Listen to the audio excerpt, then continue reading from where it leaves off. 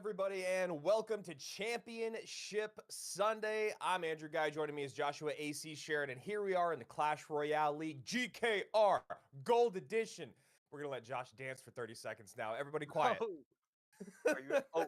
Oh, he said what? Oh, How you doing, man? It's good to see you. I'm excited to be here, and I am ready to talk about day two. We had a really exciting day one. We had former world champions. We had old school players mixing up with these new guys. We had a couple new guys out there, but the meta is really, really different. And I'm hearing a bit of an echo right now, which is why I'm kind of rambling. But Josh, talk to me really quickly about the meta. We saw a lot of Spirit Empress. We saw a lot of Evo Furnace. We saw a lot of Royal Giant. Any thoughts on the meta and the championship meta this weekend?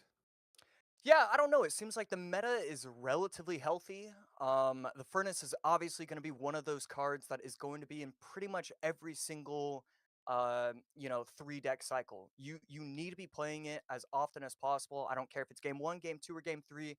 Just make sure it gets played. Other than that, the Spirit Empress has really been impressing me. Yeah.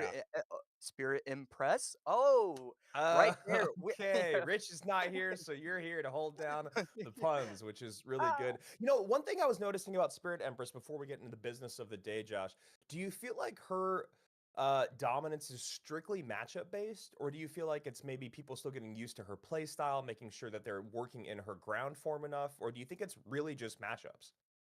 I think a lot of it is just gonna be it's such a good card. I can't Yeah. remember who was talking about it, but I think they were mentioning that Ian was talking about you can't take it out when it's on Oh yeah. defense. And Yeah. and any card that's like that, it doesn't matter how strong it is, it can create such a stranglehold on the game itself. And that's what we're seeing in a lot of these matchups. Either it's creating a stranglehold where nothing can get past it, or it's and even if it isn't able to do that, it's still gonna get value on offense. So it just seems like a really good card. Yeah, and then also we're seeing a lot of it's almost like we're seeing people understand its strength midway through the game where they're like, wow, if I just kind of stack Spirit Empresses, maybe even at the bridge or just on my side of the map, I can win these bridge battles and kind of overwhelm my opponents. Kind of similar when Boss Bandit first joined the game. It was so strong that ability would make you overspend and overspend to defend. We're seeing a little bit a little bit of that with Spirit Empress and a little bit of that with Evo Furnace. But anyway, we're here to talk to you guys about day two of the Clash Royale League here at GKR Gold Edition. We're here to give away our third golden ticket ever. So let's get into the business of how we got here. What's the format? A lot of people wondering, how do I become a player in a CRL? Well, we're going to tell you exactly how. There's 3 stages in every single month. And Josh, as you know, the first thing of getting there is to get into the top 1,000 of players on Path of Legend, not not Trophy Road, not the 15,000. You got to get over to ranked mode and get to the top 1,000 of Path of Legends. Then we have a Swiss stage, and then we have a group stage. And the group stage this year, this month was really, really interesting. We saw some players, Josh, players like Mohammed Light that we saw fall in the group stage that has made it every single month. We've had actually a few players make it every single month, and then a couple of them miss here. And we're just waiting on these graphics to come up. But players that have made it every single month that didn't make it this month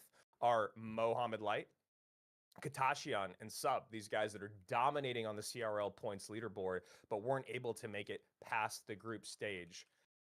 So when we talk about what that looks like, the format of this tournament is exactly what we're saying. You go from Path of Legends, you go into the Swiss stage, you get to the top 32, and there we go. Look at that. And then we get to our event finals. AC, talk to me about our the 12 players that are here today and the format here. Yeah, absolutely. They compete in the double elimination bracket, and I mean everything. If you're gonna take away one thing about this graphic, the winner earns the golden ticket. That's what these players are really striving to achieve. They want to make sure that they can make it into the world finals without going to the LCQ. The runner-up will receive the silver ticket, and that's going to allow them a situation to advance later. But really, you just want that golden ticket. You want to de-stress and just be able to play your own game. And hopefully today, and actually, I shouldn't even say hopefully, today we are going to see a new winner, and it's going to be incredibly exciting to see. And I'm Yeah, just excited to get into this match. Yeah, I mean, we are in the interesting situation where we do have a former golden ticket winner here in the competition with Ian. He's a guy that's already walked away with that $15,000 prize. As you guys can see, every single month at CRL finals, monthly finals. Obviously, world finals, there'll be a larger prize pool, but every single month we're giving away $50,000. First place takes away $15K, of course, the golden ticket and that silver ticket, which is really interesting when that conversation comes with the LCQ that's coming up next month, leaderboard points, and of course, the silver ticket. Really, really impactful. But we all know why everyone is here. They want the golden ticket, and that is what we're going to be giving away at the end of the day today. And of course, just to remind you guys now in 2025, we are doing best of fives in our last 3 matches, potentially 4 if we do an upper bracket reset. So that's just something to think about. That's something that you guys can be walking away with if you were here in this competition. Josh, CRL points. This is huge this year because a lot of the world finals contenders are going to be decided by points. Yeah, absolutely. If you win it all today, you get the golden ticket. Not only do you get the golden ticket, but you also get 100 points. And really, right now, it's still kind of up in the air to see how everything is going to go down for the World Finals. With the speculation with that, you just want to make sure that month in, month out, you're achieving greatness. You are trying to get points on points on points to set yourself up for any sort of tiebreaker, anything that's going to happen in the future. If you finish third or fourth, you get 80 and 70 points. Fifth and sixth, 60 points. And now that we are to our top 8, I believe today, we're already locking in 40 or 50 points. So that's pretty incredible. We see the CRL points distribution so far for the weekend.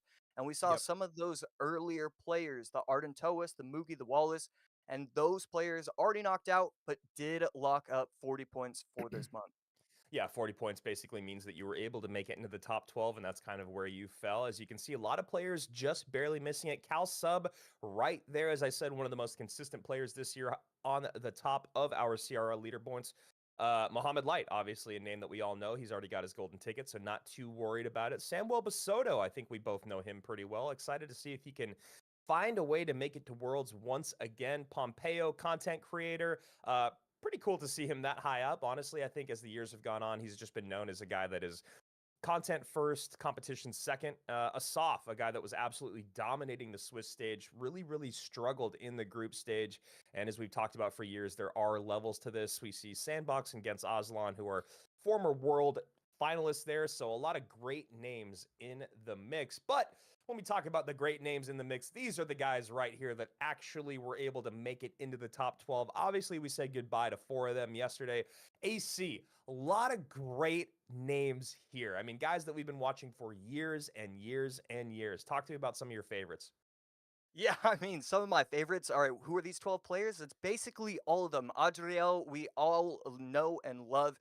He was the one to be able to knock out Muhammad Light, so he's got a lot going for him. Pedro, obviously finishing so high in the World Finals. Lucas, an incredible player that has just been, just been pushing our esport for the last 5 or 6 years.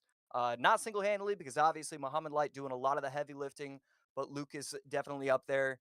Moogie, Eigor, or Hazard, or Kazardi, and then Zopsam. Zopsam is the guy that I could talk about him for the next 4 hours. I love him. He's one of the most brilliant players out there. His macro understanding of the game. That's why Yeah. he's going to be using these Goblin Giant, these Goblin Curse kind of decks, because he wants to just outthink, outskill, outmaneuver certain matchups that nobody else would be able to. He's probably a top 3 player all time for me just to watch. Wow, getting me hyped up to watch Sam. I absolutely love Sam. I love what he did yesterday. I think this meta really, really suits Sam's playstyle. As you said, you never know what he's going to come out with. We called him the mad scientist way back in the day. He's still the mad scientist. If you watch him play yesterday, he did not drop a game yesterday, and obviously getting that first round bye. Lucas is another player that you just mentioned that we're excited to see here. Very, very high up on the CRL points leaderboard. The only player in 2025, and chat, you can roast me if I'm wrong, but I'm pretty sure the only player in 2025 to make every single monthly final, which says a lot about his consistency. It's just about putting it together. But I think the great thing for Lucas right now is that because of his success, because of making it to day 2, because of making it to monthly finals every single month, I think he is getting a good chance to go to Worlds based off of points. But if we take a look yesterday, a couple players that we had to say goodbye to. We had to say goodbye to Moogie, Arden, Toas, Curry, and Wallace, guys that were just not able to put it together. Honestly, you see a guy like Curry, new name in the mix. Arden Toas, after watching him yesterday, listening to Juicy and Rich, it just feels like he's still got just a little bit more maturity to get to, AC. You know how important the mental game is in Clash Royale League, and it feels like Arden is still a little inconsistent when it comes to the mental game. But when we talk about up at the top, our semifinals, Adriel, Sam, Clown, and Viper, these guys looked really, really good today. And it's interesting to see Viper in the mix at the top of his game. Yeah, I mean, you love Viper, and how could you not? I mean, anybody who's gonna one trick Valk, Exy, Hog, you're going to want to support them. You know they need your support, and so it's so fun to root and cheer him on, and just see what he's got for us. I mean, he at the World Finals like 6 years ago, 5 years ago? Is that what it was? It's something. He's Yeah, just yeah. been World Finals in 2021. Good call there. okay, yeah, he's just been there, and you just want to see him move on to that X round. It would be really, really exciting to see him at another World Finals. Yeah, absolutely. So, talking about next round, we're going to get into our first match of the day. We got a lot of matches coming your way. As I said, we got best of fives coming your way. Remember, this is all played in dual mode, so no card can be repeated throughout the entire set. Obviously, in a best of three, there's 3 games you have to worry about. In the best of five, that's where things get really nitty and gritty. But the great thing about the game right now, and we hear Juicy talk about it yesterday on broadcast, is the balance team is doing a really, really good job, AC. I feel like they're getting more and more things thrown their way with tower troops, with evolutions changing. If you look at the balance list over the last year, it is insane how many balances have come in. And right now, when you talk about best of five, those balances really, really matter as you get into games 4 and 5 and still building a viable deck. So, talking about our first match of the day, it is an exciting one. A former world champion against a guy that has gotten to world finals many, many times, one of the best players to ever do it in Lucas X Gamer, going up against the mortar god himself in Eigor, who I mean, honestly, it feels like the last time we had World Finals in the States. Obviously, we're going to have it again this year at DreamHack Atlanta at the end of October, beginning of November. It really feels like it was 2019 because then we had 2020, which was digital, and we had 2021, which was basically digital. So the last time we had a World Finals in the States was 2019 at the Shrine in Los Angeles. AC, do you remember that? Dude, I remember it so vividly. Igor was walking onto the stage. So to set the scene, Igor hadn't been able to play in person this entire season. Team Liquid was kind of working just as a trio instead of a like an actual squad. Igor steps up to the plate. I say, "Hello, Igor. You know I'm a huge fan." And then he gave me just the coolest nod ever, and I was like, "Whoa, he's Yeah. winning it all." 5 hours later, they were winning it all. Yeah, I mean, a guy. I mean, he's playing from his bed. It looks like him and Ian are both holding down the I don't know, the meta of playing Clash Yeah, Royale League in your bed, but seems to be working out for both of them, even though they are both in the lower bracket. Yeah, basically the only thing Eeyore said to me after he won was he smiled and then he just said okay. "Mortar God." That's all he said, and you know what? That's all he needs to say. I mean, to me, you know me being a Mortar fan, that was the coolest thing I'd ever heard in my life, and Yeah. it still is. Uh, so I think we have some video packages coming your way, but until they're up on the screen, I'm just going to talk a little bit here about Lucas's start to. Okay, here we go. Actually, we're getting here. We're gonna Likes me, take but out a if you video don't from like me Lucas. as well, just be there watching, cheering for me, against me, for the players you like. Just have a nice time and be there. See you guys. What's up, everyone? My name is Lucas Vinicius. You guys must know me as Lucas X Gamer Man, I want to inside hear him. Clash I Royale. want to. I'm gonna watch that back so I can hear him say his name. This is such a sweet name. He does have a sweet name, and He especially the way really he's does. gonna say it. And then I'm not sure if we're gonna have one for Igor. I'd be curious. I feel like if we had a video for Igor, it would just be him just staring into the camera and just looking intimidating. But talking about Mortar, the meta for Mortar right now, pretty good. It's still pretty much Mortar spam, whatever you want to call it, but we are starting to see a little bit more Mortar minor poison control. We didn't see Igor run much of it yesterday.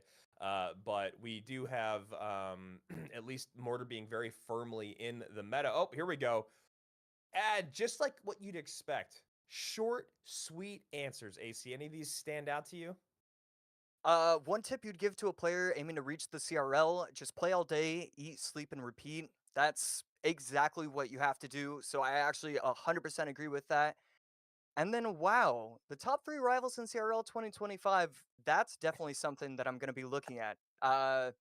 Ge- I I did not have any of those guys on a list. Well, this is kind of like what I love about Igor is he's always been a dude that's just like played with his group of friends to make himself better, right? I remember it was him and Lapo, and there was one other mortar player whose name is escaping me at the Oh, moment. yeah, You know who I'm talking about? It's I Rich. do. Rich knows. Rich, you're there. Don't send me a text. 'Cause I won't look at my phone. But yeah, there's one other guy that was in that mix. Oh my gosh, it's gonna make me crazy. Maybe I do want him to respond. So anyway, that could be the reason why you look at his list of players that he sees as his biggest rivals in 2025. He could just be, locking down, training with them. He's a guy that I still feel like has quite the ego behind himself in a good way. Like, I don't think he's toxic in any sense, but I think he's like, I've played the way that I've played for as long as I can remember. It's brought me great success. I've been the best in the world at one point. I do think his deck picking has gotten a little bit better. And, we were talking yesterday, AC, about our coaches or the coaching of the players here. And correct me if I'm wrong, I believe it was Lucas and Sam that were both on their own. And both of them are doing really well with their deck picking here, in my opinion.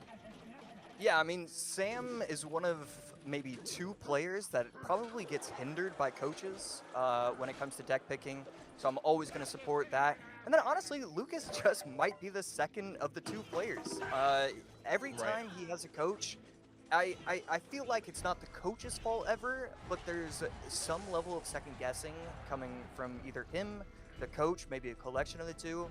It's just a lot easier, a lot more simple for Lucas to just focus in and think of everything himself. I like that he's going no coach this season. I think it's the right choice. So here we go. Evo Cage plus Evo Valk basically always means Lava Hound. We saw Lava run, I think, 3 times yesterday, which was basically always coupled with what we're seeing on the bottom of your screen. The spell power changing a little bit different, and obviously the Spirit Empress. We saw it mainly with Spirit Empress, could be with Skelly Drags, but right now we're seeing Spirit Empress on both sides of the board. So AC, you definitely saw a bit of what these guys are seeing yesterday, and the fact that she's just so strong. You can see they're putting in the defensive work, coming across the bridge late, and her range is absolutely insane. So that's something that I can see, obviously the pros are doing a really good job of being on top of that range and not missing too many of the eye lines. We saw it a couple times yesterday where Spirit Empress connect when the player didn't want her to. But just something to be cognizant of, the range of the Spirit Empress and, of course, the range of the minions. Yeah, the minions are definitely one of those cards that I do want to talk about, and I'm sure we are going to talk about as this day unfolds. Their recent buff, where, I mean, if you play Expo and your opponent has minions, it feels like a loss. It's crazy how strong they are, how they just throw their clubs across the bridge. And right here, this is a pretty big push. The Empress plus the Bats plus the Skeleton King coming in. The Evo Valk going to be able to defend pretty well. I think we might need an Arrows and the Evo Bats in tow from Eigor. Going to clean that up pretty nicely.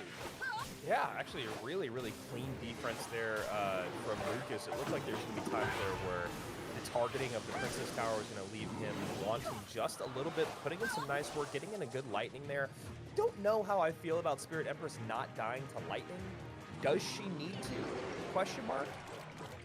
Yeah, it's close. I'm okay with having it be the way it's set up right now. But I think if all these players continue to improve and to learn these interactions, I think there's a very good chance we're going to quickly find out that it does need a pretty heavy nerf. Lightning and cover here again. Spirit Empress does stay alive. There's the defensive curse coming down, which is going to be basically the only place that makes sense for Eigor to use it. But then you see there, the stack up Spirit Empress, Brawler on the ground, tower down quite low. Yeah, right here, the Skeleton King going to be able to cross the bridge. Probably not going to activate the ability. And you're just looking at Igor's hand and you're saying, how does he get the damage that he needs? That's exactly what I was just going to ask you, man. As you look at this deck and you're like, what are you really hoping to happen? And you know what I mean? Like, when you look at this deck, you're like, I guess you're looking for a minor Bats connection, or minor Evo Bats, or minor Spears, where you get a Skeleton King in, and then Bats behind, and then you get the ability with a minor on the tower. But, like, all of these things happening is I don't know. It doesn't even seem like it's going to be that much damage even when it does all come together. Yeah, right here, Lucas, now that he's in triple elixir, he can start to cycle the lightnings, get everything down. And I just love how Lucas has played this. Obviously, he's still going to need to clean up everything at the end, but the arrows misses do the miss. arrows. Yeah, that's a big miss on the arrows. Evo Valk, though, one of the best get out of jail free cards. Although 2 Spirit Empresses not ideal. Lucas drops one of his own as a Valkyrie goes to town on the tower. On the top right side, Skellies to block, Spirit Empress come down, minions to clean up.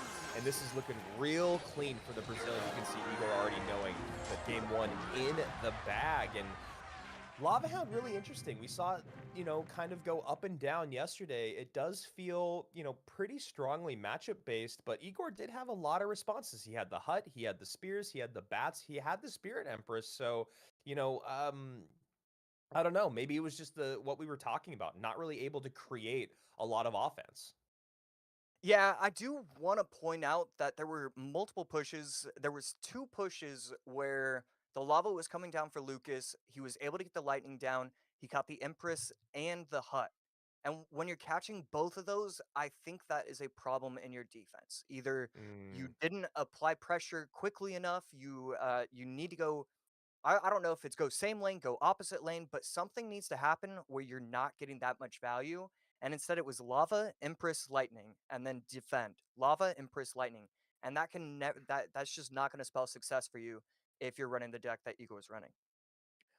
So, looking at the decks that we just saw, I mean, a lot of the conversation is what we're having at the moment. No big spell, obviously going to be a little bit tough for Eigor. The coupling of the Evo Zap plus the Goblin Curse can make some things happen, but obviously when you're going up against Valkyries and Spirit Empresses and things like that, it's going to be pretty tough. Minions, how'd you feel about minions and their impact in this game? They seemed fine. Yeah, they didn't do a ton for the matchup overall, but you know, they got the value that they needed. And then anytime where you don't have arrows, just minions are always going to get 3 to 4 elixir worth of value. And that's kind of all you're asking because you want to be able to safely cycle the lava in the back, have them clean up just a little bit, get the skellies to protect as well as the arrows. It you know, it did its job and that's exactly what Lucas was looking for. Yeah, I mean, and I do like the deck that Igor put together here. I like the idea of it. It's definitely his play style. It's faster cycle. It's a lot of control base. I think it just lacked spell power. I don't really know where the curse was supposed to come into play. Um, Maybe if he was, you know, looking for a different matchup specifically, maybe if he was running into graveyard, it would have been nice because, you know, the spears and the bats are going to get cleaned off the board pretty well. Um, so yeah, just something that I was thinking about there in terms of that matchup. But obviously going to move on to game number 2 here, and Igor down 1. Lucas firmly in control. Be curious to see where we're going to go. No Evo furnace yet, but obviously only 1 game in the bag. Yeah, AC Igor up against the wall right now. Could be getting eliminated. Yeah, he definitely could. Lucas played himself a very nice game number 1 right there. I liked Lucas's deck choice. Not, how do you feel about the deck overall from Hazard or from Igor? Because it just the using the Empress on a deck where you just don't have that kind of offense, it just feels like a waste. And now you're kind of forced to use Furnace game number 2. I'm just not a huge fan of how he started out this set. Yeah, I mean, I think one of the things that we see with this deck is that like the Empress and the Bats are doing a little bit of, you know, covering the same base, or maybe the spell power is just a little bit weird. Lose one of the spells for a bigger spell, throw in wall breakers. It just felt like that deck needed another win condition, really. Skeleton King wasn't really getting enough out of it. Miner wasn't doing enough throughout, and those are your 2 win conditions, right? I mean, Skeleton King's not even one. It's just the fact that its ability can make things happen. Yeah. As we head into game number 2, Luca is going to be running Wizard E-Spirit. You automatically have to assume that he's going to be running RG, but there's still a few different variations. On the other side, Eigor going to be running Evo Furnace plus Tesla. Still not exactly sure what this could be. Still a lot up in the air for Eigor for game number 2. And RG really prevalent yesterday. Pretty dominant. I wouldn't say it was absolutely a 100% win, but we did see basically every player go to RG yesterday. I'd say like 80% of them did, and honestly, we saw so much Goblin Curse. It's really interesting how much Curse we're seeing.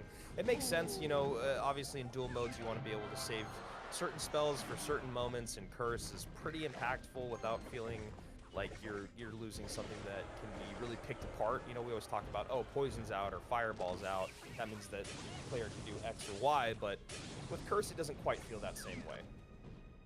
Yeah, it's just such a valuable help, but definitely not like any sort of, you know, main win condition right there. Very good defense coming in from Eigor, and the Evo Wizards should be able to clean up everything pretty nicely, and none of the Fire Spirits get the jump so far. So yeah, very clean defense from Lucas, and gonna have a little bit of a counter attack as well. Yeah, these Monk, RG plus splash damage decks, whether it's Evo Furnace or Evo Wizard, have been really strong here in competition. We see a Hog go down that right-hand lane. No Fish Boy, though, so no great way to stop the Hog, or at least pull it aside.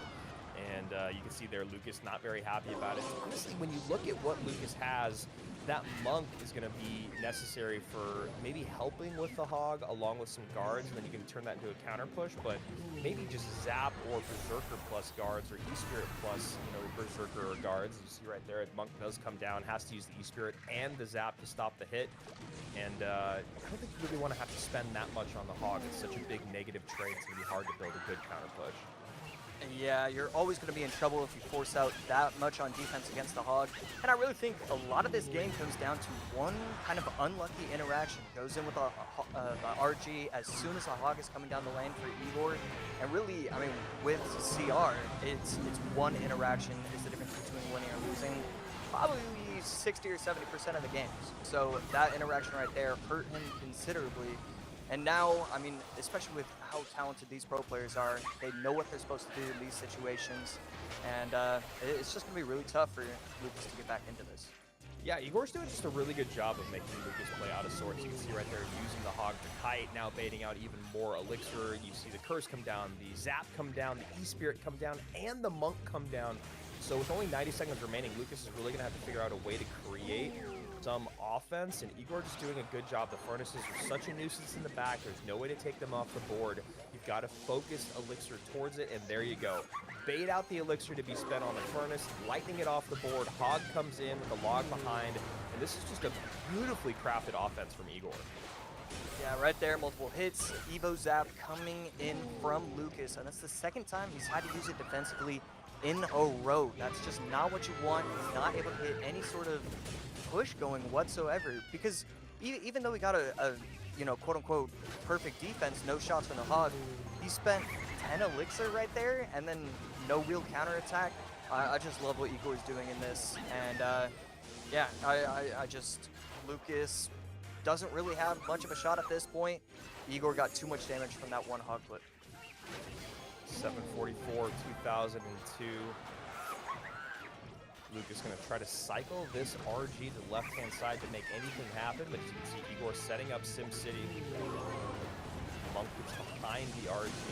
Lightning comes in. And Eigor just has this completely on lockdown. You have a huge push coming down the right-hand side. Lucas knows there's really no way to defend it. He's not going to throw in the towel quite yet as that Hog comes through. Everything's spent. Hog gets a hit. And that is real nice there from Eigor to even things up. 1-1. Not going to go quietly into the night. Really well played there in game 2. Yeah, pretty exciting match overall. And, you know, Lucas, you know, had that not happen, I'm trying to, you know, kind of do an if situation. Like, could he have won? Would he have been able to do anything else? And I don't know. I just think Eigor was kind of playing out of his mind in game number 2. Never really gave Lucas any sort of opportunity. So yeah, just a well-played game number 2, and already getting a best of 3 after the first set. I love seeing this with these kind of CR days. Yeah, I mean, I absolutely love it. I'm always here for it, especially between two guys like this. Yeah, I really like the decks here in game 2. I think they were a lot better. I do think it's really interesting how, you know, we're just seeing lightning and then curse from both players, and obviously the small spells are interchangeable a little bit, but you can see the importance of lightning coming in to help clean up mainly those Evo Furnaces, but obviously there's a lot of other cards out there that we're seeing, like the Wizard, but Lightning are not going to be as impactful on the Evo Wizard. But Lightning very, very strong in the meta at the moment. Seeing our first Evo Furnace of the day, and obviously paid dividends there for Eigor. Is, you know, I've heard Juice talk about it. I'm sure you and I have both seen it when we're playing. Is just the ability to clog up the lane with that Evo Furnace is something that is so. It feels so strong right now. It feels just a little bit too strong. The fact that, like, you can't ignore the furnace. I know before you couldn't really ignore the furnace, but like, let's say with you know, Cannoneer, you could ignore 90% of the furnace, right? Until the very end when the furnace went off the board.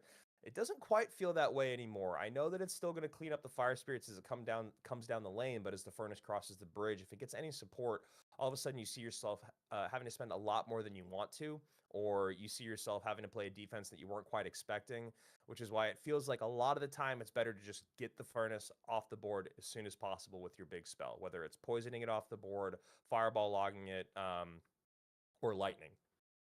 Yeah, and one of the interactions that you just said, the fireball log, it that's just going to be the reason why Furnace is so strong. The fact that you have to spend Right. both of your spells, 6 elixir in total, just to take it out, and then a lot of the time they're cycling so fast. They're using the Furnace with these monk decks or any sort of champion deck, and all of a sudden they have another one on the board.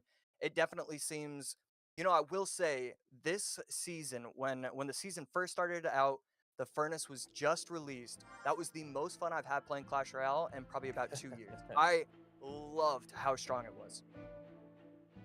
Here we go, game number 3. Lucas saving that Evo Furnace for the third game. As you can see, Igor coming out with the Monk. Didn't see Monk with anything yesterday other than Royal Giant, and it's going to look exactly like that, as we're going to see a different look of RG here with Fish Boy. Tesla does pop up, so the Fisherman will lock onto the Tesla, keep the Furnace alive for just a little bit. Skeleton King to protect, and Lucas with the Furnace plus the Skeleton King. I want to say Mortar, I want to say RG, but can't be either of those. And beautiful pre-log right there. But the Wizard should be able to clean up pretty much everything without giving up too much damage. But I mean, even activating that ability, 1 elixir to take out the Wizard pretty much entirely. Beautiful spot for Lucas.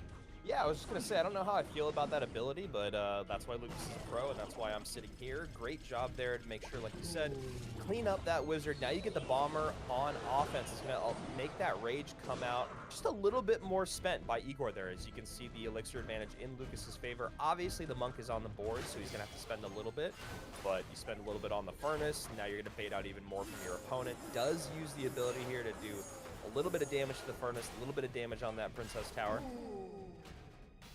Yeah, so the Furnace takes itself down to about 60% health. I think the ability is still good, still valuable, still definitely necessary, but it just doesn't do enough. The Furnace is so slow that, you know, those kind of nerfs always make cards so funny, where like certain interactions the Monk used to be incredible against it, and then now it's no longer. And right there, that's just one of those situations where the Monk doesn't get enough value that you were hoping for. Yeah, Monk recently balanced a little more HP, a little bit less reflective damage, which is nice for someone or something if you are the Furnace. And now both players working on this right-hand side. Monk cycled in the back, and so Lucas has already got to start thinking about that big Monk push with the Evo Wizard behind, or excuse me, the regular Wizard behind and the RG up front. Does have that Snowball and Rocket. Wow, what an interesting deck here from Lucas. And that is, I love it. I love that he holds the Rocket, he shows the Snowball in the log.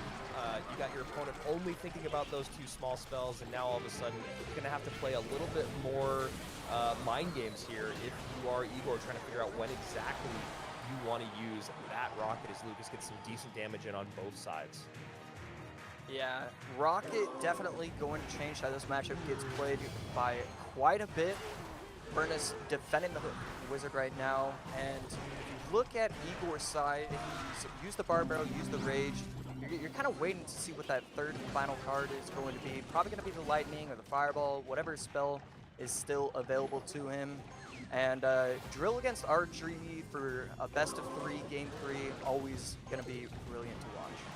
Early log here, early Snowball. Snowball does get reflected, as does the Bomber damage. This could be some trouble here for Lucas. I mean, Gonna get that log in late. Tesla back down and doing a really, really good job keeping up with the offensive pressure is Lucas with the cycle. And this is basically going to be the name of the game from here on out. He can send in another drill or two as we get into the final, 30 seconds, 40 seconds of the game. But he's got a lot of defensive prowess here in terms of getting those 2 Teslas down. He's got the drill if he needs it. He's got the snowball. He's got the log. And there we go. No shot yet. Fireball comes in. Now the RG shot comes in. And another one. And another. There we go. So Eigor evening things up. Yeah, right here, a great push forces out the Evo snowball as well. So Lucas definitely struggling to defend. Now that we get down to triple elixir, though, this is where drill can be good, but at the same time, a lot of these RG decks, as soon as it gets to triple elixir, they cycle the monk kind of in the middle of the arena, place it down, and just go push after push. He does have Evo RG in cycle, so this is going to be tough for Lucas to stop. Yeah, Goblin's getting on tower there, and that Evo snowball being used, I think, is the biggest kind of X factor in the conversation. I know Lucas would have loved to use that Evo snowball on offense right there on that drill. Now maybe trying to cycle back to it so he can get a little bit more offense on the board. Drill gonna go in here, needs to get the Tesla down, does get it down, but the bar barrel is there. Now uses the Evo snowball on defense. Nice defense here from Lucas. 15 seconds left. Evo Furnace, can it do all the work that it needs to do? It does right there, but that fireball plus the monk, the rocket coming down, is it going to have enough? Everything back. The monk might get on tower, as does the fish boy, and Eigor takes it, jumping on the bed, and Lucas can feel the pain. Wow. Gets it down just in time. I want to watch that over and over again. He had 4.12 elixir. He needed 4.14 to get it down in time. Lucas, frustrated beyond belief. I mean, what a way to start the day, Eigor. Reverse sweep? Are you kidding me? Incredible end of the game there. You can see people losing it in the chat. Lucas absolutely devastated. They were neck and neck, both in the 1300s. Fireball comes in, monk reflection, rocket goes flying in the opposite direction. The snowball to push everything away, but the fish boy somehow gets through.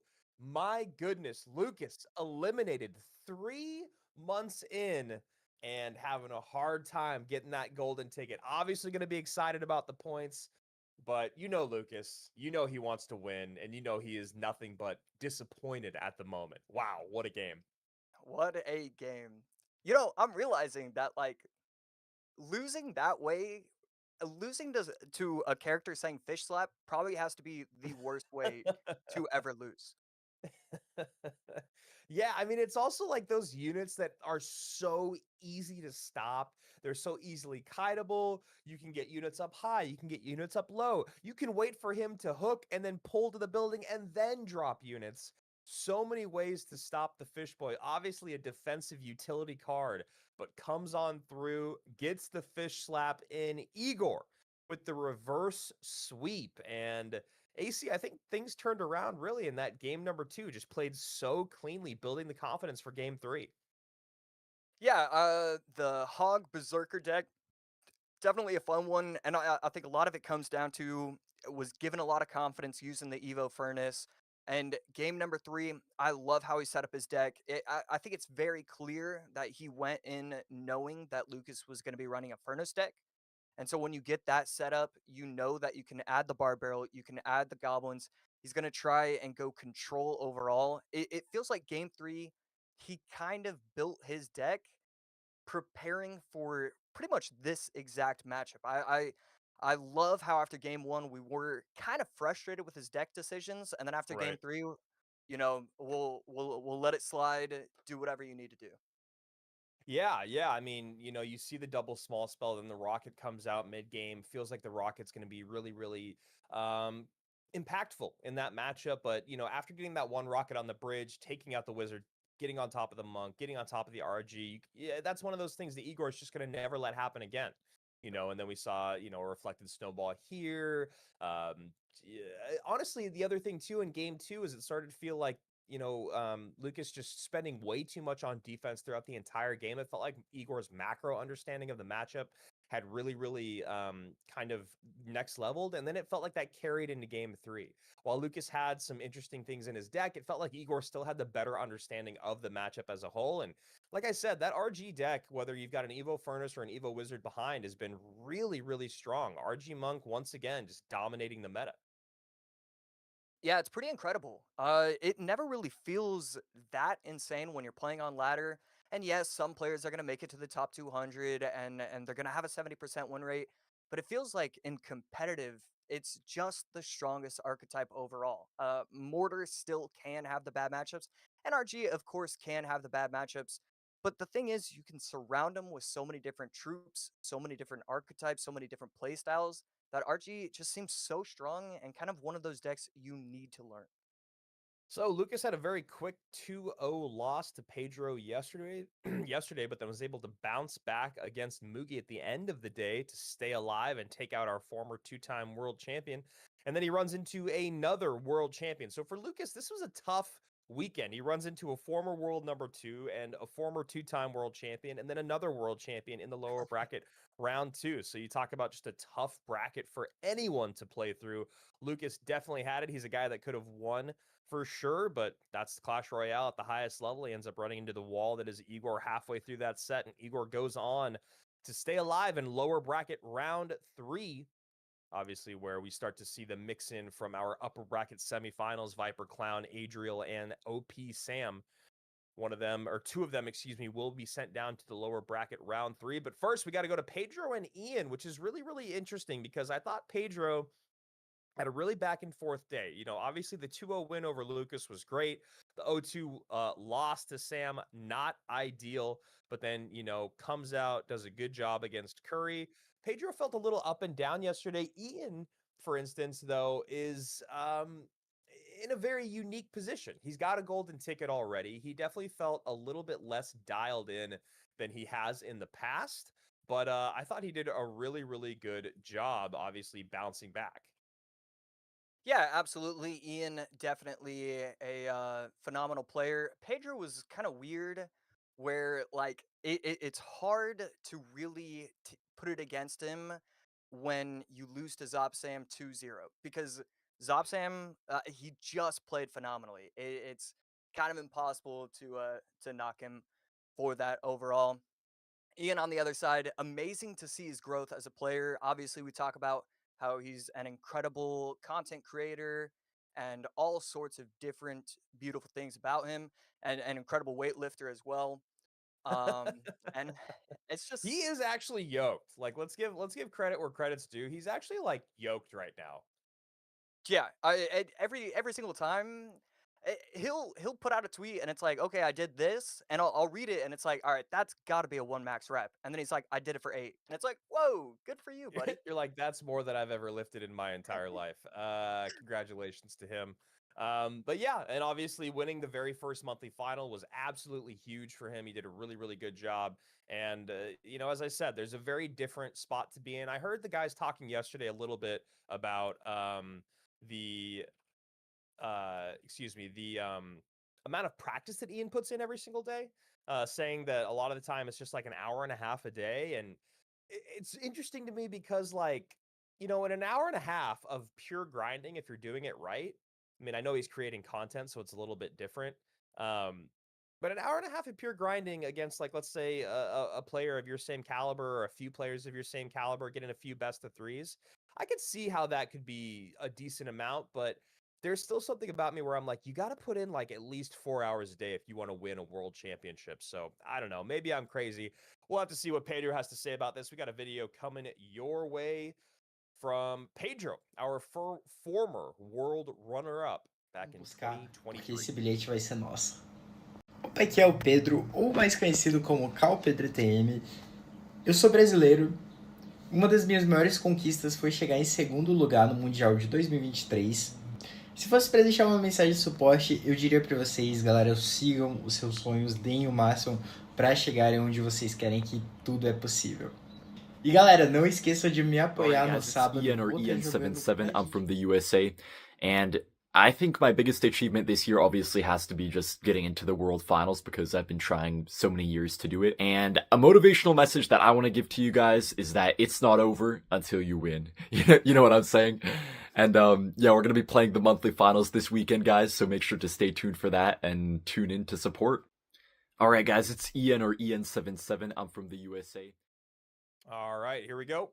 And nice to see the positivity there from Ian, a guy that's very excited to be here.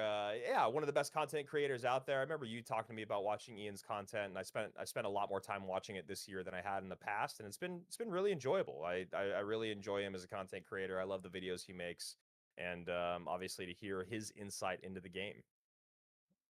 Yeah, look at that, and 6 to 8 hours a day. That's what I'm talking about. yeah, that's how it should be. Like that's what it should have to be. It's actually pretty incredible listening to you talk about how he only practices for an hour and a half. And I mean, I guess it kind of makes sense. You get to keep up all your skills instead of like really trying to improve. But 6 to 8 hours, that's exactly what it should be. Top 3 rivals: Muhammad Light Mugi, Samuel Basoto. Fun fact about you. Oh, that's actually pretty cool. Yeah, yeah, that's actually really cool. Good for him. I remember when Brawl Stars was coming out that I used to grind until like 4 a.m. with a couple of my buddies, including Sergio Ramos. Um, Okay. and I grinded it for Throwback. like 3 months. Yeah, a little bit of a throwback, and it turned out that I was not that good at it, so I quit. There's something about like if you just have that part of your brain that works. It's like when one of my buddies who ended up going into pro baseball for a little bit. He didn't go very far, but he was, he made it to the Major League Baseball, right? Like that's huge. But I would play air hockey with him, and he was the best air hockey, like the best person at air hockey I'd ever seen in my life. I wonder how much that translates in mobile games, right? Is he just is Pedro just good at every game? Like if he's on the Brawl Stars leaderboard for 2 years while being one of the best Clash Royale players in the world, I wonder what other mobile game that he could be good at. Ian, here we go. How many days do you dedicate to practice? And he says this month he couldn't practice much because he was visiting his cousins for 2 weeks. Very important. Spend that family time. But as you can see right there, we're talking minutes as opposed to hours. Different conversation from Pedro, which I think is really interesting. But obviously, after winning, the first golden ticket, do what you want. Least favorite card to face right now, and it's the Spirit Empress. It's almost impossible to eliminate until it crosses the bridge, which is really true. I mean, really, what is the best way to do it? A rocket, I guess, or having to spend way too much. Toughest opponent you've ever faced? Yourself. Well, welcome to life, man. That's going to be that way for the next 50, 60 years. So I like that you've already got your head on your shoulders in terms of that. But it's true. We talk about the mental game in Clash Royale so much. We talk about the mental game. Looks like we are just a little slow to the step here in game number 1. Minute 15 seconds behind. Ian on the top of your screen. Pedro at the bottom. Looking pretty even, though, and bottom of your screen, this is a little bit more of kind of what we expect when we see a miner plus a champion plus, a spell, probably going to be a poison there at the end, as earlier we saw, curse plus log. We didn't see wall breakers from Eigor's deck, and it just felt like it didn't really find its footing. So here we go. Evo wall breakers back in the mix. Right there. Oh, it is so brilliant getting to watch these incredible quick cycle players like Ian and Pedro, because we see the bridge Teslas, the high Teslas. There's just so many interactions that none of these other players are pulling off. Right there, 2 shots from the hog. And so as quick as Pedro was to go wall breakers opposite lane to pressure, Ian was just as fast, able to get the good timing on the log, and just a great interaction for him. This is going to be an exciting game to see. I love seeing Ian with hog, and I love seeing Pedro with wall breakers. And Wallbreaker does connect on that left-hand side as we see a Monk and a Wizard cross the bridge here. A very, very late Evo Tesla, plus the minions going to do good work there as Wallbreakers go back out on the left side. Going to be a -1 trade every single time that we go Wallbreakers for guards, but obviously the guard's going to demand a response, so log comes out. And we see Pedro down by just 1 elixir as we see another high Tesla here now from Ian. Yeah, the high Teslas, we saw a lot of those yesterday. Late Tesla here from Pedro. Minion's going to try to mitigate the damage and just barely do. Yeah, right right there. Clean defense. Evo Wallbreakers going into the Tesla. Tesla still forcing out Evo Wallbreakers. I don't know how I feel about that, and when I say that, I'm sure I'm wrong. I'm sure there's a reason why he did it, but it's never fun to have to use your Evo Wallbreakers knowing they're just gonna die. Yeah, absolutely. Other than getting a great positive defensive trade from them, like off a minion horde or something like that, but obviously not the case here. Might are going to go to the front left-hand side to chip away a little bit more. Mighty Might are going to meet the Monk as he crosses the bridge. Evo Wizard behind, and Evo Wizard's still one of my favorite and least favorite Evos at the same time. I hate it. I don't really play with it, but I love the fact that it's made Wizard viable. Yeah, couldn't agree more right there. I love the Wizard. I've loved using, well, there was a time that I loved using the Witch. Now I just get frustrated. But yeah, you know, some of these 5 Elixir OG cards getting back inside the meta, always a joy. And Ian just controlling the pressure with the bridge Teslas. And right there, Pedro finally able to get a little bit of value, and the Wizard gets taken off the board. Yeah, that's a really nice predictive Tesla. Gets on top of the Wizard. 1 minion stays alive. 2nd minion's coming in. Baits out the Evo Wizard left-hand side. Obviously going to do a good job cleaning things up, but that just makes the push on the right a little bit less scary for Pedro as he just goes high Tesla here to clean up, ignores the Wizard on the left-hand side, and keeps up the pressure. So important to keep up the pressure. It's something that a lot of new Wallbreaker minor players don't do is, look, so much about this deck is just baiting out things that your opponent wants to use somewhere else and then just keeping up the pressure. Chip damage here, 1 Wallbreaker connection there, 1 couple minor shovel hits here and there. That's really what you're looking for, not the big blow-up plays that are more exciting. Nice and right Wallbreaker there, defense. Yeah, speaking of blowing everything up right there, minions plus log should be able to clean up that defense, and Pedro gonna have himself a victory in game number 1. I mean, that was phenomenal start to finish. There are so many minuscule interactions that Pedro did absolutely perfectly that it was impossible to keep up with every single one. But the main one that I saw time and time again was the way he utilized his skellies on top of the Monk, always placing it to the opposite side of the Wizard. It felt like Pedro knew exactly where Ian was going to place the Wizard and would always place it just in time off to the side. Wizard doesn't splash, and then he's able to clean up those Monks. I was so impressed by Pedro's gameplay. Yeah, and you know, I was just looking back here at some of the notes from yesterday, and it's Pedro doing that in game number 1, basically with the exact same deck against Curry. And you know, we've talked about Pedro being one of the best minor poison control players in the game. We saw a lot of it with Mortar back in 2023. We're seeing it now with Wallbreakers here in 2025, and I'm really loving seeing him do this. I mean, very similar to World Finals. You know, AC, we talked about it. It was like, you know, Pedro's going to run minor poison and you are not going to be able to stop him. And right now, with minor poison as strong as it is in the meta, with the ability to be coupled with Mortar or with Evo Wallbreakers, I want to see it in every single set. And obviously 3 games per set at least. I think you can change up whether you open with it or it's game 2. I think if it's your only option in game 3, it becomes a little bit more dicey just because game 3, the pressure of it, playing minor poison control. But even then, he's still so good with it. It really just feels like he has a whole different level when you're playing minor poison against Pedro. Yeah, I mean, when Pedro is on, he's on. And minor poison, he's I mean, this is wow, I'm just realizing now that like this is one of the only archetypes in the game where people kind of have a general consensus that he might be better than Muhammad Light at this kind of archetype. It's not necessarily that he is, but it is kind of one of those things where, yeah, you know, I'd put Pedro above him, and I'll be proud to say that. So I love seeing Pedro use minor poison.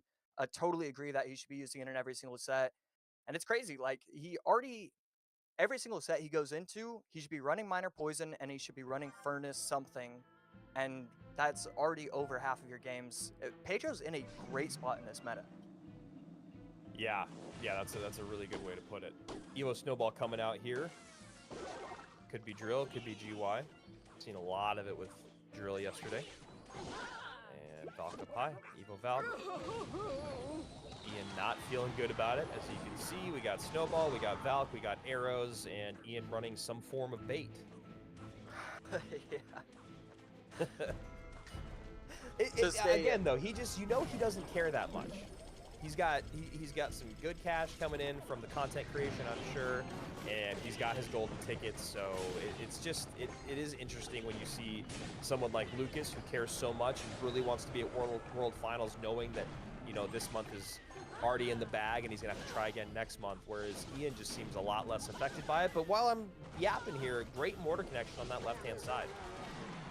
Yeah, it's kind of interesting that Pedro didn't really have any better answers. How does he want to defend kind of a late arrows right there and still forces out the guard? So Ian, I mean, playing this matchup beautifully. When we looked at the matchup, we both chuckled. That's never a good sign when you're a player trying to come back, trying to get the reverse sweep. But so far, Ian doing everything he can to bring it to a game 3. Yeah, nice little mix-up here. I mean, the barrel plus the goblins, I guess initially you think, oh, it could be straight up regular bait, but ends up being this form of mortar bait or mortar spam, whatever you really want to call it. Kind of both those things. We talk about the Evo barrel along with the Skeleton King, and I mean, I really love this deck. I'm a really big fan of it. Obviously, being a mortar player, probably going to be Fireball in one of those last 2 spots, and then maybe just Spears, but we'll have to see what he decides to go with. Yeah, sometimes I don't really. Okay, the Empress does make sense. The Empress was the other one that it was. I should have just said it, Josh, but here we are. Should have had the confidence, but that's all right. Ian, as we head into double elixir right there, should be a pretty solid fireball. He's gonna have to figure out how he wants to defend this. There's a lot of troops on the board for Ian, and just a 1 elixir Empress or a 1 HP Empress is just so powerful. It's hard to get it off the board. I really like that fireball from Ian, just making sure that Pedro was going to have to overspend, and now just kind of feeling the pressure. Arrows is out, so the Dark Goblin stays alive. Nice hut there, though. A great hut to actually kind of stop the bleeding, and now the guards can do a decent damage, or a decent job at distracting this mortar, but now Spirit Empress coming down. Mortar's going to get 1 shot. A little bit of lag, does not. Nice snowball. Yeah, another incredible interaction coming in from Pedro is the way that he defends Dark Goblins. I saw him do it yesterday, where the Dark Goblin is coming down the lane, and most times, if you're not quick enough, if you don't know the interaction, it's always going to be able to take out the Ice Spirit in time. Doesn't do that, and just the way he's defending with all these little micro interactions, it's just so fun to watch. And Ian really going all out here at the bridge. Dark Goblin does retarget with that nice Ice Spirit. He talked about the Spirit Empress doing, the minions doing a good job against the Expo. Spirit Empress doing a great job against all siege troops, and that's a really nice Evo snowball. Bar barrel ready to go though from Ian, and this is Clash Royale at the highest level. You love to see it. Yeah, Skeleton King coming down the lane, plus the Evo Mortar. This is going to be a pretty disgusting push coming in from him. The Ice Spirit was kind of a pretty big mistake in my opinion. And the Valve not getting that final shot. Ian just controlling the game.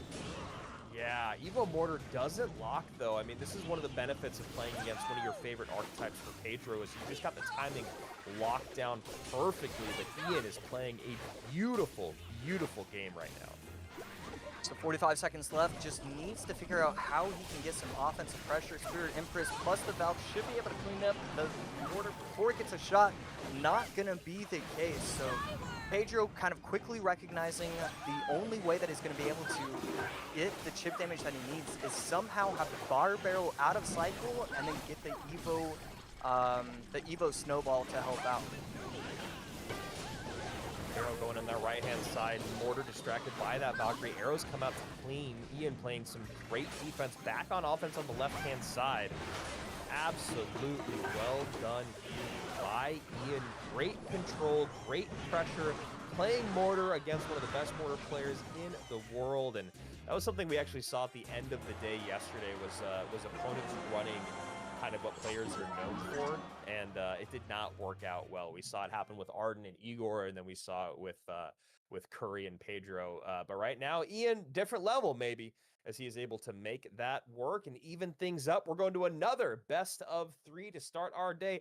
1 hour in, almost done with 2 matches, AC. I know that you and I absolutely love this pacing because you and I want to see as much Clash Royale as possible. Yeah, never really that upset. You know, sometimes it'll be the end of a stream, and I'm like, maybe I didn't have enough water. You know, I've got 2 water bottles right next to me. Not gonna have that problem. So it should just be a fun day of Clash.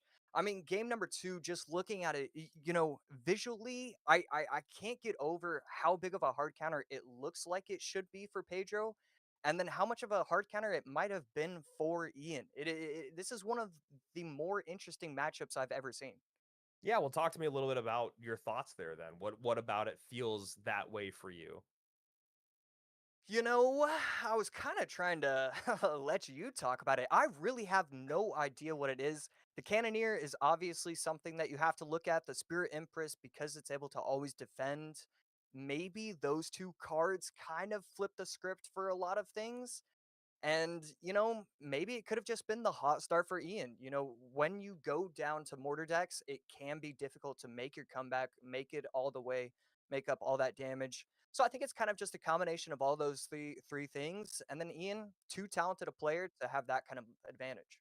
Yeah, and the Spirit Empress just not really able to be cleaned off the board. You know, when you talk about Pedro's ability to get on top of the Spirit Empress, we saw a lot of the game. It was just like Spirit Empress on top of Spirit Empress, and then an Ice Spirit to hope kind of clear things up. And if that Ice Spirit could reset to get the original Spirit Empress of Ian to target like a Valkyrie or something like that, that was really the only way to kind of take her out. So I think that was kind of the biggest thing was, you know, we talked about it at the top of the show. The Spirit Empress is impactful.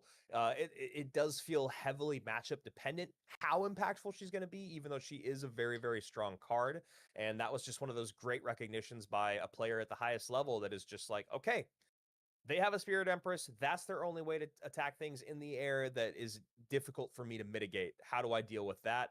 Ian did a really, really good job and then just kept up the pressure. And then obviously, if there's one unit in the entire matchup that's demanding a lot more attention or elixir, then it makes the rest of the cards in the deck have more free reign. As we saw Ian start to kind of, towards the end of that game, it was just a full-on dual lane onslaught, which is exactly kind of your dream as a mortar player. It's to bait stuff out in the lane that you've been focusing on, then all of a sudden you send a barrel plus a dark goblin opposite lane, then the towers are even, and then you start dropping mortars on different sides of the board.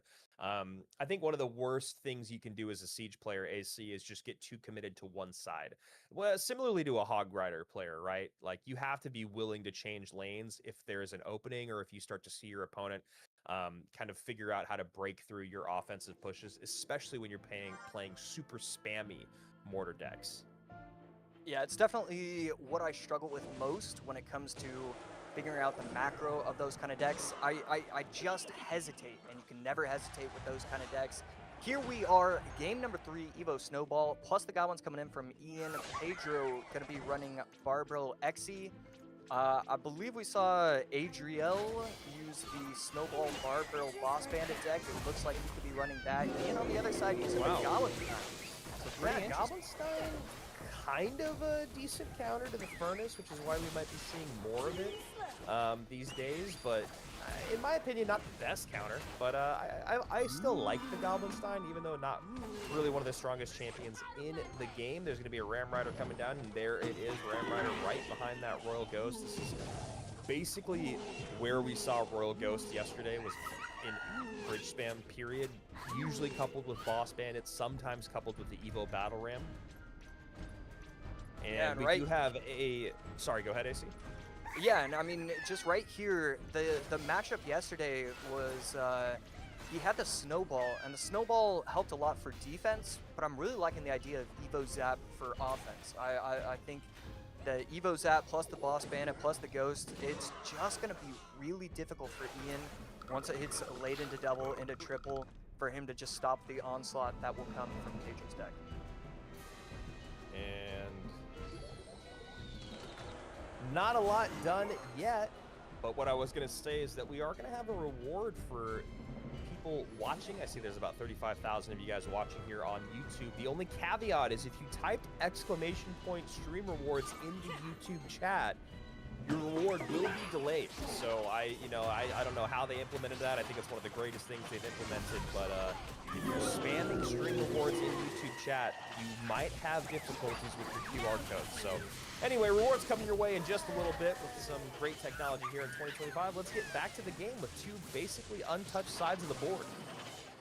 Yeah, and a pretty interesting interaction right there for Ian. Uses the Evo Snowball, and it almost kind of helps Pedro. It lined up the Xe to be able to take out all of the troops in tow for Ian, and a pretty clean defense right there. Oh, we finally, feels like this entire game we haven't seen any chip damage, and here we go. Now that we're heading into overtime, both these players finally getting these offensive plays going.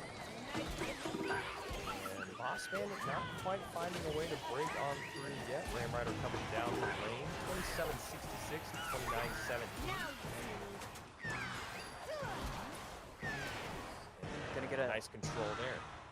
Yeah, gonna get another dash, and I mean, both these players just kind of defending, sees the Evo Xe going opposite lane and tries to apply pressure. This is gonna be pretty good chip damage, I guess, getting a couple swings, and I think Ian's kind of just okay with that.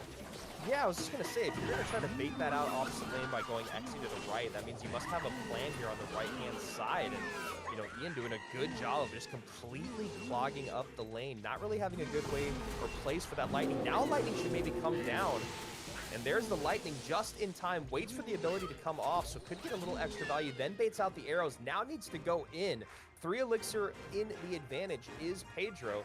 Can he turn it into something? 22-19, Pedro in the lead, 26-61. Obviously, this is an elimination game. And as we head into triple elixir, it's going to be interesting to see how Ian wants to approach it. Is he going to want to try and get one last mad dash? Is he going to try and get aggressive? And you see right there, getting aggressive, going in with the Goblinstein at the bridge. And that Boss Bandit is getting shots on top of the tower, getting it all the way down. Sub 1,000 HP now with the help of the lightning, and just a beautiful interaction for Pedro. And that is trouble for Ian. Yeah, it's really interesting. I don't know how I feel about the Goblinstein right at the bridge, especially if you're not going to immediately use the ability to protect the Goblinstein himself and the Goblin monster just stays alive. So not quite able to min-max the way that Ian had suspected because of the pressure that went down on that right-hand lane. As you can see here, once again, Ram Rider with Evo Xe in tow. Evo Xe going to make quick work of that. Boss Bandit crosses the lane, and this should do it, AC. Ram Rider does connect, now close enough for a lightning. Ian is eliminated. Pedro stays alive. Yeah, very nice celebration from Pedro. Brilliant game overall, and it just felt a little too simple for a game 3 right there. Pedro just controlling the entire match, setting up the Evo Xes, getting value with his lightning. I don't know.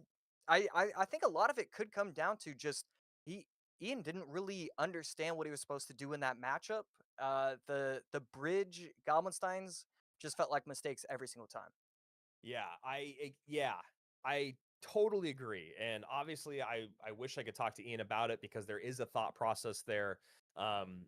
It's really tough though, because the Goblinstein is so expensive when you talk about having to drop it right at the bridge and then immediately use the ability to protect the Goblinstein himself. There's the Frankenstein, the doctor, that's the little guy, the monster's the big guy, in case it's been a while since Goblinstein's been in the meta. So just to clarify who we're talking about here, you got to protect the doctor, right? And if you're going to get the doctor on the board, you got to make sure you're going to use that ability right away so that those small troops, because it looked like we would see, and we would see Pedro use the barrel plus the berserker a lot. So if you're able to get that Goblinstein down, the monster down, and then use the ability along with we would also see it coupled with sometimes goblins or what have you, just got to keep them alive, keep them on the board, make it an actual threat. But if you don't make it an actual threat, then you could let the goblin monster walk to the tower. Maybe it gets a swing, maybe it doesn't. But all the while in the opposite lane, we're seeing Pedro just turn the pedal to the metal. And then also when you talk about that Boss Bandit, if you're just going Evo Xe plus Ram Rider right-hand lane, and that Boss Bandit is doing cleanup on the left and then can come across the middle of the board, I really just don't know what the plan is there for Ian. Yeah, and I've been trying. I've been racking my brain to try and figure out what I would have liked to see him do. And I think you definitely just have to give credit to Pedro with his deck picking, because that is always going to be a tough matchup. Always having the Boss Bandit plus the Ghost to be able to clean up the drills. Because the entire time I was thinking, oh, well, maybe he doesn't even really play the Goblinstein and just goes in with the drill. Then I just kind of looked at every other card for Pedro. So I definitely think a lot of credit needs to go to just Pedro and his coach setting themselves up for success in that set.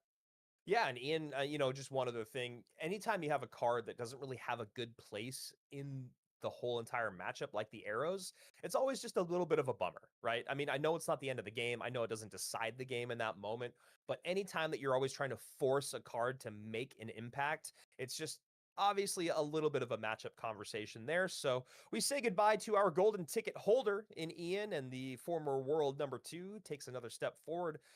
Eigor and Pedro waiting in the wings. As you can see, we have a former world champion in Eigor, a former world number 2 in Pedro. So definitely going to be a tough lower bracket run for whoever gets sent down there, whether it is Viper, Clown / Kickash, Adriel, or OP Sam. And a lot of really, really great names in the mix here. A lot of names that have been around for a very, very long time. Now, you heard me talk about it. All of you guys that are hitting exclamation point stream awards or claim rewards, I'm sorry. You might not get the reward. I mean, you might still. You probably still got to try. But we got a QR code coming your way for hanging out with us, watching this broadcast, hanging out with us this weekend. Of course, we love you guys being here, watching all things CRL Esports. We're very excited about the CRL World Finals. And remember, you could be competing next month as well. You can be competing in CRL. You can always be here on broadcast. You just got to make it to that top 1,000 in the world and then go through the Swiss, go through the group stage. And of course, when you talk about the LCQ and making it to World Finals, leaderboard points, you don't have to get a golden ticket to make it to World Finals. You can also get there via leaderboard points. Is that another difficult way to do it? Absolutely. It's all about consistency. But here we go, talking about consistency. We do have rewards for you. 90 minutes, 180 minutes, and 260. Wow, that one actually, the 260-minute one has got me a little excited, AC. What is that? Whoa. Oh, I I thought that know. was just I thought that was like a random prompt. That's actually the emote? I doubt it, but maybe it Oh, is. okay. I don't know.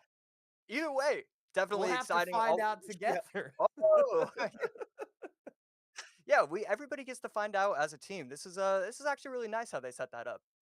Yeah, and also just to let you guys know, if I remember last time that we did the QR codes on broadcast and we did the rewards on broadcast, you're also able to get them usually online afterwards. I believe it was on Esports Royale EN. We had them posted on there and obviously on their Instagram. So here we go. Next match coming your way. It's going to be Viper and Clown as we go back to the upper bracket. Am I tripping? There was no QR code, right? Yeah. I didn't see one. All the people in chat that typed exclamation point stream awards now are freaking out. They're like, wait, he actually meant it. Yeah, I think there should be a QR code coming at some point. But anyway, let's get into what actually matters here, which is Viper versus Clown. Clown and Viper both looked really, really good yesterday. I gotta say, really fun to watch their matches. Clown is one of those guys that I literally could see just winning the world championship. He's when he's playing at his best, he reminds me a lot of like a Pedro mixed with like gosh, I don't know, like a Pedro mixed with an Adriel or something. He's really calm and collected and calculated. He has big play moments. He seems kind of wise beyond his years in terms of his patience and kind of his composure when he's playing. And then Viper on the other side of it has been an OG you know, top of the game Clash Royale player for a really, really long time, for as long as I can remember. He's just always been a Hog XE NATO guy, although yesterday was able to do it with different versions of Hog and was able to do it against Eigor. You know, he's a guy that's been able to maybe expand his repertoire in the game. Yeah, Viper is one of those pros. So there's multiple things about Viper. First of all, Viper is one of those pros that all the other pros will respect. A lot of pros can get into beef because they lost this matchup, all of that. Viper doesn't lose a matchup that he has. Anytime it's 30-70 with his hog deck, obviously he can be on the 30 side and he's still winning that every single time. A lot of the pros love him. Definitely going to be one of those favorite players. And the Clown on the other side, yeah, he just performs well in a lot of different tournaments. And it always feels, I was going through some of his achievements. It kind of feels like once a year he pops off. And so, this year, obviously one of the shorter ones, he only has a couple months. It feels clear to me that this month is the month that he can pop off. Can he make it to the World Finals? Can he get a top 2, get a silver ticket? Those are the questions that he will answer today. All right, we got a Any video support package this coming weekend your is way very here for the appreciated. Frenchman in Viper. It helps a lot. I'm Clown and I'm from South Korea. Oh, no, excuse me. It's not My Viper. It's going to biggest be Clown. achievement in this game is winning the Royal Masters tournament back in 2023. My motivational message for the community is to just work hard because it will pay off. Any support this weekend is very appreciated. It helps a lot. I'm Clown and I'm from South Korea. All right, back on in. It looks like the QR code is coming your way after this match. They know how to tease us, just so we know how to tease you guys. It's something that we love to do here at CRL on Sundays. AC, I know that you were ready with your phone out. I saw you holding it up against the screen, but you're not going to be able to get your rewards quite yet. First, we got to go Viper versus Clown. One thing I was thinking about is that Clown has been at the top of his game for quite some time. He's been in the CRL mix for a while. Viper on the other side of it, do you think he's been able to kind of like lay below the radar and now is going to come blow everyone away?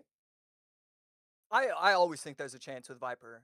His micro interactions, obviously, he's brilliant with his one deck. The thing is, when you look at a one trick and they're just known for that one deck, they play all these other decks kind of fine. It's a lot of the skill that they can show off is when there's a meta that's healthy for them. And so if Yeah. the meta's going well, it doesn't matter that he only has one incredible deck and then he's got a lot of like random decks. That can just be enough to be able to win an entire monthly final. It can be enough to make it to the World Finals. So, with Viper, there's always going to be an opportunity for him. Obviously only saw Viper very briefly yesterday after his first round bye, and then a quick 2-1 win over Eigor. We're going to hop into game number 1 here. Viper bottom of your screen. Clown at the top. Clown looking like he's leaning into some cheese. We used to have the cheese deck with the Elixir Golem and Barb Hud, I believe, whatever it was that made me want to throw my phone. And now there's the new version of it, which, has the Demolisher, the Evo Gob Giant, has a Bomber or a Lumberjack, and sometimes a P.E.K.K.A. It's just horrible. It's just horrible to play against. I was waiting for some sort of comment like that. It really is brutal to play, but see, the way I look at it, super entertaining when I'm the one watching. And so I'm glad we get to be talking about it instead of having to go against it. Yeah, and the whole giant skeleton, we didn't see a lot of it yesterday. We actually saw it for the first time on both sides of the board in a specific matchup, which I thought was always like one of those fascinating things that can happen on any given Clash Royale Sunday. But giant skeleton may be a good way to deal with this deck. Obviously it's all about the pileup and the bridge. I think the thing that's so frustrating about it, though, is that it's just so strong, it's so heavy. It might not be enough, and then you couple it with the curse. Will the giant skeleton bomb be enough? Nice King Tower activation there with the Fish Boy from Viper. I think that's going to be really, really helpful. And spends the zap. I actually like spending the zap there so that the Demolisher doesn't get the shot off on the tower. Yeah, always going to be okay with that. And I think Viper's recognizing that because of the way the matchup is, he just wants to limit any kind of chip damage. He knows that if he defends properly, if he does everything that he needs to do in this match, he can walk away with a win. So I totally agree with you. I love that he used the zap right there. So here we go. Gob Giant going to the center. Evo Gob Giant, going to be easy work for that furnace. Skeleton, Giant Skelly holding the line. Skeleton King still takes a little bit of that damage, but another Giant Skeleton comes down, and all of a sudden this is a horrifying push. Evo Lumberjack just gets eviscerated. First coming in. Wow, but right there, relatively clean defense. Giant Skeleton Bomb not going to be able to explode on top of the Bomber as well. So, I mean, as scary, as intimidating as that push looked like for Viper, Clown going to defend it pretty well. And nice little chip shot from the Bomber. And this is what we see Clown doing a lot. This is why I was kind of saying he's like the combination of a couple players, part of it methodical, part of it like big bang plays. That was an incredibly clean defense, unfazed, still in the damage lead, gonna get right back on offense. that Evo Lumberjack dropping the rage and then staying alive to help clean things up was absolutely imperative. And then I think the other thing that Clown is starting to recognize, and there it is again, I was just going to say, he's got a level 13 Spirit Empress on the board. He needs to keep these Spirit Empresses cycled in the back. The range on them is absolutely imperative, the damage on them, and there's really no good way for Viper to get to that Spirit Empress. Once again, like I was talking about before, is just her matchup dependency and her impact is really, really fascinating. Yeah, and right there, kind of an unfortunate interaction for Clown. He still defended it relatively properly, but all the skeletons kept spawning on the opposite side of the Lumberjack. The Lumberjack kept running around the tower, got a little bit too much trip damage, and Clown gonna, and Viper gonna take the lead now because of that interaction. Nice snipe there with the Lumberjack from Clown to distract the Fish Boy, but actually still doesn't get much out of it. 20-21, 21-31. Clown in the lead. Viper going to try to get right back on offense with a Giant Skeleton plus Graveyard Push. There it is. Does he have Evo Zap? Yes, he does. Takes the Bomber off the board. I also love that about Viper's patience. He's been doing such a good job of recognizing I can't go in for a Graveyard Push unless I can deal with that Bomber. Yeah, and right here, 16 seconds left. It looks like Viper has defended properly. He's just getting enough chip damage. The Lumberjack plus the Rage not going to be enough pretty much ever. Fisherman in the middle to protect from the Lumberjack. And what a game from Viper. No chip damage at the end. And he's going to walk away with a win.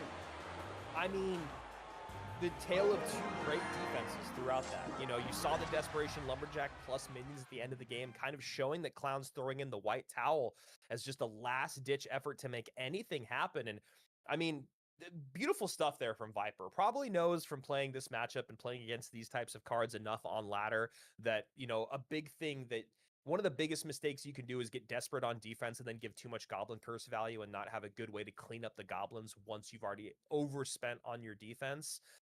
Never overextending so that you can't deal with a very large push coming down the lane. I mean, it was just slow and methodical from Viper all the way through. I really, really loved it. Also, that's another part of the mental game of playing Graveyard is you have to know you're not getting damage, and you should not be getting damage for a very, very long time.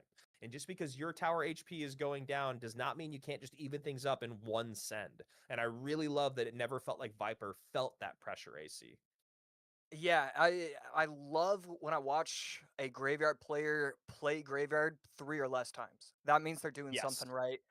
Viper just so methodical with every single decision that he made, and I'm always gonna really enjoy Giant Skeleton Graveyard plus Zap and the Goblin Curse. I think Zap and Goblin Curse and Snowball and Goblin Curse, both of those pair so well with the Graveyard, but if you are going to pair it, you do need to be careful, be cautious, and that's exactly what we saw from him in game number 1. Clown yesterday opened up his run here in the GKR Gold Edition against Curry, going 2-1, picking up game number 1 with Hog EQ and game number 3 with Monk RG. And then, of course, we saw him at the end of the day taking out Mugi 2-1 as well. Evo Tesla, so popular this weekend. Maybe the most popular defensive building. Not what I was expecting. Very little cannon.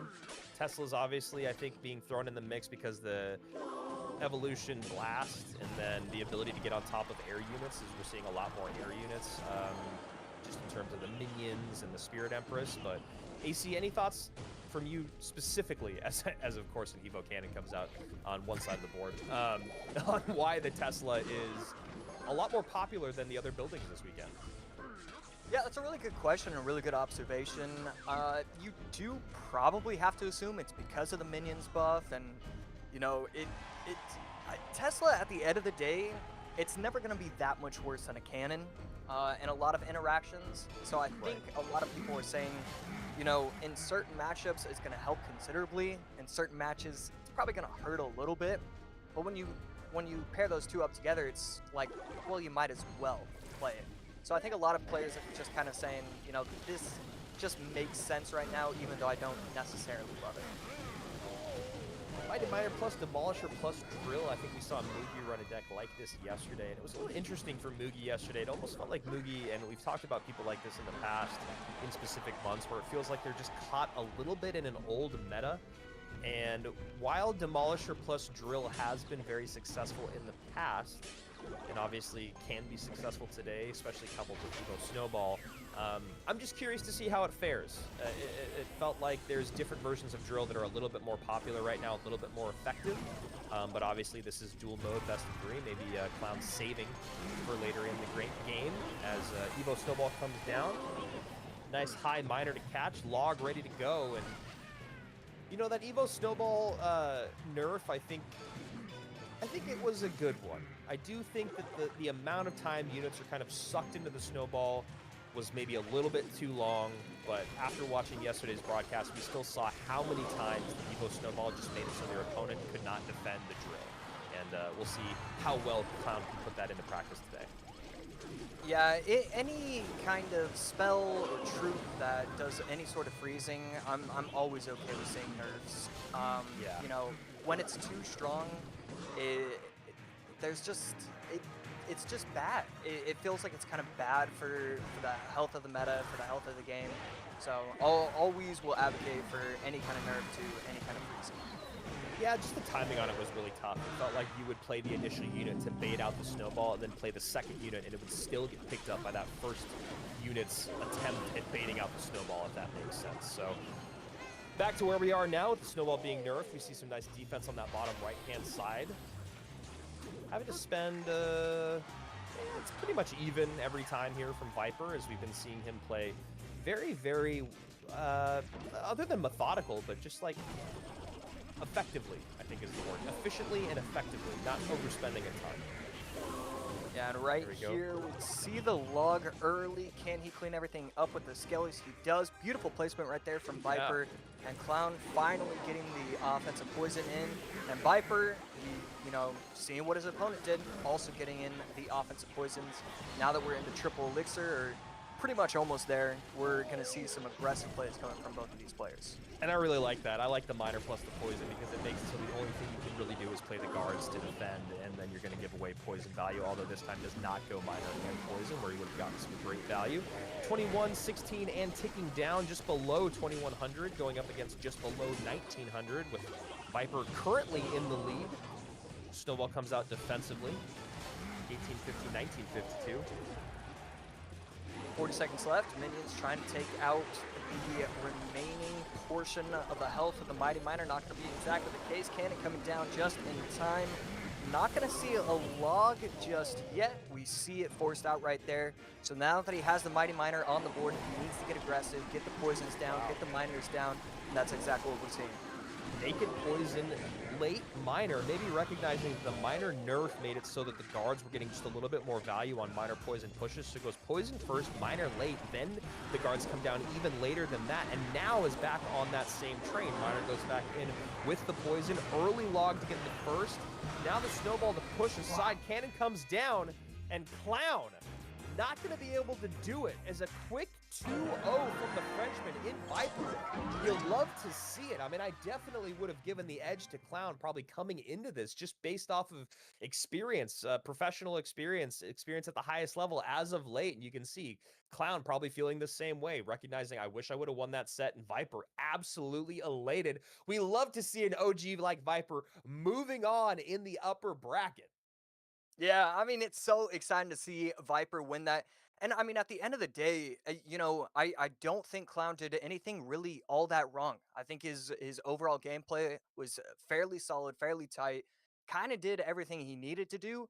Viper just played a little bit better. All the small interactions went his way. Even at the very end of the game, he gets Clown got the offensive snowball on top of the board, but the Evo Wallbreaker was able to splash, take out the goblins. Just felt like everything was going his way.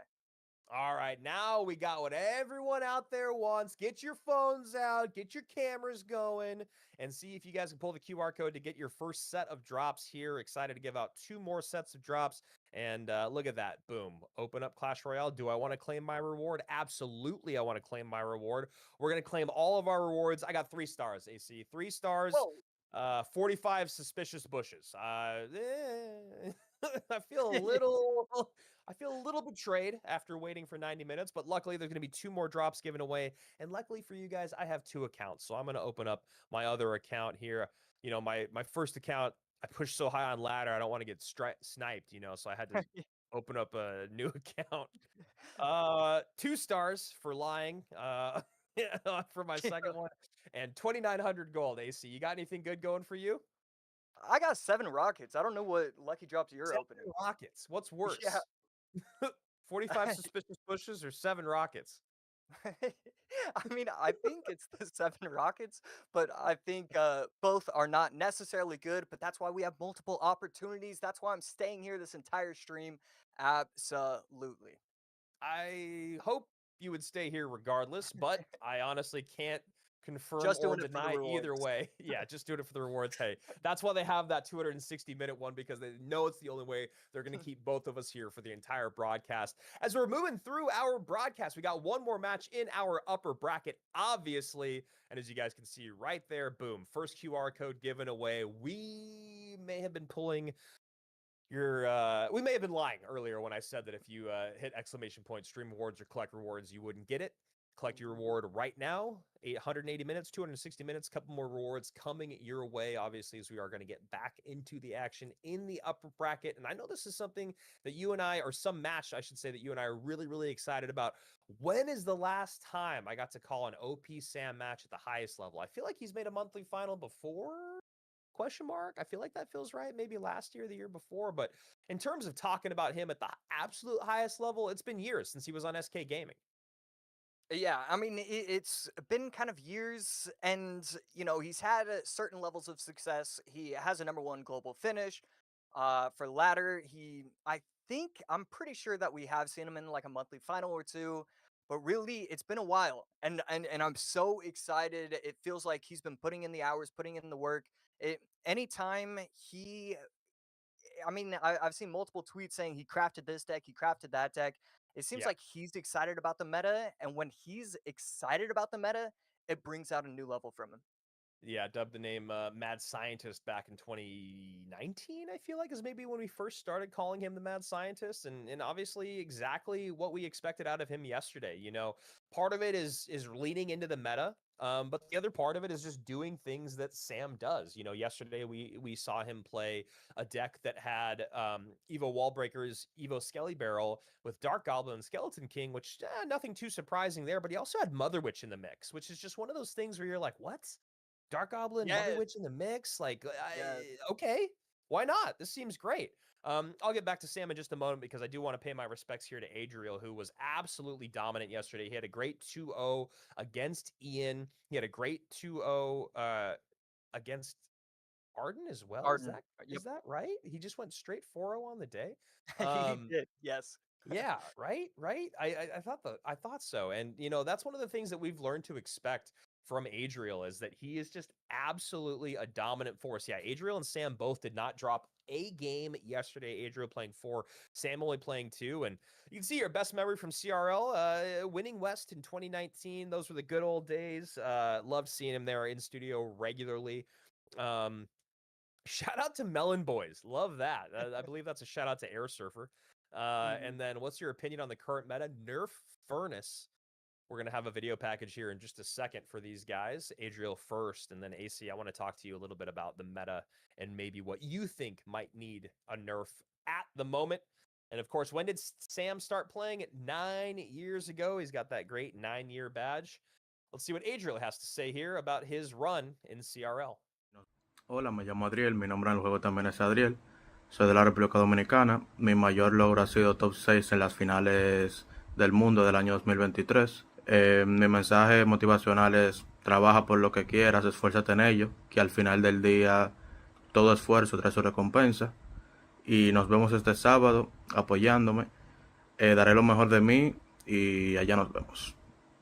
Hola, me llamo Adriel, mi nombre en el juego también es and I Adriel. am part of Big fan. SK Gaming. You might know me because I'm the guy that creates all the annoying decks. My biggest achievement probably was getting second place in the CRL 20 and 20, finishing first on ladder, finishing first in the global tournament multiple times, and finishing first on 2v2 ladder with Morten. Wish me luck this weekend. Thank you for all the support, and When do we get the Evo Berserker? Hello, my name is Sam. I am from Germany and I am part of... I love Sam, man. He's such a good personality. I always love seeing him at World Finals. I've seen him once a year for, feels like, I guess maybe 8 years now. Maybe not every single year, but I feel like I do see Sam every single year. Big fan, obviously, both good friends of him. How do you feel about Sam being here, man? How do you feel about him showing up in 2025, the meta kind of suiting him at the moment? Yeah, I think it's exciting beyond belief. He's gonna have an incredibly tough opponent in Adriel. Yeah. I do want to give a tiny shout out. I love that it's still kind of a consistent bit for the last 7 years with CRL, but him talking about his first ever first ever tournament being CCGS 2017 always cracks me up. That he still just puts that on his resume. I love that he does that. You talk about Adriel doing that? He did, yeah. It's my favorite thing. Yeah, I was gonna say the only person that's played Clash Royale longer than than Sam is Adriel, who's been playing since 2012, actually. One of my favorite things. So here we go. Sam maybe going right back to the deck that we were just talking about. Starts off with the Barrel and the Dark Goblin and the Wall Breakers. Has all the pieces so far, but knowing Sam and knowing that everyone was watching and talking about him yesterday could have changed things up. Adriel on the other side of it, maybe looking like Graveyard. Yeah, always a fan of using Graveyard against players like Zop Sam. You want to be able to control the arena because they're going to try a lot of these giant skeleton decks or the Goblin Giant decks that will struggle to get on through a solid defense. So I really love this deck choice from him. And then on the flip side, I love the deck choice from Zop Sam. Not using Giant Skeleton, not using these heavy decks, instead going in with the Berserker, Quick Cycle, Skeleton Barrel, Wall Breakers. I think both players have, approached this game beautifully. Yeah, and honestly, that's something that I was going to say about the decks yesterday. Obviously, a little bit more exciting to talk about Sam's decks just because they're a little weirder, a little bit different than what you expect. But Adriel, honestly, with his deck picking yesterday, I thought was absolutely phenomenal, especially in that set against Arden Toas. I think Arden, for as much as I talk about Arden needing to mature a little bit as a player, I still believe that. But I also believe that Arden probably got a little tilted by the way he started his day against Adriel quick 2-0, and Adriel just having such good decks in that matchup, and spears, they're going to distract that Dark Goblin just long enough, maybe actually not long enough, has to have the barrel come out as well. And there's the Mother Witch that we talked about. So Sam, just like us, all a fan of this deck, and just not quite as many spots for that Mother Witch to be used, but I think now maybe recognizing probably running into Graveyard. I don't know, I almost would have, if it is Graveyard, I would have loved to see Adriel maybe just go super aggressive opposite lane with a naked Graveyard because it is against Cannoneer and Mother Witch was out of cycle, but, knowing me and my ability to call couldn't be on. But right here, it does get very difficult to get offensive pressure, even with the Mother Witch out of hand, because he does have the Goblin King, the Dark Goblin. Yeah. It's going to be pretty tough for Adriel to get past all this. We see the high Dark Goblin giving him what looks to be an opportunity, but instead, again, Mother Witch defending, but it's still getting a little bit of chip damage. This counter push is going to be pretty impressive, though. Yeah, I mean, it's one of those things where I think Adriel was thinking exactly what we were, which is like, I got to try, right? I got to find a moment where maybe my win condition can come through, and I think it might be one of those scenarios where, man, it's so tough because he just has no other way to get damage on tower other than poisoning, but I just don't know where that Graveyard is ever going to work. Yeah, and right here, a lot of chip damage, and I'm pretty sure a couple of the skeletons were able to hit to the tower. Sam doing a great job. Yeah, the Dark Goblin getting shot after shot, does get retargeted right there, but brilliant pressure and still stays alive. The Dark Goblin squeezes around the density of the Skeleton King, gets on top of tower, baits out a ton of elixir on the right-hand side. Then we see Sam go heavy on the left, and that's exactly how we got there, was the overspend on the left-hand side that allowed Sam to go crazy on the right-hand side with the Skeleton King, with the Dark Goblin, with the Berserker, with the ability. And the Dark Goblin just putting in tons of work here. Sam firmly in control. 70 seconds remain. Adriel needs a miracle. Sam playing this beautifully, continuing to flip lanes and not allow Adriel to get any sort of big push. And we see it again, Berserker opposite lane at the bridge. Wallbreak is coming in not to get tower damage, but instead to try and take out the Goblin Hut. One of them doesn't reach, so not going to get there all the way, but the Dark Goblin putting up everything. It feels like his Dark Goblins are like barbarians with their health. I mean, really would have been nice to have a log instead of a bar barrel. Here you understand why the bar barrel, because of the graveyard, but that bar barrel just not able to get on top of the goblins the way that a log would. So you're seeing him have to innovate and put different ways to get on top of that dark goblin, just not really working. And then the other part of it is that Sam is doing such a good job of baiting out the barrel with the skeleton barrels. This is a huge push on the right. I'm going to stop talking for a second. Yeah, the Berserker gets deleted from the map. Sam not going to be able to defend. Oh my gosh, the Furnace is piling up. 94 HP remaining, just needs a poison. 635 on that tower, and there's the poison, and Sam cannot believe it.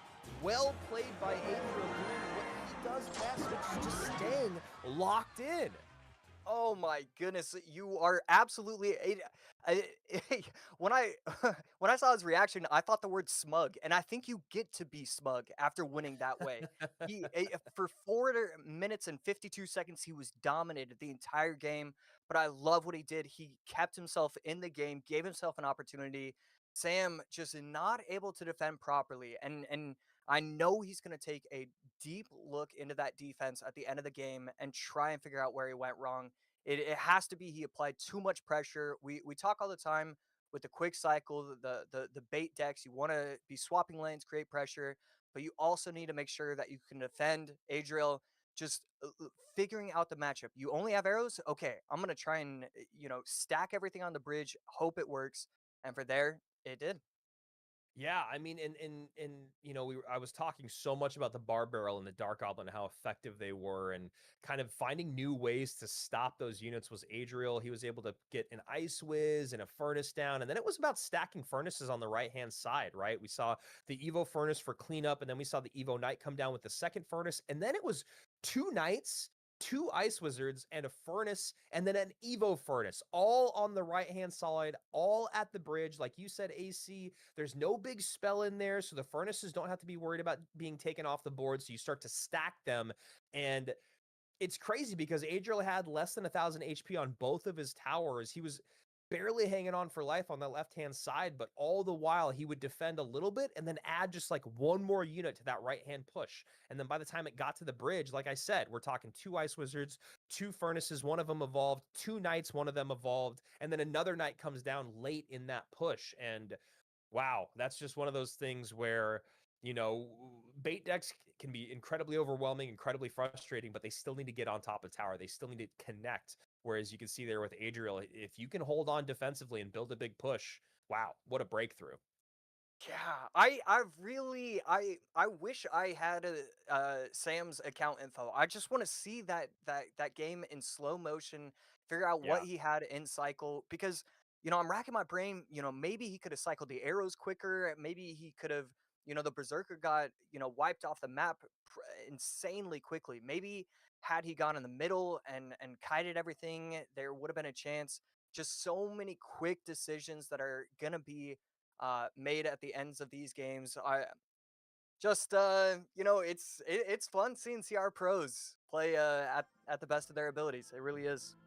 100% as we hop into game number 2 here. Now Sam, a guy that's always been really firmly in control of his emotions. We're going to see if he can bounce back after that devastating loss, and we'll see if Adriel just went straight up copy deck, which is something that honestly for years we have loved to see. We have loved to see the straight up copy deck because there's something crazy about the mental game there, but already looking just a little bit different as we see the double spirits come out.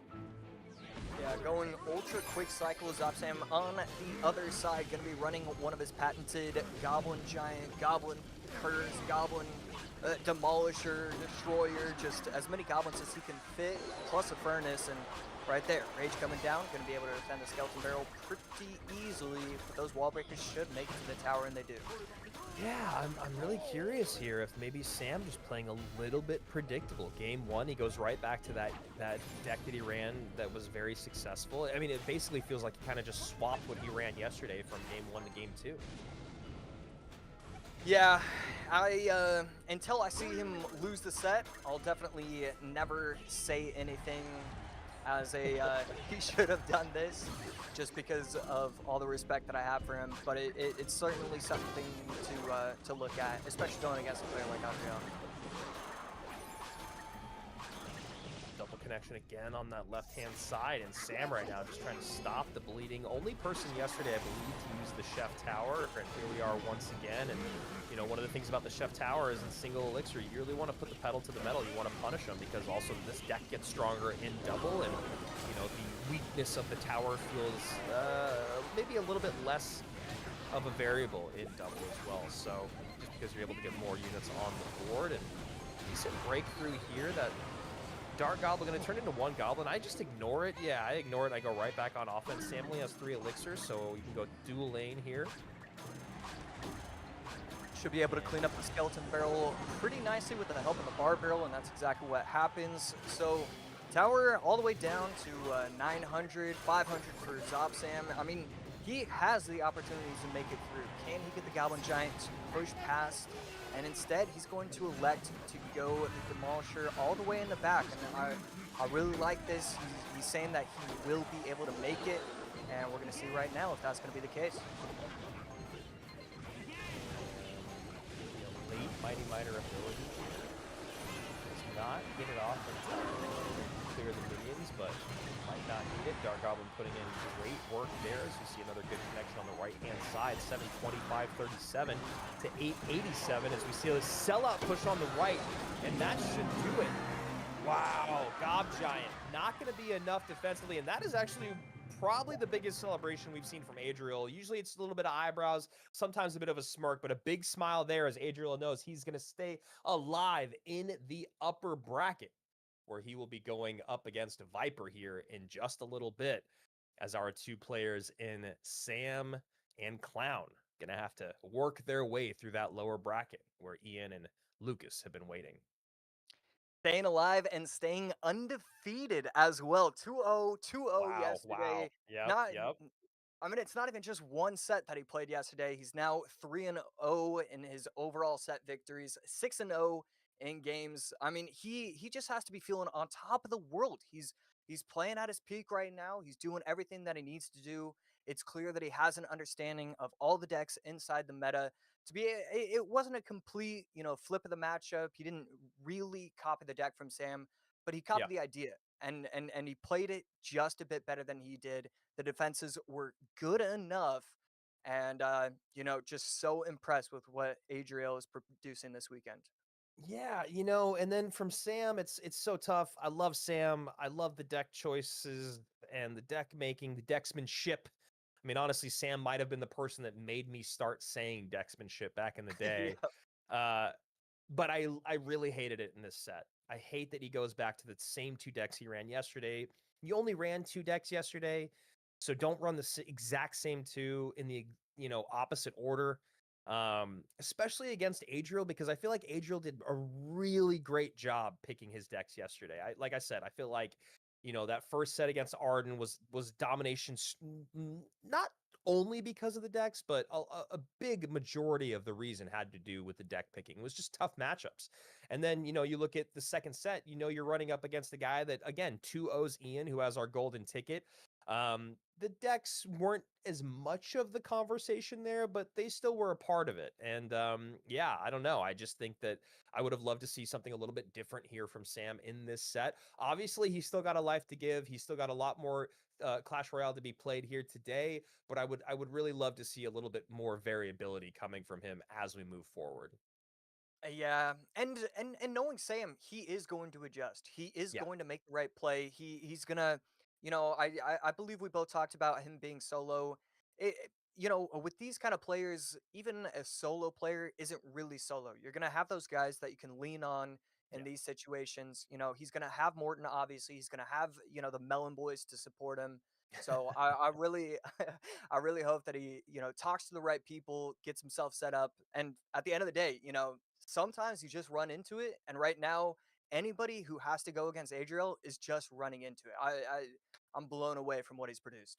I know, as of right now, it really does feel like Adriel is the front runner to be the champion this month, but obviously a lot more Clash Royale to be played, and best of fives coming your way. Upper bracket final is set, ready, locked, and ready to go. I don't know why I said that twice, but I did because I'm so excited because it's going to be a best of 5 between Viper and Adriel, but we're not going to get there quite yet. OP Sam and Igor, Clown and Pedro, and honestly, I love the way that that fell into place. I think Igor and Sam, just for the old school, just for the memes, just for the love of Clash Royale League, I love seeing those two guys match up again. And then Clown and Pedro, I think two guys that really, in the grand scheme of the best players in the world, are very, very close to one another and should have a really great set coming your way. AC, anything that's really popping out to you between our final 6? Yeah, I mean, obviously, I could talk forever about how impressed I am with Adriel and Viper, really. I think I definitely do want to look at the matchup between Sam and Igor. Both of those players are going to be some all-time players for me. So exhilarating, so exciting to be able to watch them. So I gotta say, I'm glad they're matched up against each other. I'm glad that one of those guys is going to make it to the top 4, guaranteed. Just because it's nice. It's pleasant to see. It's fun to see. And right here, I mean, we're just gonna get right into it. Igor Yeah. against XOPX Sam. Let's see if he's gonna be able to recover from his previous set. And then on the other side, Igor. How is he going to continue his play today? Remember when we first started commentating, Rich and I, and we were talking to so many of you guys about how to say your names. And I remember OP Sam, half of you called him Jopsham, and the other half you would call him OP Sam. And then actually, I should say thirds, and then the other third just called him Sam. And I remember Rich and I were just like, what do we call him? Like which one? Because I actually think Jopsham is pretty much the coolest. It's the same way that we say like Samwell now. Whereas like year 1, I would have never called him Samwell. I would have just been like, I need to say Samuel so I don't get made fun of. But I don't know, just a bit of a throwback there. And then obviously Igor, Kazrady, Team Liquid Igor, former world champion. We will have a video here coming your way of Sam in just a moment. Obviously Igor, you got to pay for his time. So we barely even get written answers, let alone a video package from him. That's asking for quite a bit, but very excited to see this matchup between these two guys. Old school SK, old school Team Liquid. Let's do it. Hello, my name is Sam. I am from Germany and I am part of SK Gaming. You might know me because I'm the guy that creates all the annoying decks. My biggest achievement probably was getting 2nd place in the CRL 20 and 20. Finishing first on ladder, finishing first in the global tournament multiple times, and finishing first on 2v2 ladder with Morten. Wish me luck this weekend. Thank you for all the support. And when do we get the Evo Berserker? Hello, my name is Sam. I am Obviously, from Germany. Two guys that have done very, very well on ladder in their careers. Both of them with top 1 finishes. Igor with a lot of them. Used to have the most, I believe, until a guy named what is it? Mohammed Light. I think that's how you pronounce it. Mohammed Light came out and just absolutely blew something like that. Obviously missing Momo this month, as well as Kita and Sub. Like I said, those 3 guys making it every single month so far. There's other players that have made 2 months out of the 3, but those guys making the first 2 and then just barely missing this. And like I said, Lucas, who is eliminated or was eliminated earlier today, the only player to make all 3 monthly finals. So doing very, very well on that leaderboard. And the tale of 2 cities, tale of 2 different stories. Igor coming off of a huge elimination win, staying alive in the lower bracket, and Sam finally seeing his golden run come to an end after playing so well in the group stage, going 6-1, playing perfectly yesterday, going 2-0, and then getting 0-2'd by Adriel, who, like you said, AC, seems to be the force to be reckoned with here, at least in August. Absolutely. One thing I do want to quickly say is that the reason why I call him XOPX Sam is because it's by far the worst way to say his name. So like it's already been like 35 seconds and you're still saying his name, and I'm like, come on. XOPX Sam. So game number 1, gonna be running Giant Skeleton Fisherman plus the Zappies. Definitely kind of a bread and butter deck, it feels like, for a player like Igor. And on the other side, another bread and butter. Going to be running the Bomber, Lumberjack, Goblin Giant. And quick start for game number 1. Yeah, I don't know, man. I don't know. I guess we'll see. We'll see how this fares. Fisher Boy going to pull that to tower. Minion's going to get in some good work. Furnace distracted. Curse comes down, and just as much as I wanted to hate on it, Sam feeling real good about it. Obviously, for you guys at home, maybe a little confused. Sam is actually on the bottom of the screen playing blue, which is why he's running the deck that Sam would run. Igor is actually top of the screen, so the cameras are just a flip-flop there for you if you're confused like I was. Yeah, and right there, just a really unlucky interaction with Igor. Right as the furnace was spawning its fire spirit, the Goblin Giant got pulled away by the Fishman. The fire spirit ends up following the Goblin Giant. The minions stay alive, and they're able to fully take out the tower. I mean, that push right there had a chance for getting 0 damage, but instead the fire spirit went with the Goblin Giant, and he was able to take the tower. That's a great call there by UAC breaking it down. And you know, yesterday we only saw Zappies paired with Evo Furnace, Giant Skeleton with Graveyard, and there it is. We saw that from Lucas. And, you know, Graveyard usually not a deck you want to go into with a 2-tower game, but I guess the Giant Skeleton maybe changes that conversation just a bit if you do get to the 2 towers, but I imagine there's no way over the next 25 seconds Sam allows that right-hand tower to go down, stacking everything up on that side, and now just going to go for the tower trade, and I actually really like this idea. Okay, fine, you want to play this game, I'm going to sacrifice my left-hand tower, and as long as this works out. Yeah, I was going to say that I wasn't even sure if he was going to sacrifice it. He might have gotten the DPS to actually take out his own tower. There's a chance that had he left that alone, he would have already had the game locked up. Instead, we're going to hit a 2-tower situation.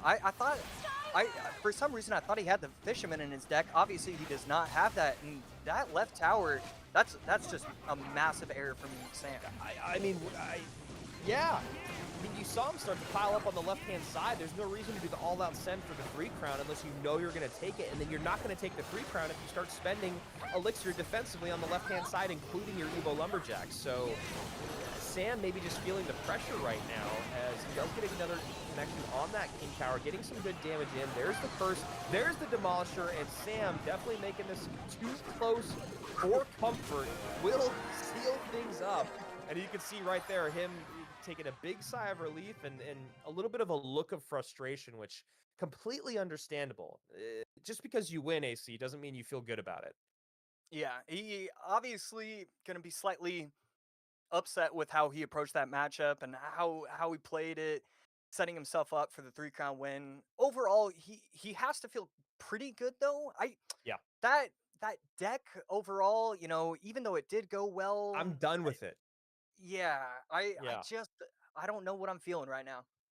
I'm done with it. I want him to run something else. I guess, you know, if I want to look for the silver lining, the good thing is that I just went from getting destroyed in a set to being able to bounce back and then almost throw a game and then still take the 3 crown, right? So that means that I'm not completely tilted.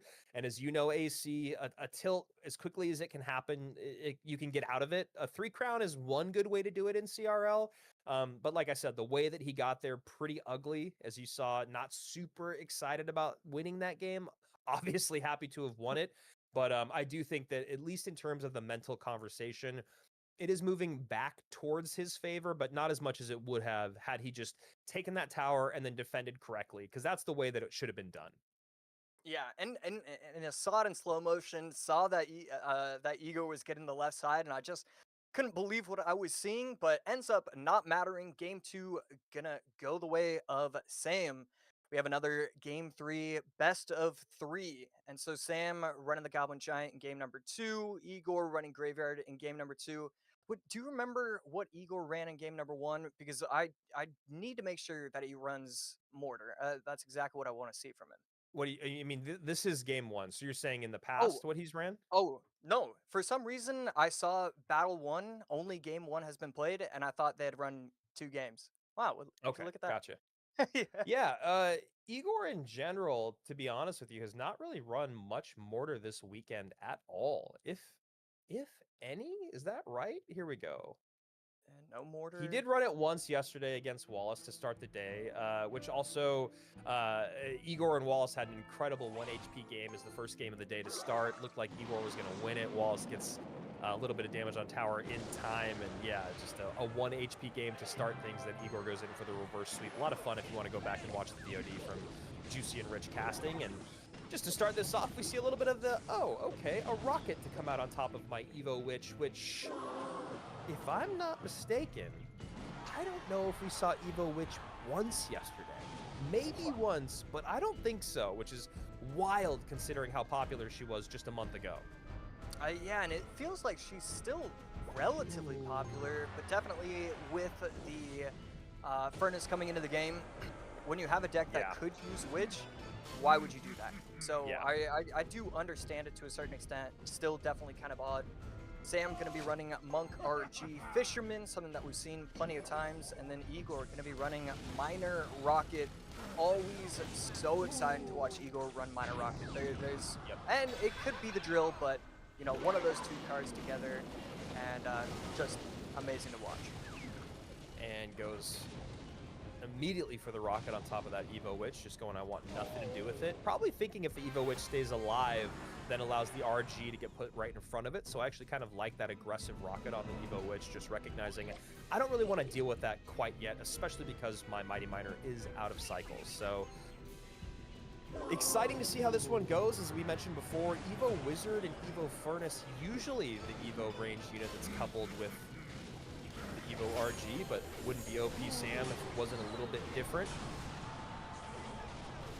And right there, Monk getting kind of a good play with a reflection, trying to get enough damage, but you know, we really see the nerf to Monk with some of these interactions. Some of them you just expect it to do a little bit more, and it feels like it's not getting enough value.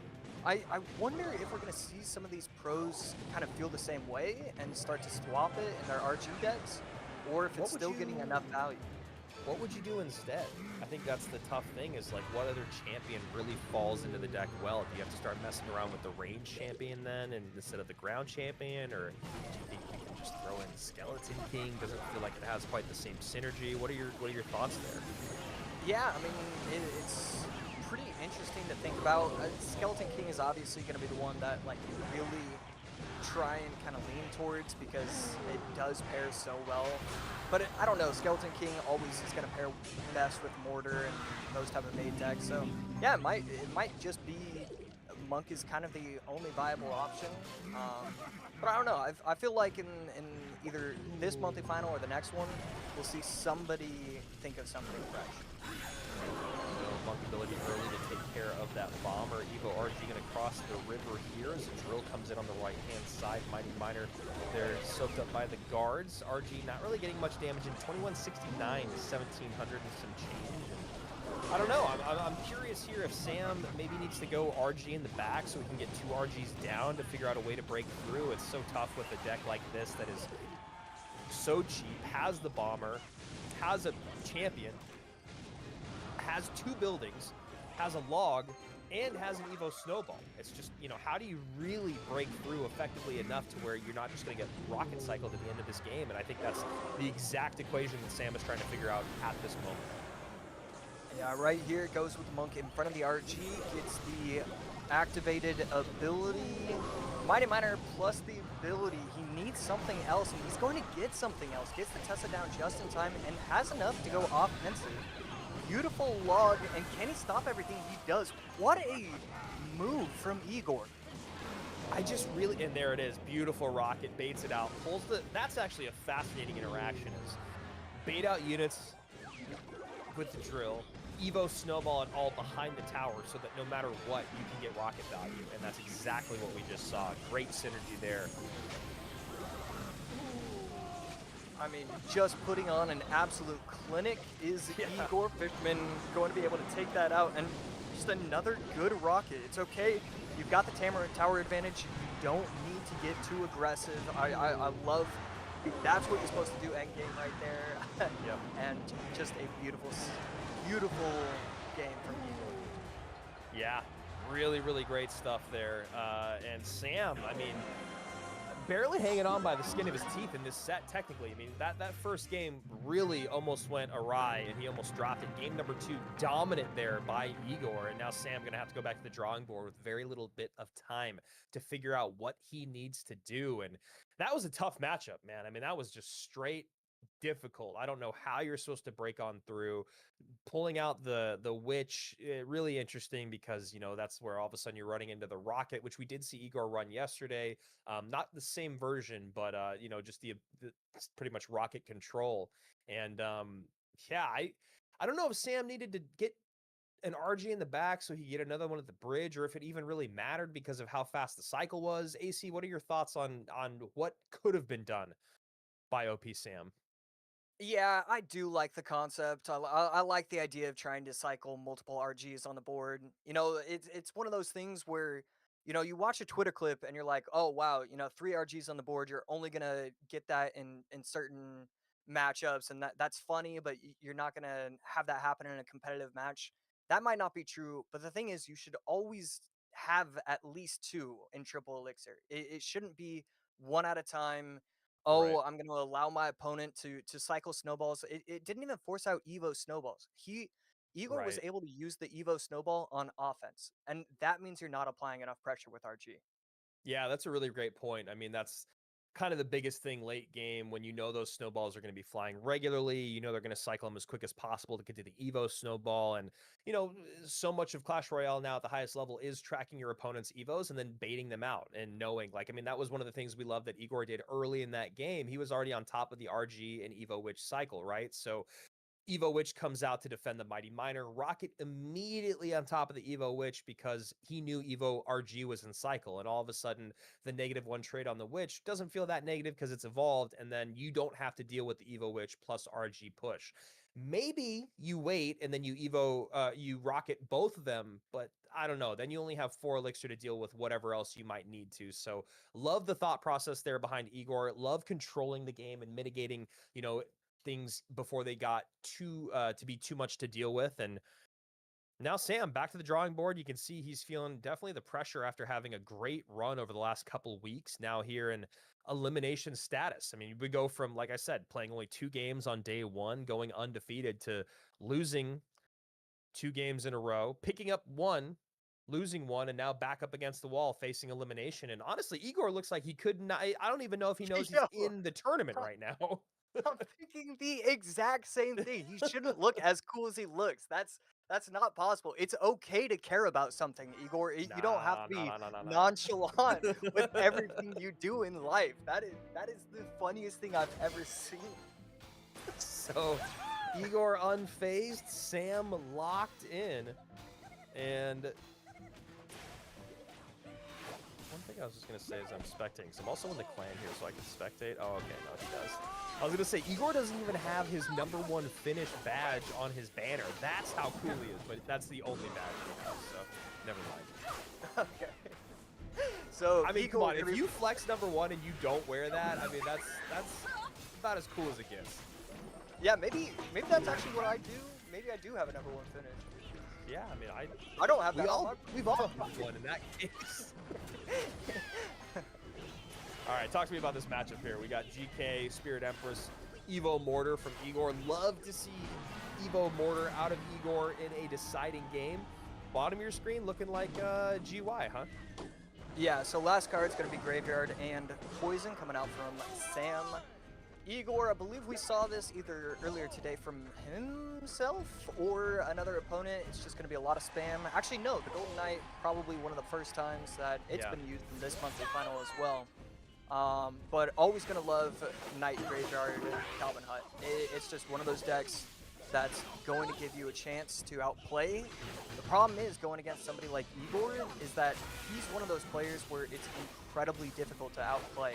You know, beating him in matchup advantage, relatively easy, but to beat him in outplayability, very difficult. So it's going to be an exciting game #3.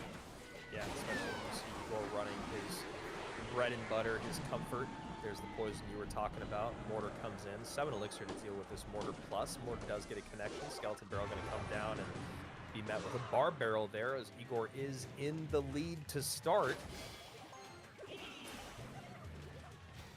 Yeah, good start so far. Berserker on defense to clean up the Goblin Gang.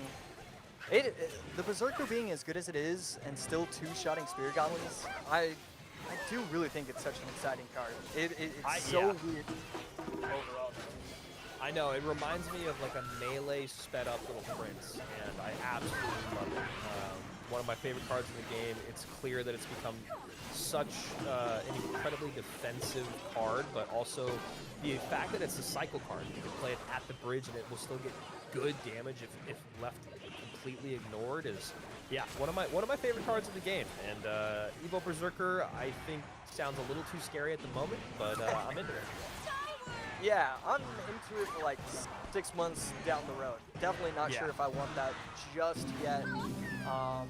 And one card that's going to be really scary is going to be the Empress. So definitely a lot of exciting Evos on their way as we head into OT overall. Zopsam doing a pretty good job of kind of keeping everything at bay, but going to need to figure out some sort of way to get past everything.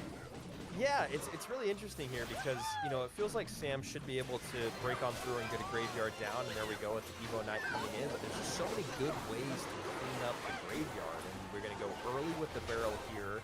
Spirit Empress up high doing good cleanup, doesn't even use the Dark Goblin, which is obviously the best response to it. But if you just stack Spirit Empresses and Dark Goblins, I think Sam's going to have a hard time taking care of the Spirit Empresses. There's not really any way to get to them other than, like, I guess trying to poison or wait till it gets to your side of the board. But then all of a sudden, if you're not poisoning the Spirit Empress on their side of the board, you're waiting for it on yours, then you have to use that poison on the Dark Goblin. But then all of a sudden, how do you stop the goblins from defending your graveyard? Sorry, I know that was a little convoluted, but it's just like, how on earth do you deal with all the ways to defend the graveyard? And I don't know if there's a way. Yeah, I really, it does get incredibly difficult right there. But actually, there was a very neat interaction from Zopsam. Goes in with the bar barrel to take care of the mortar, plus get a little bit of chip damage with the Dark Goblin, and then immediately follow that up with an Ice Spirit at the bridge to try and take it out. I thought that was a brilliant play from him right there. 30 seconds left, 23-13 to 20-36, so Sam has the lead. It's just dependent on whether or not he can defend everything for the rest of this game. And Goblin Gang gonna come down. There's the poison. Now I need to figure out a place to where to put that Dark Goblin. And honestly, Eigor just not able to break through. There's the Fireball, 1899 to 1852. Poison's gonna come in, and Sam is gonna take this set. Wow. It felt like he didn't get any damage throughout the entire game. Yeah, and it felt like that convoluted story I was trying to tell. It feels like Eigor didn't really put it into practice. Like, if you're gonna Goblin Gang right on top of your tower and give poison value, you need to be abusing the Dark Goblin. You need to be abusing the Spirit Empress. Like, there should always be a Spirit Empress on the board, cycled from the back, and then you can always have the Dark Goblin in the opposite lane, it feels like. I don't know, man. It felt like Eigor just kind of got on cruise control because he had the damage lead early, and then maybe he had so many options to defend the graveyard, he just kept picking the worst one. I don't really know, man. It feels so weird. Yeah, you can kind of be put to sleep, put in a lull in certain matchups. And I really think that's what it came down to. And look, as cool as it was to see Eigor being relaxed, being chill, and you know, for a lot of players, that's what you tell them. Hey man, relax. Like, it's okay. Make sure that you're just focused on what's happening here. It always does feel like at the end of the monthly final, whenever he's playing, we kind of have this discussion where maybe he should have cared a little bit more. And I think Yeah. that's one of those, that's just going to be one of those games where had he made the right decision just one or two extra times, that he should be walking away with a victory. He should be moving on to the next round. So has to be frustrated with that performance overall. Yeah, man, it's so tough. It's like we saw like Skeleton Barrel plus Dark Goblin pushes that didn't really do well. Maybe the Dark Goblin needed to be played behind the King Tower to clean up the graveyards because it's harder to poison. And then you could go like Skelly Barrel plus Goblin Gang push. I don't know, man.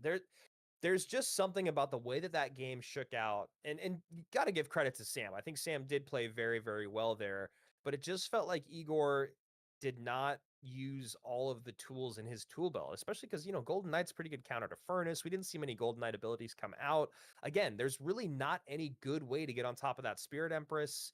Yeah, so Great stuff there from Sam. Definitely a nail biter for him. Barely survives game number 1, gets dominated in game 2, and then in game number 3, maybe firmly in control the whole time, and we're just not giving credit where credit's due.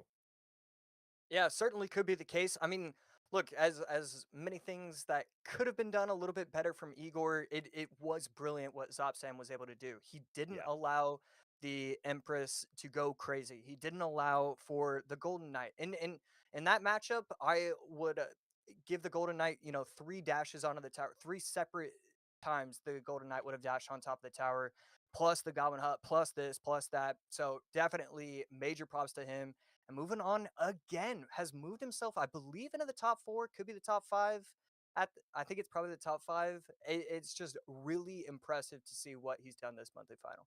Yeah, well, we'll be taking a look here at the bracket in just a moment. And yeah, Eigor, it's interesting what you're saying is that maybe he just needed to care a little bit more, but give credit where credit's due. Sam's still alive, moving on, staying strong here at GKR Gold Edition as we do say goodbye to one more player. I think we're going to be taking a look at the bracket. If we're not taking a look at the bracket, then we might be moving just into the next matchup. But that being said, not many players remaining, as obviously our 2 winners waiting up top to see who they're going to be facing off against. And just getting one step closer to our golden ticket giveaway. And right now we are just hanging out. One thing that we did get news on is that the next drop is coming at the end of Clown versus Pedro. So golden ticket for them, maybe a lucky drop for you.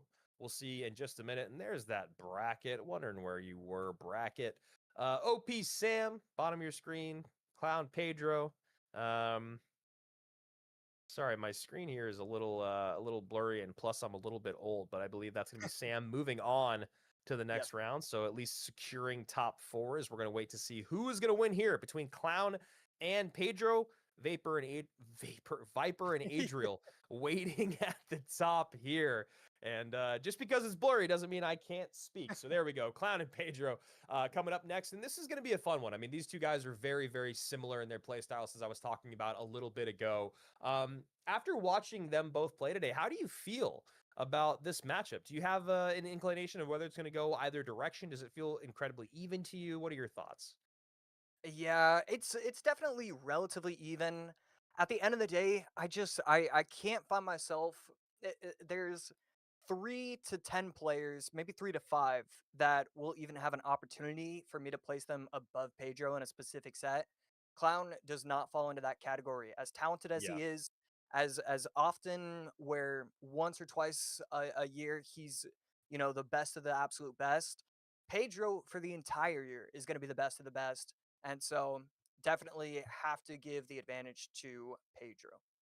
Yeah, I mean, I completely agree. He's obviously done more in his career. He's gone to World Finals 2 years in a row. Obviously, last year's World Finals didn't go the way that he wanted, but you know what? Going to World Finals is already an absolutely massive accomplishment. AC, talk me through some of these answers from Clown.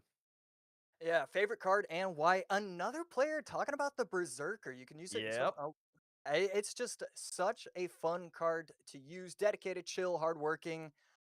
Chill is always one of those things where when you look at a pro player, whether it be esports or real sports or even just somebody at their top of their profession, it's kind of hard to be chill. So Yeah. looking at that, it does give me an even healthier respect for Clown. I actually kind of like seeing that from him.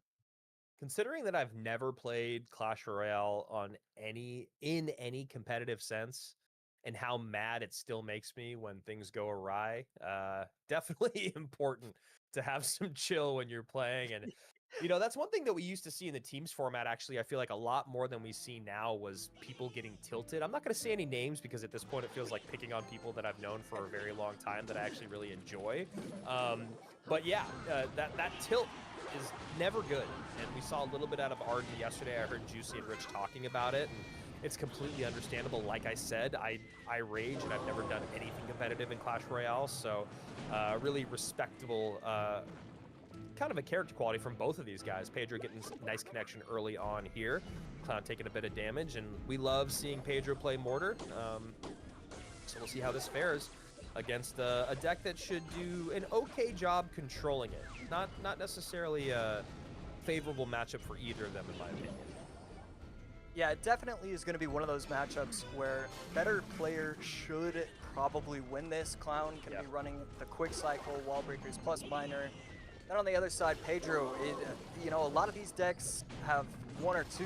So far, Pedro has ran 4 goblin cards out of 5 possible cards. That might be the record after the first 5 to see 4 goblins already be used. And still does get another mortar shot there, uses the Goblin Gang over the middle to deal with the Skellies, then gets the Spear Gobs logged off the board by Clown, but still allows that mortar to get one more shot on tower. And right now, the Pedro pressure is just absolutely relentless. Clown having a hard time kind of creating offense in single, which is a place where a lot of times Minor Wallbreaker does a good job to create some offense, but Pedro's saying I can play that game as well. Cannon card placed directly in the middle, and again predicted. I mean, it is insane how often we watch Pedro and talk about predictions. It is so incredible what he is able to get down in time. Both of the wall breakers get a shot, and there we go. One shot. It might even get a second one, and it does. The tower locked onto the Skeleton King, and another shot. Are you kidding me? Okay, that last shot felt almost egregious, but I am very happy about it being a Mortar fan. Huge play there. Misses the prediction on top of the wall breakers plus. Did get minions, maybe? Was there something that dropped and then immediately got taken off the board from the arrows? Yep, that's going to be the minions, yep. Yeah, wow. Great prediction there once again. Almost gets the wall breakers and the minions for a +2 trade and another mortar connection, but man, I just know that Mortar's still always my favorite because when anyone plays it like this, it gets me more excited than anyone playing anything else as well. Yeah, and right there, I love what Pedro is doing with these mortars that are placed in the middle. We see him place it in front of the crown tower on this one, but it's the wall breakers getting taken out by the cannoneer before they can make it to the mortar is such a valuable position for him to be in. And I mean, look, even if he's able to defend this game is over. Pedro, incredible. That was so good, man. That was one of the best mortar games I've ever seen played. Even at the end, that was such a great offensive send by Pedro at the bridge when he goes, I think it was Evo Mortar plus Gang plus something else that baited out the poison from Clown so that he could get another mortar down that would immediately connect on tower. I mean, the levels, right? The levels of knowing how to bait stuff out of your opponent, knowing your opponent's response because you're so on top of their cycle and what's in their hand, knowing where they're going to play those cards because it's the best place for them to be. Just everything about that was basically perfect, man. Are you tearing up right now? Are you crying? It was that beautiful? I'm not. No, I got allergies. I'm going to watch that game again at least 3 times because that was so good. I love the composition of the deck there. The cannon card actually ended up paying dividends. The arrows doing great work. Obviously finds a good matchup because of the minions, because of the wall breakers there. And then, yeah, you talk about ways to kind of stop the mortar or get in front of it right away. Not really a lot of good options for Clown there, having to do a lot of it by kiting and then getting damage in. So obviously a pretty good matchup, but also just incredibly well played. I mean, Clown really didn't feel like he had much offense at all. Yeah, it's just such a daunting position for Clown right now because I mean, you take a look at what deck he used, the Miner, the Poison, the Log, all of those are available to Pedro. So now Pedro has Furnace available to him. He has Miner Poison. And the thing is, the reason why Miner Poison is so strong in this meta is because you want to use Furnace. Furnace should be your 70% win rate deck. And so the fact that he's this talented with Miner Poison, I'd love to see him use Minor Poison game 3, not game 2. Oh, wow. Okay. I think Clown's going to, try and predict that, try and use the Furnace in game number 3, and then Pedro's going to be in a really good spot if he gets that predicted. That's a good call. I was going to say almost just go in with it right away because you could just put the nail in the coffin, but I do think it's a little bit more predictable. I like what you're saying, maybe to hold it for game number 3. Maybe in game number 2, go something weird or go something that's been... drill.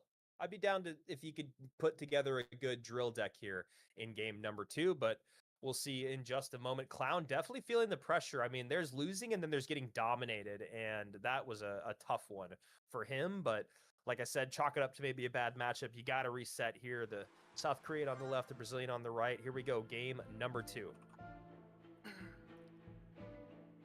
Game 2 on its way. Both players using the Princess Tower. Pedro going to be cycling the Ice Spirit. Clown cycling the Evo Snowball plus the Fire Spirit.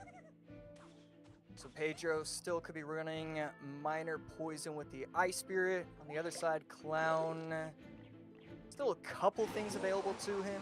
I've seen some weirder variations of the RG, so definitely could be an opportunity for that. But I like that Clown's using a deck with the Spirit Empress. I think that's exactly what he needs to do. And then on the other side, Pedro, it's either Graveyard Poison or Minor Poison. Either way, I can be content with that as his decision for his game number 2. Berserker going to be able to defend the Goblin Drill with relative ease. Barbarrel going to clean up all the Goblins, plus protect the Berserker. Now the Berserker is going to be able to cross the bridge, get a little bit of pressure with the Graveyard, but cleaned up way too easily. I would have liked to see Pedro be a little bit more patient. You know, Graveyard definitely relies on getting damage over time, and I think that's probably a little bit too early to go in offensively.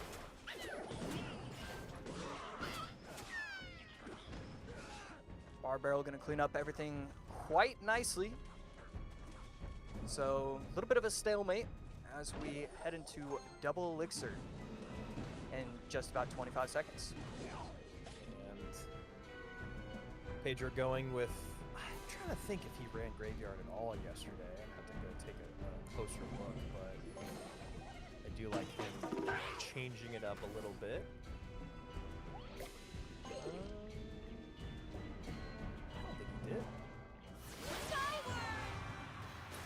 Yeah, I wonder if he kind of saw Sam have a lot of success with this and recognized that this is something that he wanted to try and do as well. So, it makes sense. Sam, if there's ever going to be a guy when he's using a normal deck to copy from, it would be him. So. Yeah, it's a good point. As Evo Furnace comes down, that Spirit Empress just hanging out over the river, just putting in work, baits out the Knight because you want to keep the Evo Furnace alive. Doesn't have enough elixir to pull the trigger on the Graveyard. I mean, he does, but he knows it's going to be pretty easily defended. And there we go, GY opposite. Fire Spirit's spawning like crazy, going to be able to take out the Empress almost fully, but not exactly entirely. Wow. Princess Tower going to be able to clean it up nicely, though, and Pedro feeling pretty good about himself right now. Yeah, I mean, that's just one of those things. That's more of like a mental loss than anything for Clown. Just knowing, like, look, I don't really know how to defend this much better, and now I'm all of a sudden down by 700 HP. You see a push coming in here on the right-hand side, and another GY goes in. Berserker does a decent job, but always going to give a little bit of poison value as well. 1609, 2485. Clown needs a miracle, and also he looks a little defeated right now. It's a little bit less than his usual call, Macy. I think he's feeling a bit demoralized, figuring out, knowing, like, between the Ice Spirit, the Barrel, and the Knight, and the Berserker, I don't know how these drills are going to make any impact. Yeah, he's just defending too cleanly, getting too much pressure offensively. Gets the Evo Knight out once again, and I mean, these bridge battles that he's supposed to win, he's not winning. And that's always, wow. The Fire Spirit. Yeah, yep. What an interaction there from the high Evo Furnace, putting in work on the Empress, putting on work at the bridge, and then of course the drill comes in with the Evo Snowball, and then the Evo Furnace Fire Spirit jumps backwards to clear things up. All things going well for Pedro as he goes another GY plus Berserker plus Poison, gonna get good damage in. And on the other side of it, Clown just, I mean, a lick of damage, literally like the damage from the drill coming in. Okay, right there, gets a pretty solid fireball. One of the goblins going to get some more stabs. Three shots on top of the tower. That's pretty massive damage. And now it's just, can he finally get a good defense on these graveyards? Can he lock it up, not receive any extra chip? And right there, really clean defense. Now we got Evo Knight and Evo Furnace at the bridge. Baits out the fireball. Evo Knight misses the fireball. Tanking for the graveyard. No, not yet. Evo Snowball moves everything back. which actually ends up hurting because now you got 4 fire spirits running down the lane.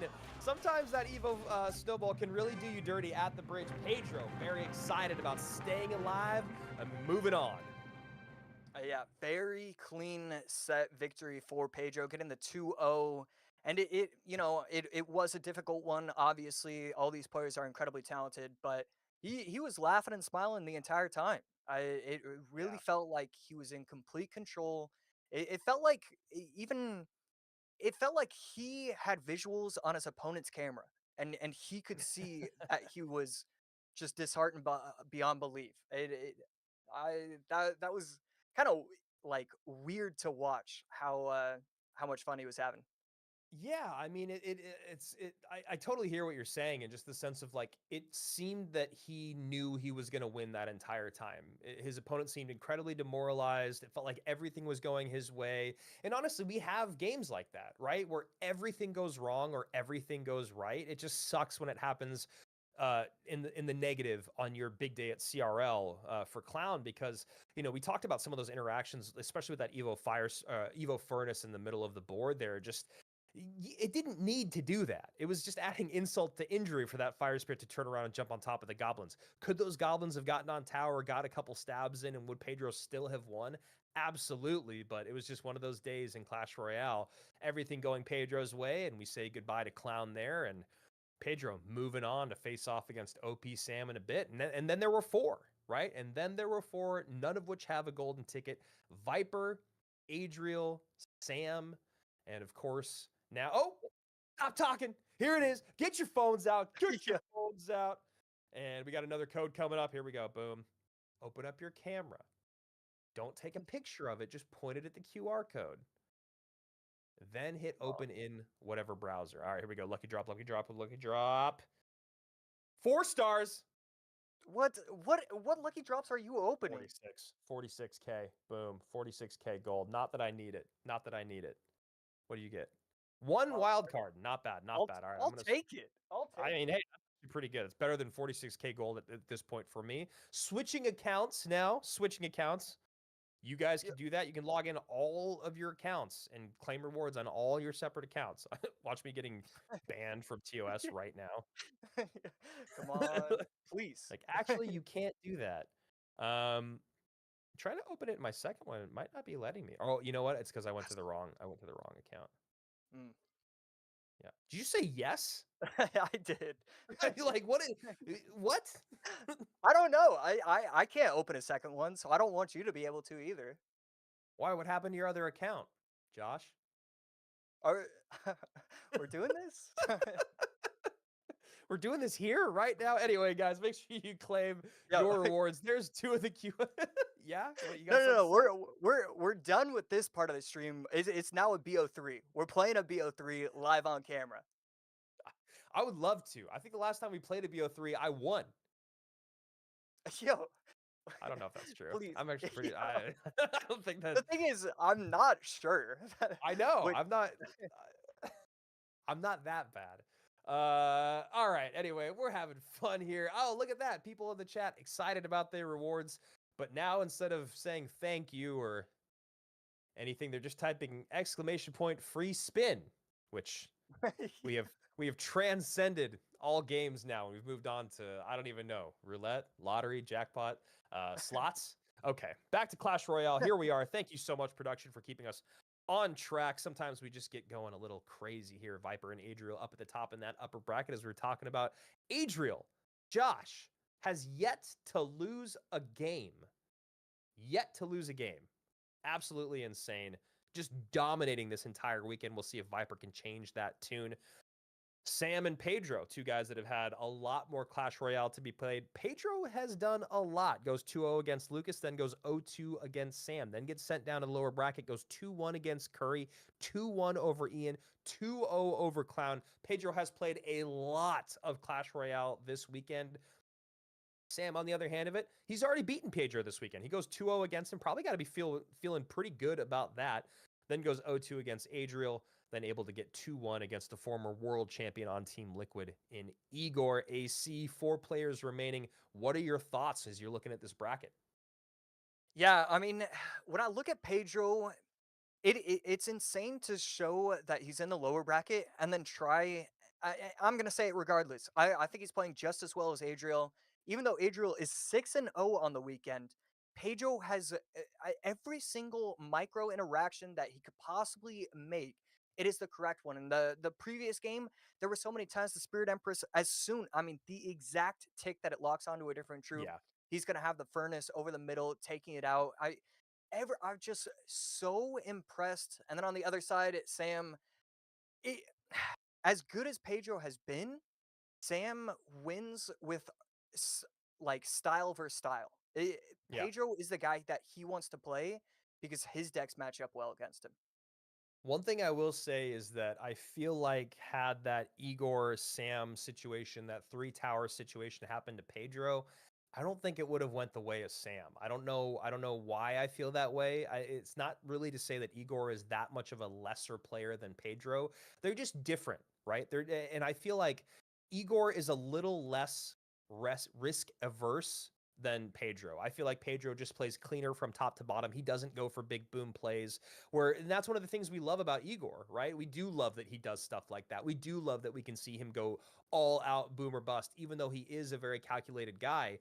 Pedro is just not quite the same. Same as Adriel. Same with Clown, honestly. These are guys that are just very, very methodical in their play style. Kind of like almost like Canario used to be, or Ruben, I think, is a great example to akin them to. Sam needs to clean things up here. He needs to recognize he's going up against a whole nother level of opponent here. That's what CRL is all about, is it just gets harder and harder and harder as you go on. And I'd love to see Sam maybe tighten up some of what we've seen in the past. And I was actually going to say, I heard that he'd run recruits in the Swiss or group stage and people were complaining about it. Lean into it, dude. Yeah. Do what you do best. Play something weird, throw them off. Yeah, anytime you talk about like a competitive event, and I heard this and I saw the exact same complaints online. You should never be legally allowed to complain about somebody's deck in a competitive match. You can complain about the meta, you can complain about, a lot of different things, but, you are trying to win X amount of money. You are trying to win a ticket to Atlanta. You are trying to win in general. So I don't care what decks you have to use. I don't care if you're going to feel bad at the end of it. You do whatever it takes to win. So love to see that he's running recruits in this. I couldn't agree more, and I would say it even more angrily, I think, than you did. So I thought you said it really, really well there, AC. I completely agree. When you're at the top of the top, every single person you're running into should be one of, if not the best player you've ever run into. Any competitive advantage that you can take that is within the bounds of the game, it's not even worth discussing. And even then, it just makes you, exactly. And even then, I'm gonna drive to your house and disconnect your internet. That's on me, okay? I took the time to do that. But seriously, I completely agree, and I love what we're seeing here from Sam. So here we go, Pedro going much more down the line, and a deck that we saw run a few times yesterday. Really interesting changes to kind of what Hog looks like right now. It's a lot less, we're seeing a lot less Hog EQ Firecracker. We're seeing a lot more Hog Furnace with Mighty Miner and Lightning.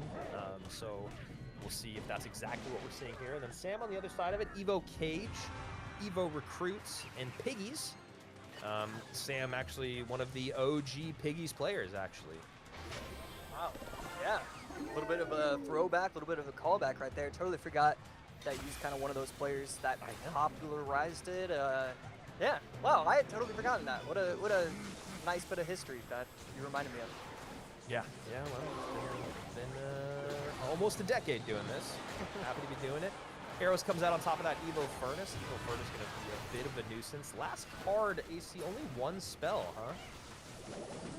Yeah, there's the barrel. I was going to say, I feel like the barrel has to be in here. Yeah, I'm not sure how I feel about the arrows. I'm sure that got to do with how the meta is set up or how his opponent plays. Usually I like the fireball, but, there's clearly got to be some sort of reason, and that's why he's running the arrows version. Still waiting for Pedro's last card. I know you mentioned lightning. Are we thinking that it's lightning or fireball, or it feels like it's still probably lightning just because they're, going up against recruits, it's really hard to find a good spot to lightning. And if Sam is thinking the same thing about lightning, then I would try to hide my flying machine in the stack of recruits as often as I can, just to make it a little more difficult to get on top of. But we'll have to see here. Just because I called lightning, it'll probably end up being Goblin Curse and not make any sense. Just because that's the captain curse. Man, you have been just like brutalized over the years. I'm a broken man when it comes to making calls now, man. Especially because I've actually gotten much better at it. You're so quick to protect yourself. Yeah, but they're playing merge tactics right now, so it doesn't even matter. So Royal Hogs come through, get some good damage on the right-hand side. I mean, this is kind of what happens when you're playing against recruits piggies, right? You just keep your two towers within about 100 or 200 HP of one another and try to stay in the damage lead, which Pedro's done half of that conversation as he needs to get a little bit more damage on that bottom left-hand tower, just trying to figure out how he breaks through. Other than stacking Evo Furnaces, which I do think he should do, and not missing flying machines like he did on that left-hand side, what does Pedro need to do to win this game? Yeah, I really like the idea of stacking furnaces, try and lightning cycle. I think that's exactly what you need to be doing. Can you defend for long enough? Can you somehow get back in the lead? All these kind of things are going to be happening. And right here, able to get the flying machine right there. I mean, Pedro doing what he can. Yeah, last second flying machine there, getting the Mighty Miner out for that 3-card cycle to make sure he can keep getting lightnings in. We are neck and neck in this game. Number 1, 7 seconds remain. Piggy's coming in on the left-hand side. Obviously going to try to get a lightning down on the left as well. There's the lightning. No damage from the pigs, and a very close game number 1. And that is exactly what I was talking about, man, when it comes down to the difference of maybe Eigor and Pedro was happy to just sit back and let the game come to him till the very end, just recognizing you have arrows, piggies, I have lightning, I can win this spell battle race. You know, the way people are going against Pedro, it kind of feels like Pedro is the Muhammad Light of this monthly final. Yeah. And I'm seeing just a few errors. I would have liked to see Sam maybe get more aggressive at the end. He just kind of allowed Pedro to get lightnings on top of the tower, Yeah. catch the flying machine. I think Royal Hog's flying machine at the bridge on the right lane, that would have been great had he done that and with 30 seconds left and then maybe with 10 seconds left. I think he wins if he does that. Yeah, it's really odd that flying machine, I mean, obviously it was a spot of luck as well for that one flying machine to get taken off the board once the lightning cycles started happening, but it's almost like, don't play it there. Just play it on top of the recruits, right? Like, just play it in a more a less precarious spot to where, it's like in the top of the game when you watch pros play and they EQ cycle, but they EQ cycle on the back of the tower instead of the front of the tower. And their thought is just like, well, if they cycle anything in the back, then I'm going to catch it. It felt almost a little bit like that same thought process. Obviously, it's much harder to thread the needle with a lightning, but it's just small things like that I wish that I would not have seen from Sam. And like you said, like, why not try recruits piggies flying machine at the bridge on the right hand side, or again, just to my point, like, just don't play units in the spot that you usually play units when your opponent has a big spell that is going to do some good work, and you never want to give that value. If you can make him spend a lightning on only a couple shields or recruits, then all of a sudden you can kind of take that and maybe create something with it. Will it happen? I don't know, but you got a better chance than your flying machine not being there. Yeah, and one question I really do want to know, and I don't even really know how much it affected this matchup specifically, but the reason why he went arrows instead of fireball. I don't know if he's trying to use it for game number 2 or game number 3, but it feels like fireball, it can easily be substituted, but I it just feels like in that deck you shouldn't. Yeah, I think you need the pressure with the fireball late game with a minute left. If he has fireball in that matchup, he wins because he can get enough value on top of the troops, on top of the tower. So definitely an interesting situation right there. And game 2, Pedro up 1-0, gonna try and get the 2-0 sweep, but Sam gonna do what he can to bring it to a game number 3. Yeah, and a lot of times with those flying or those like recruits, piggies, flying machine decks, kind of that style, you see double big spell, or like medium and big, not medium and small, right? You see fireball plus arrows, not arrows plus bar barrel, or you see fireball, arrows, and bar barrel. But like you're saying, Josh, I think really, really hurting or wanting for a big spell was OP Sam in game number 1, as we're about to hop into game number 2. And again, Pedro, it's funny that you say he's like the Muhammad Light of this tournament, because he's also doing what Muhammad Light does when he's at his most threatening, which is he's just vibing. He's just having a good time. He's clearly on call, having a good time with his friends. We're seeing a lot of smiles, a lot of laughs. He's going through the lower bracket. Like, it's all, he's replicating Momo right now. If there's anyone you want to replicate, it's the GOAT. Yeah, no better player than right there. Zopsam gonna be running the P.E.K.K.A with no chef. Pedro recognizing the situation, going all in on the left lane, going in with the RG. It's gonna get 4 or 5 shots. Actually, maybe just 3. Are you kidding me? It's the 3 elixir version of the Empress is so strong. It shocks me every single time. Yeah, that's why I was keeping pretty quiet during what you were saying, because I just wanted to count, because I know that after the buff, the attack speed and the HP, I mean, look at how much damage it did on the left-hand side. I mean, just so much cleanup, so much good defense. The naked, well, let's not say naked, that's old. The Spirit Empress by herself does more damage than the RG by himself in that sense. It was absolutely crazy. Although this counter push is pretty devastating.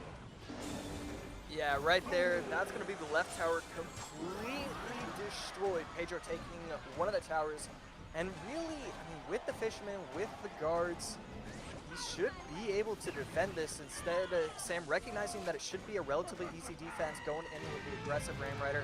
I like that, and that's going to be left tower down and king tower damage. 2-tower game, how do you feel about this matchup? I mean, obviously RG's in the pocket is something that we've talked about for a long time, but you have the P.E.K.K.A here, and, you know, at least the Golden Knight to distract the Fish Boy for a second. Does this still lean towards RG? I think so. Yeah. I think Pedro just built up too much of a lead. We can see Sam get pretty frustrated right here. The zaps are perfectly timed, and it's still not really mattering. Getting the tower down low, I just don't think Sam can create enough pressure with the P.E.K.K.A and the Ram Rider. Pedro's going to defend too easily with the monks, guards, and fishermen. Yeah, it's just one of those things where you see like the mad dash to get a tower at the end of the game. You know, your opponent steals your first tower with 3 seconds left, and all of a sudden you have 30 elixir going down the opposite lane. And that's kind of what the story was of this entire game, just over and over and over. Yeah, and Spirit Emperor is going to come out, try and take out the Wizard. Not going to entirely happen. 10 seconds left. Not enough time. The Fisherman is going to be able to yank away any of the troops that are trying to get to the game. And that's going to be a 2-0 clean sweep coming in for Pedro. All smiles, chuckling, laughing, enjoying himself. Sam able to make it to the top 4.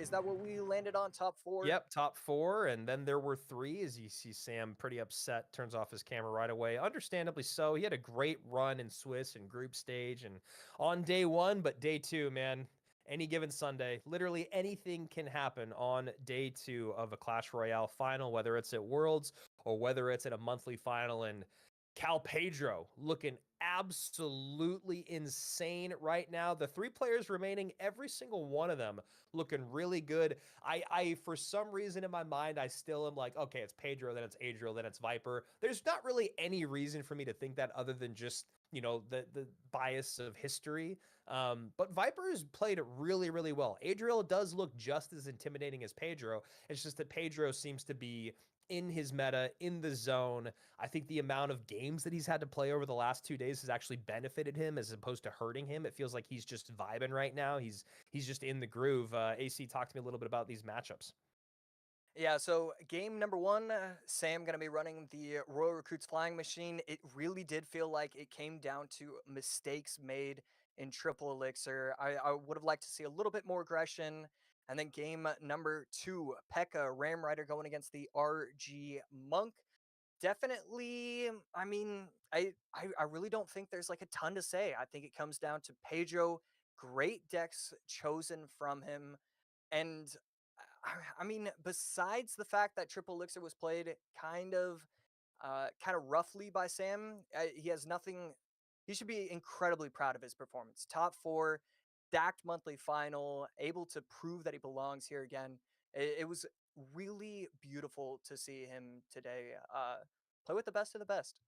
Yeah, absolutely. Always love to see Sam in the mix, and hopefully those points will get him to moving towards those world finals. 3 players remain. We got an upper bracket final, a lower bracket final, a grand final, and maybe, just maybe, a grand final reset if Adriel or Viper ends up losing in that grand final matchup. But obviously we need to do a little bit before getting there. We are into our upper and lower bracket finals, which means we're going to best of 5s now, AC. BO5s to close out our day. 3, maybe 4 BO5s. It's only, you know, honestly, we've only been live for 2:45. We've been kind of cruising through the broadcast today. A lot of quick games, a lot of 2-0s, as you guys can see. 2-0 Viper Clown, 2-0 Adriel Sam, 2-0 Pedro Clown, 2-0 Pedro OP Sam. So while we do have best of 5s, we have been honestly seeing a lot of sweeps, which it's so funny. You don't even kind of realize it until you like look back at the day. We started off with going the distance over and over and over with our best of 3s, but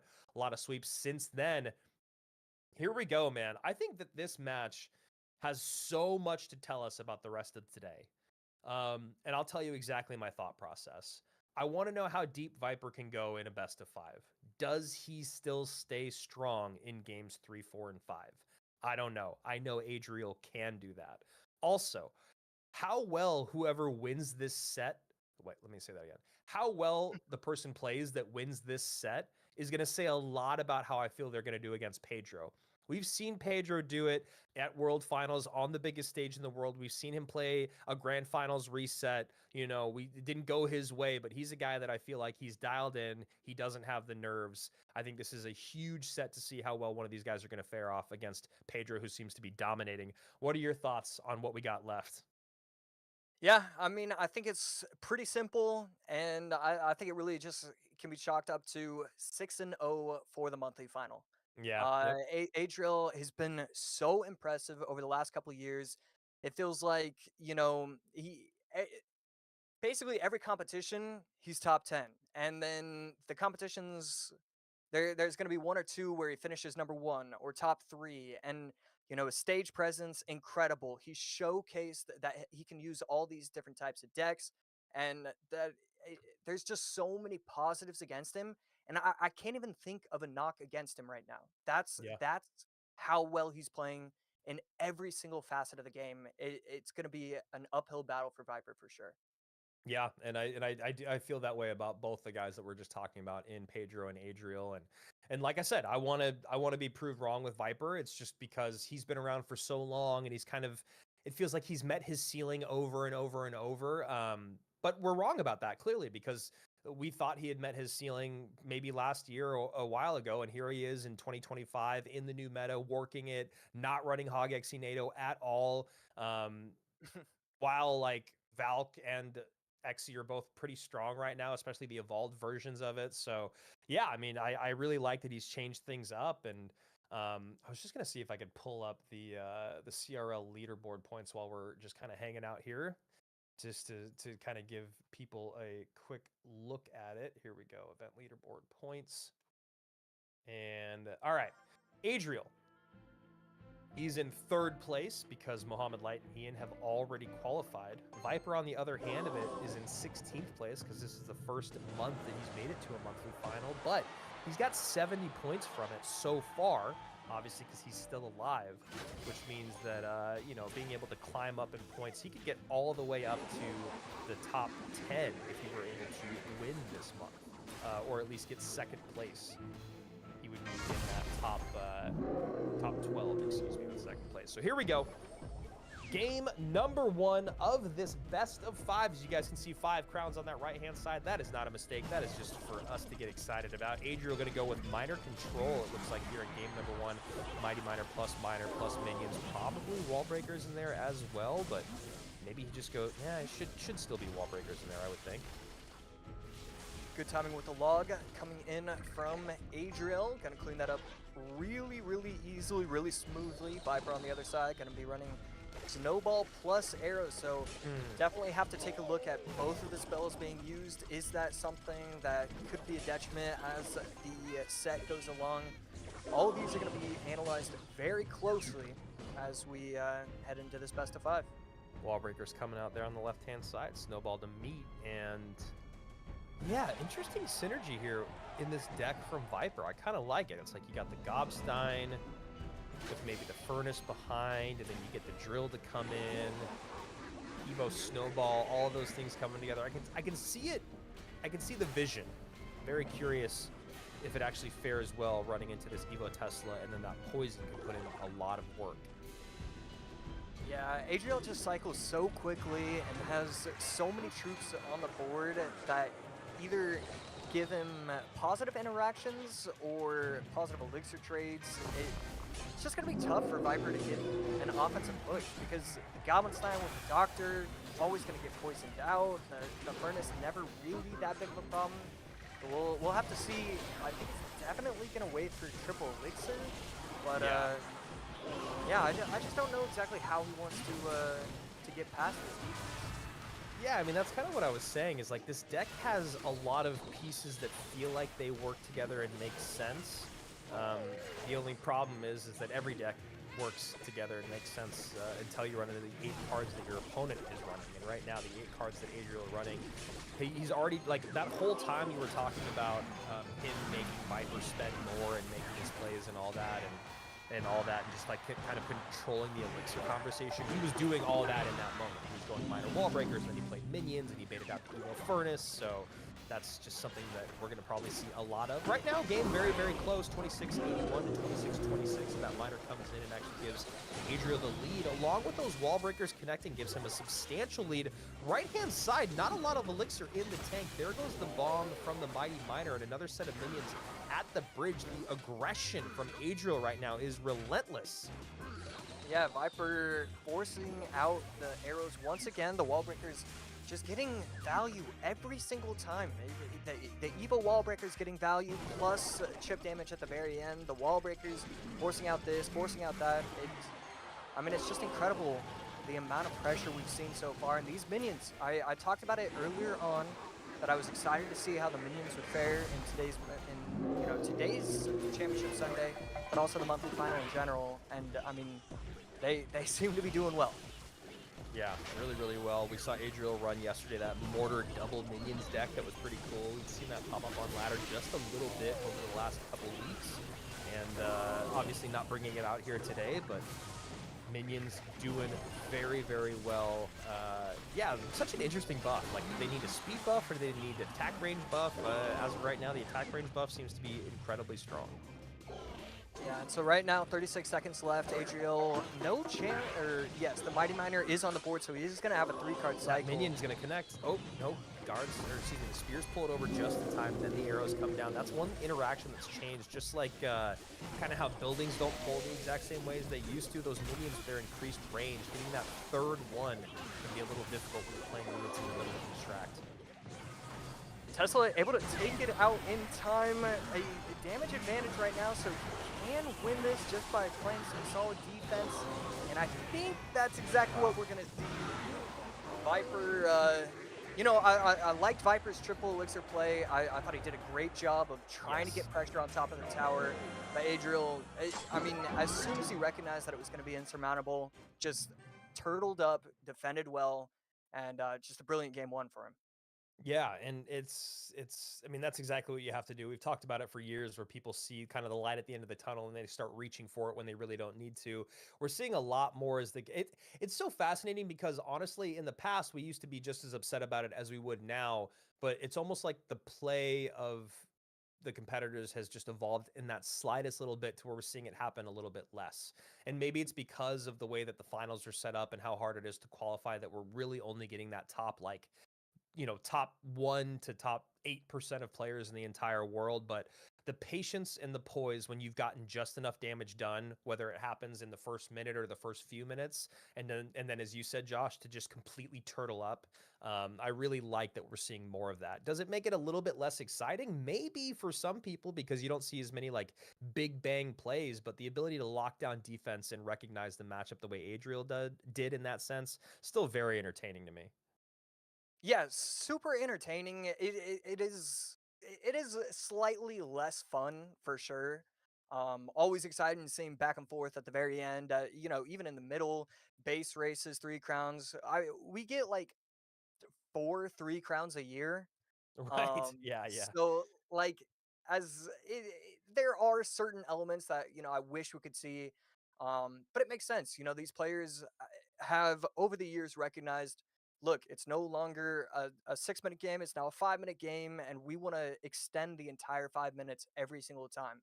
As soon as we get to 3.5 minutes in, I've got all these interactions memorized. There's actually no problem with this exact matchup. I can just play defense. And these players are too smart nowadays.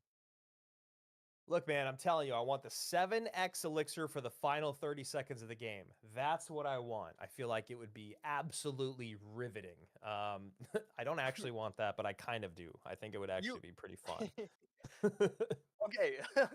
Look, if we want to take out the pros' opinions on this, I love it. Forget them. We want to enjoy it as much as possible. Then I totally agree with you. Let's get this popping. All right, you heard it here first. On broadcast, 7x elixir, final 30 seconds, maybe coming in 2039. Here we go. Viper bottom of your screen, Adriel at the top. Adriel yet to lose a game this weekend. Can he keep the train rolling? We'll find out. And if I'm Pedro, I need Adriel to lose a game before he runs into me, if that's the case, and that's the way that this set's going to go. Viper obviously still has 4 games to turn things around. Not going to count him out yet. Just saying that about Adriel because that is an impressive feat after as many sets as he's played. Yeah, Adriel going to be running Hog, Bar Barrel, Ice Spirit. Viper, on the other hand, going to be running Minor Wall Breakers. Probably the exact same deck that we just saw from Pedro in game number 1. Adriel probably going to be running the Lightning variant. Still a couple cards to go, so we will wait patiently and see what Adriel wants to follow up. Let's steal the show. And the Boss Bandit. I like the Boss Bandit. How do you feel about Boss Bandit right now in the meta? Is it, and in terms of balances? Well balanced, well in the meta, needs a little bit of a balance. What are your thoughts? I think it's probably good. I would have no problem with somebody, walking up to me on the street and disagreeing with my opinion if I see them later today. But at the same time... That'll happen. Yeah. Okay, yes, it's probably not gonna happen. But I think it's pretty good for and relatively well balanced. If you're in the San Francisco area later today and you see AC walking around, please make his day and talk to him about the Boss Bandit. Here we go, moving into double elixir. 1 minute remaining in regulation. Miner getting on top of tower. Very, very close game here. And yeah, as of right now, just some earthquakes getting some damage for Adriel, and I'm trying to figure out how he wants to break through. Yeah, the earthquake instead of lightning, it changes the matchup quite a bit. Better or worse in this case? I can't tell just yet. I can't tell if it's one of those things where... Oh, and the firecracker. Okay, I think better when it's paired with the firecracker. Yeah, I actually think this matchup specifically is much better than what it could have been if it was like Furnace and Lightning instead of Earthquake and Firecracker, or whatever other combination of champions, spell, and range unit. I actually think that Adriel found himself in a really, really good spot. And this is what I was talking about yesterday and at the top of the show, man. I feel like Adriel's deck building has been absolutely phenomenal all weekend long. And I want to give a shout out to his coach, right?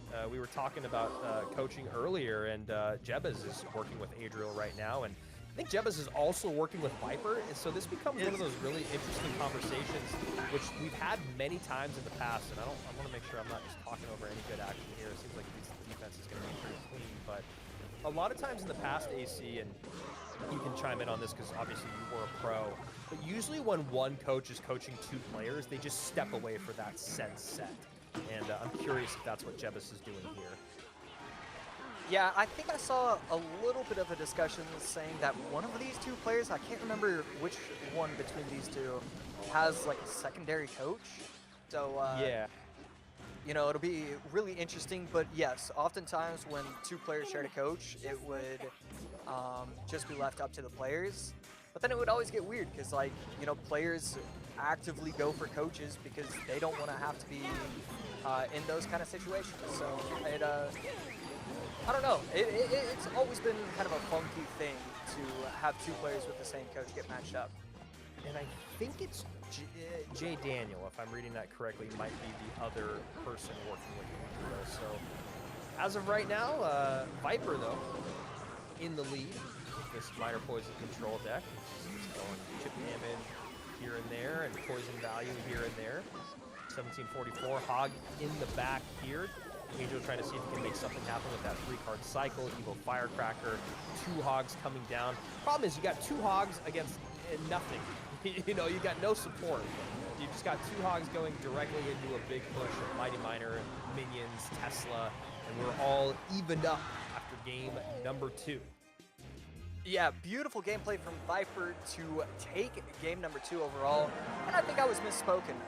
You know, I think the Lightning at least gives you an opportunity. I think Viper, too strong a player. It felt like the defenses were just a little bit too easy. As soon as I saw Adriel, because and I love what he did. He tried to go Hog in the back, cycle, you know, the Boss Bandit, get the 3-card cycle going. Maybe he has to get more pressure offensively until triple and then try and go in with the Earthquake cycle. That could have been an opportunity for him. But I think the Earthquake definitely hindered his opportunity for a comeback. Yeah, just not really a good way to break through. You know, it's tough because those minions are just really difficult in general to deal with. But maybe then if you have an ability to get a Lightning on the board, get that Mighty Miner reset, take the Tesla off the board, then you can maybe predict more where the minions are going to be for your Firecracker to connect to. But honestly, since you knew you were running into Earthquake, it was almost like get the Tesla out, bait out the Earthquake, play minions low and something high. Now the minions are completely untouched. They can get on top of that Hog Rider, and then the Mighty Miner at the bridge or whatever you play at the bridge, whether it's a Miner, Mighty Miner, or even just Skellies and a Log to distract, then there's no way for the Firecracker damage to come through. I saw someone in chat ask why not activate King Tower, and I almost wonder if I just answered the question for you right there. I wonder if the reason is because they wanted that Firecracker's piercing shot to have almost no existence on the side of the board of Viper, if that makes sense. Make the Firecracker shoot all the shots at the bridge, no piercing damage to the tower, no piercing damage to the King Tower, but it also leaves it completely out of the conversation in taking defensive units off the board.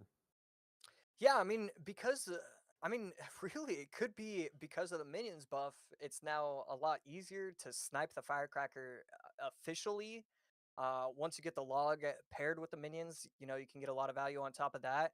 And it just felt like his miners, he had several defensive miners on top of the Firecrackers that just Right. worked out well. He wasn't able to protect it entirely.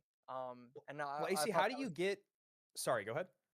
yeah, I just thought that was great from Viper and, you know, kind of a misstep from Adriel. How do you get on top of the minions? Period. Like in a Hog EQ deck now, whether You you're running know, Lightning or Earthquake, you know, how do you get on top of the minions?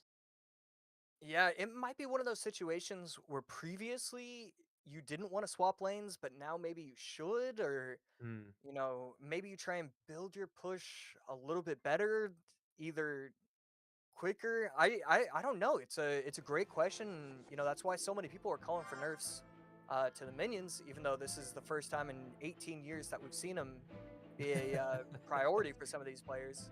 But yeah, the minions are just tough to stop. Yeah, that's like, you can't really just cycle your boss band in the opposite lane. And yeah, really, really tough situation there. Would love to hear a pro or a coach really break that down. But here we go. Game number 3. Viper already looking like you could be going some form of mortar. Adriel technically could too. There's been versions of mortar with Spirit Empress and Ice Wiz, but for some reason probably not. Yeah, it's definitely up in the air, but now that the arrows and the Goblin Gang have both been shown, it's definitely looking more and more likely. The Spirit Goblins, can they take out the Dark Goblin entirely? Not going to be the case. The Viper, 3 Spirit Goblins and a Dark Goblin. How does Adriel want to defend? And he's going to choose the Berserker, so I believe it's going to be mortar on mortar. Yeah, I think so. It makes sense too with the 2 Cannoneer towers, as Cannoneers coupled with mortar 90+% of the time. And nice placement there on that Skelly King, not allowing any death damage or skeleton damage. That's a little bit harder than he made it look, honestly. Yeah, that's not what happens when I do. Yeah, me neither. So one of the interactions that like kind of blows my mind nowadays is that the bar barrel gets chip shots, chip damage on top of the tower, even against the Cannoneer. And right there, a lot of chip damage coming in from the mortar. Just nothing in cycle for Viper, I guess. Yeah, Viper just holding, waiting for the mortar to connect, then goes Dark Goblin, baits out the arrows, then goes Goblin Gang, and just not an ideal way to kind of start this somewhat mirror matchup. And yeah, those new interactions with the Cannoneer are weird. The one that gets me the most for some reason is the Barbarian is definitely number 2, but the Bomber. I don't know why the Bomber always gets me. I'm always like, you should not live through this, and then it always does. I didn't even know that a 2-shot Bomber. Maybe I'm just lying. Oh, 18. That seems good for my job.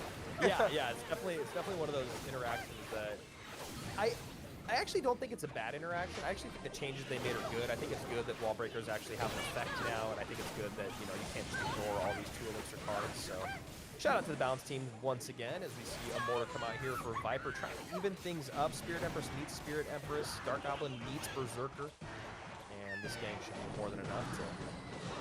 Actually, you know what? Excuse me. Really nice barrel plus Dark Goblin, but Spirit Empress puts in that damage with that range. right there, the Evo barrel protected. Is it going to get the double shot, double connection? Not. Did he defend properly with a Skeleton King again? I think so. I mean, it looks like it took 100 damage, I think, so maybe one of the barrels popped. Yeah, right there. I mean, Viper doing everything that he can. I just watched the replay. He didn't take a single lick of damage right there. Yeah, just brilliant stuff with the Skeleton King. And Adriel, like, hit damage, though. That is what I'm so curious about here with Vipers. How is he going to break through 2134 to 1817? It's been a while since Vipers gotten some damage in as he sets up this Evil Mortar on the right-hand side. Berserker up high. Tided opposite. Feels like a good moment here. Evil Mortar could get a connection. There's the game coming down. Yeah, we definitely can't protect the mortar any more so because he knows his opponent wants the arrows on top. He does. Yep, there it is. Can he catch the barb? He does. So clean defense right there. And Adriel, I mean, both of these players just playing out of their minds. This is tough. Really. Yeah, Adriel's just been in the lead for a bit, but honestly not by much. And there we go. Good pull there on the Evo barrel. Going to get a good setup here for the next 30 seconds or so. It feels like not going to be able to get back on offense with the mortar is Viper. So he tries it. He's going to try to force it here in the middle, but just nothing is going to be able to do it there. Spirit Empress on the board. Evo mortar doesn't lock, but will get a shot. Yeah, look at the right lane though. The Skeletons getting on top of the tower, getting it all the way down to sub 1000 HP. Arrows coming down on offense. Plus the Empress. The left lane still needs to be defended. The right lane going down entirely. Adriel taking the 2-1 set lead. And I mean, it was just pretty much perfection from both of these players. I think Adriel's deck just fared so well. The arrows plus the Ice Wiz just changed a relative mirror match into kind of a 75-25, 80-20 kind of matchup. That's a great call, man. That's honestly everything that it was right there. The Ice Wiz being another small spell, the ability to use the arrows over and over and over. You're cycling it. It's moving your cycle around. You've got the Skeleton King down. You got a 3-card cycle with a spell that's putting in great work. And then, yeah, the biggest thing there is we never saw the fireball come out from Viper. Viper did not have a good place to play that fireball, and it makes sense. The only thing that you're really going to want to fireball is the Ice Wiz plus something else. And I think Adriel's good enough to recognize I'm not going to give you that value. So anytime that you want a fireball, you're going to sit and think twice about it and think, okay, maybe I'm going to need this at the bridge. Maybe I'm going to need it somewhere else. And then the other part of it too is that Adriel, I mean, with both of these decks, but really you're just kind of hanging out and holding on until deep in double and in triple, where you can really put the pedal to the metal. The fact that you can have a couple mortars on the board, a Skeleton King that's stacked up, one regular barrel and an Evo barrel, a couple Spirit Empresses, like this deck is a little heavier than it looks, and it can really do some work in double and triple elixir. That's exactly what we saw. Yeah, and I just the card to watch that I wasn't expecting has definitely been the Berserker. Yep. It is really incredible how many games kind of get flipped because you can just always be cycling it. You always get it down. There's so many small interactions where there's 3 Spirit Goblins and usually you have the Knight, but now you have the Berserker, and now you can actually cycle it because he still has to defend. Been really impressed with obviously the Spirit Empress. But the Berserker is kind of one of those ones where I didn't know I was supposed to watch it, and now I know I need to use it. Yeah, what's fascinating about the Berserker is it's like a cycle card, excuse me, that you can't really spell off the board and make it worth it, right? Like sometimes you'll cycle spears or a gang or bats or you know what I mean? And there's like, okay, I can just throw a snowball down and it's basically an even trade. But with the Berserker, it's such a strong defensive card that it almost locks up the lane a little bit for your opponent being too aggressive and sending in something all by itself. And then, yeah, the fact that it's 2 elixir, and then if it goes across the bridge and is untouched, it does so much damage on the tower.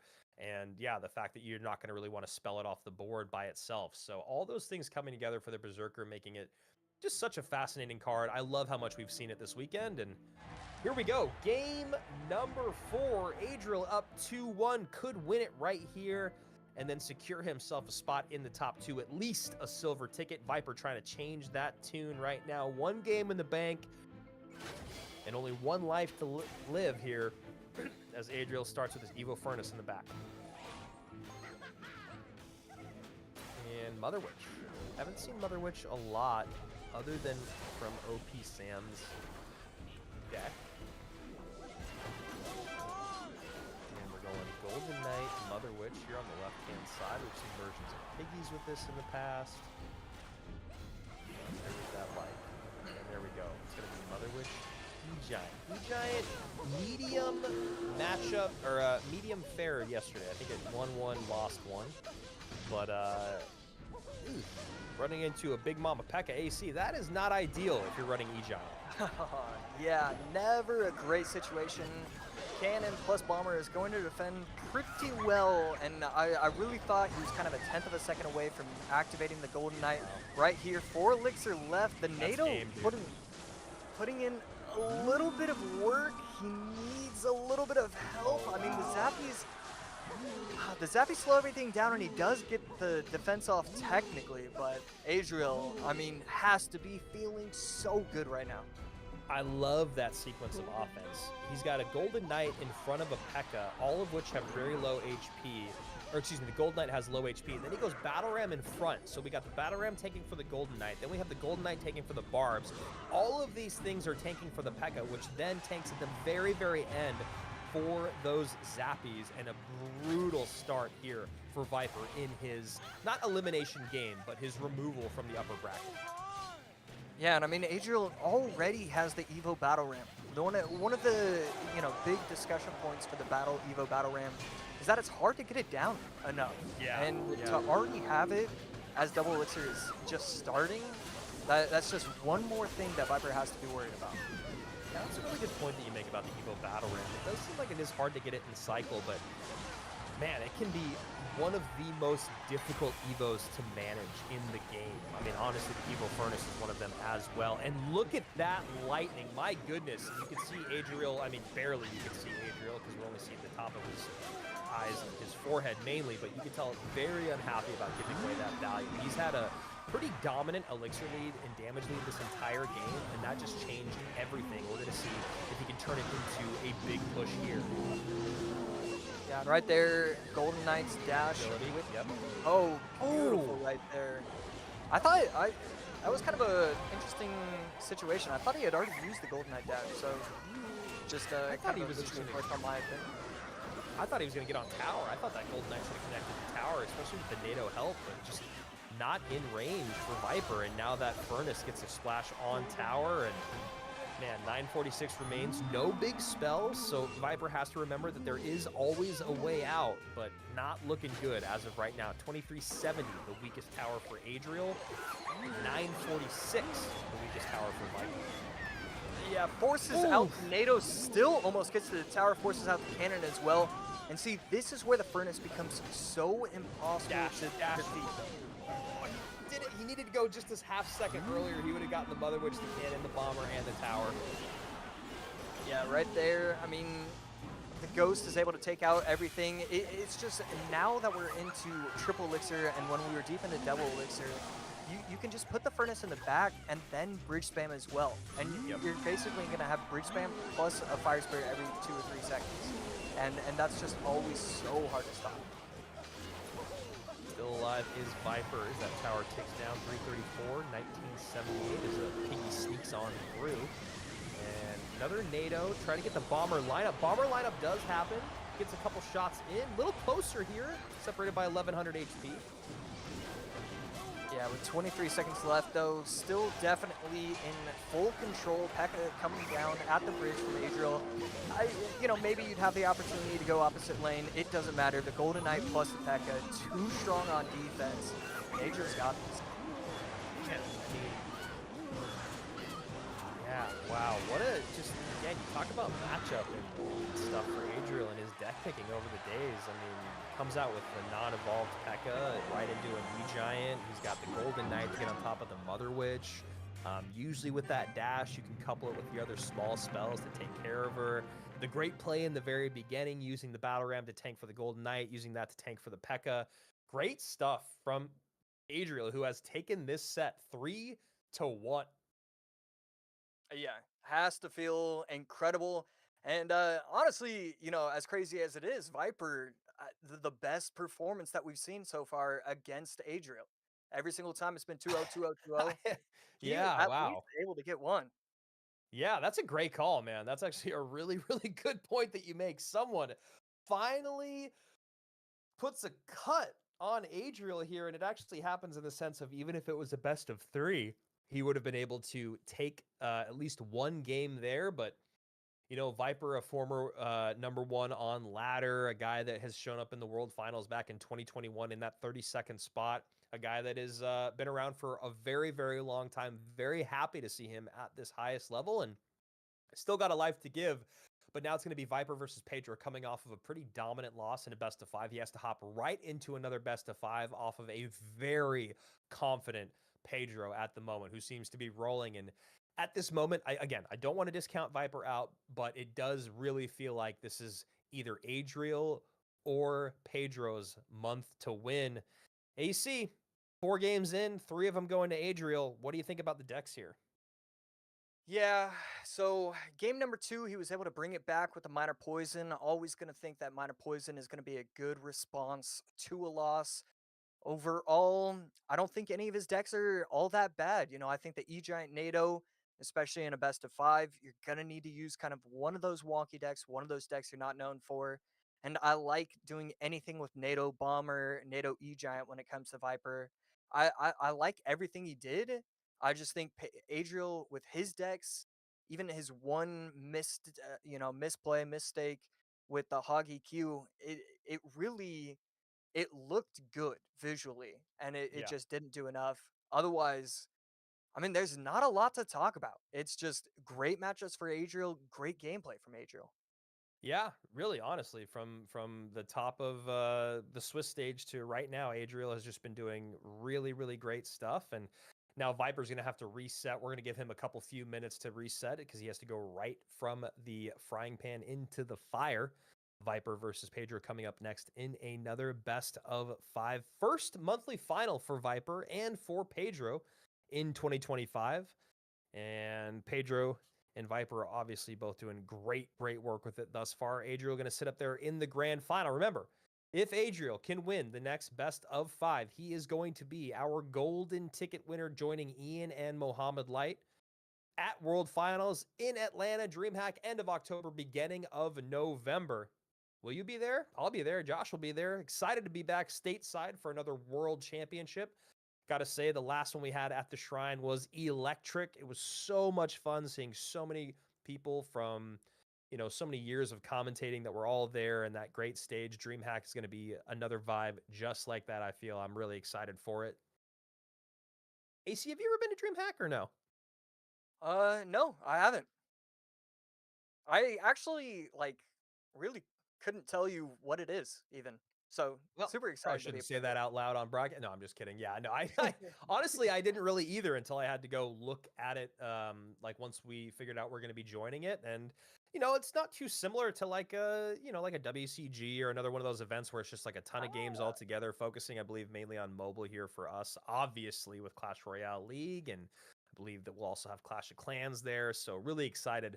And I've actually never been to Atlanta. Shockingly enough, I've had friends that have lived there for years, and the film industry's there, but haven't actually ever been there before. So a lot of fun. I was there for King's Cup back in 2018, 2017. Oh, okay. 2017. Yeah, so it'll be, I'll get to visit the old stomping grounds. So that should be Probably nice. a lot of people will be there that remember you. Yeah. I'm sure. All right, so here we go, getting ready for game number 1 between these guys, Viper and Pedro. Pedro looking a bit unstoppable right now. Viper, I mean, that set, what was really interesting about it is that Viper played really, really well still. It wasn't like he was making mistakes all over the place. It felt just, I mean, it felt like it was a little bit of play and then a little bit of matchup. And then otherwise, it was just Adriel did both those things a little bit better. Am I wrong in kind of simplifying it like that?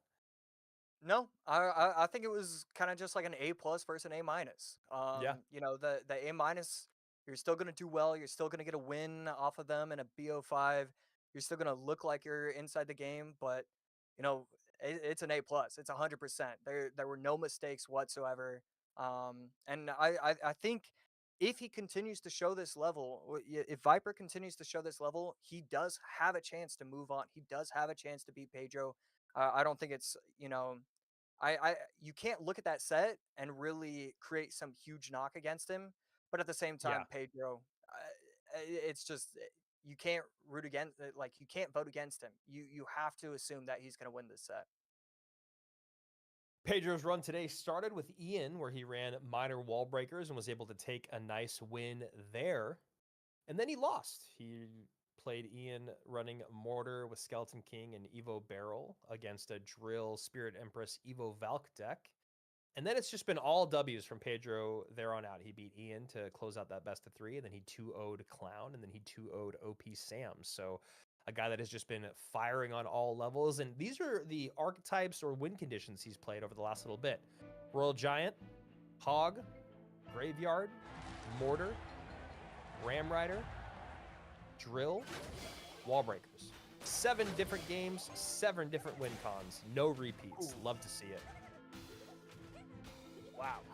That's man, going up against somebody, and so obviously some of those, even if there are different archetypes, they are going to share some of those cards. But knowing that you just used 4 different decks, you kind of showcased your strategy going into these BO5s, and then seeing that your opponent hasn't repeated a single deck. I mean, it's just one more thing to give all the momentum in the world to Pedro. There, the prize money one. I feel like this early of a graveyard and graveyard, what looks like a graveyard mirror matchup, but we shall see. I was just going to say, you look at there on the left-hand side of your screen, 2023, great year for Pedro, picking up over $140,000, especially living in Brazil. That's going to go a long way no matter where you live, let's be honest. But $140,000 plus, great stuff for him. Winning just under $200,000 in his career. Viper on the other side of it, who's played for a very, very long time, still trying to cross that 50K mark, and maybe 2025 is the year that he does it. Yep, and right here, Pedro and Viper, game number ones, and not an entire. Is it still? I think it still could be a mirror match. Yeah, the Ice Wizard and the Berserker, I think, are the two differences, right? Okay. Yeah. And Skellies I for honestly, Ice Spirit. I really love Ice Spirit instead of Skellies in this deck. I think pairing the Graveyard with the Ice Spirit, especially because there are always going to be like one or two crazy interactions where your opponent can defend with minions or they can defend with something. You go Graveyard, then Ice Spirit, then Poison. You just have a lot of opportunities for interesting pushes that you don't have otherwise with these Skellies. I'm trying to see if this Ice Wiz is actually going to do well for Viper as this game goes on. I wonder if there's a card that could have better suited this, like the Berserker, but because the Ice Spirit, I mean, I guess the best thing for the Ice Spirit right now is going to be dropped on top of the. That's the Skellies. Actually, it's hard. I don't know. What do you think? Is it always better to be played up high to defend and stop the Evo Furnace and the Evo Knight push, or is it better to be dropped late low to clear up skeletons? I guess Viper might answer that question for us. Yeah, I don't know. I think even though you are getting, okay value, I don't think it's going to be anything more than okay value. I think this mirror match is pretty much just Pedro's deck is a little bit better. Yeah. And so with all the momentum going for him right now, plus some really solid gameplay, some beautiful outplays, getting the bar barrel down because you know your opponent has the Evo Knight in hand. I mean, this is exactly what you're looking for if you're a fan of Pedro. Yeah, and that's exactly what I was just talking about right there is like, we saw two Graveyards come down. The first one already had an Ice Wiz down and then dropped a second one in, and they both got cleared off the board with the Poison. Now we see another Graveyard come in, gets an Ice Wiz and a Furnace dropped in, gets cleared off the board with Poison. Now we're seeing a third Graveyard come in with a Bar Barrel plus Ice Wiz, and now it's you're so far ahead in the lead, you don't even need to put in the Poison. I mean, I know it's only 1,000 HP and it's Graveyard, but it's still a tall hill to climb when your opponent has Berserker and Poison. Yeah, defensive Poison coming out from Pedro. The Knight putting in a lot of work. And this Furnace getting, quite a bit of value.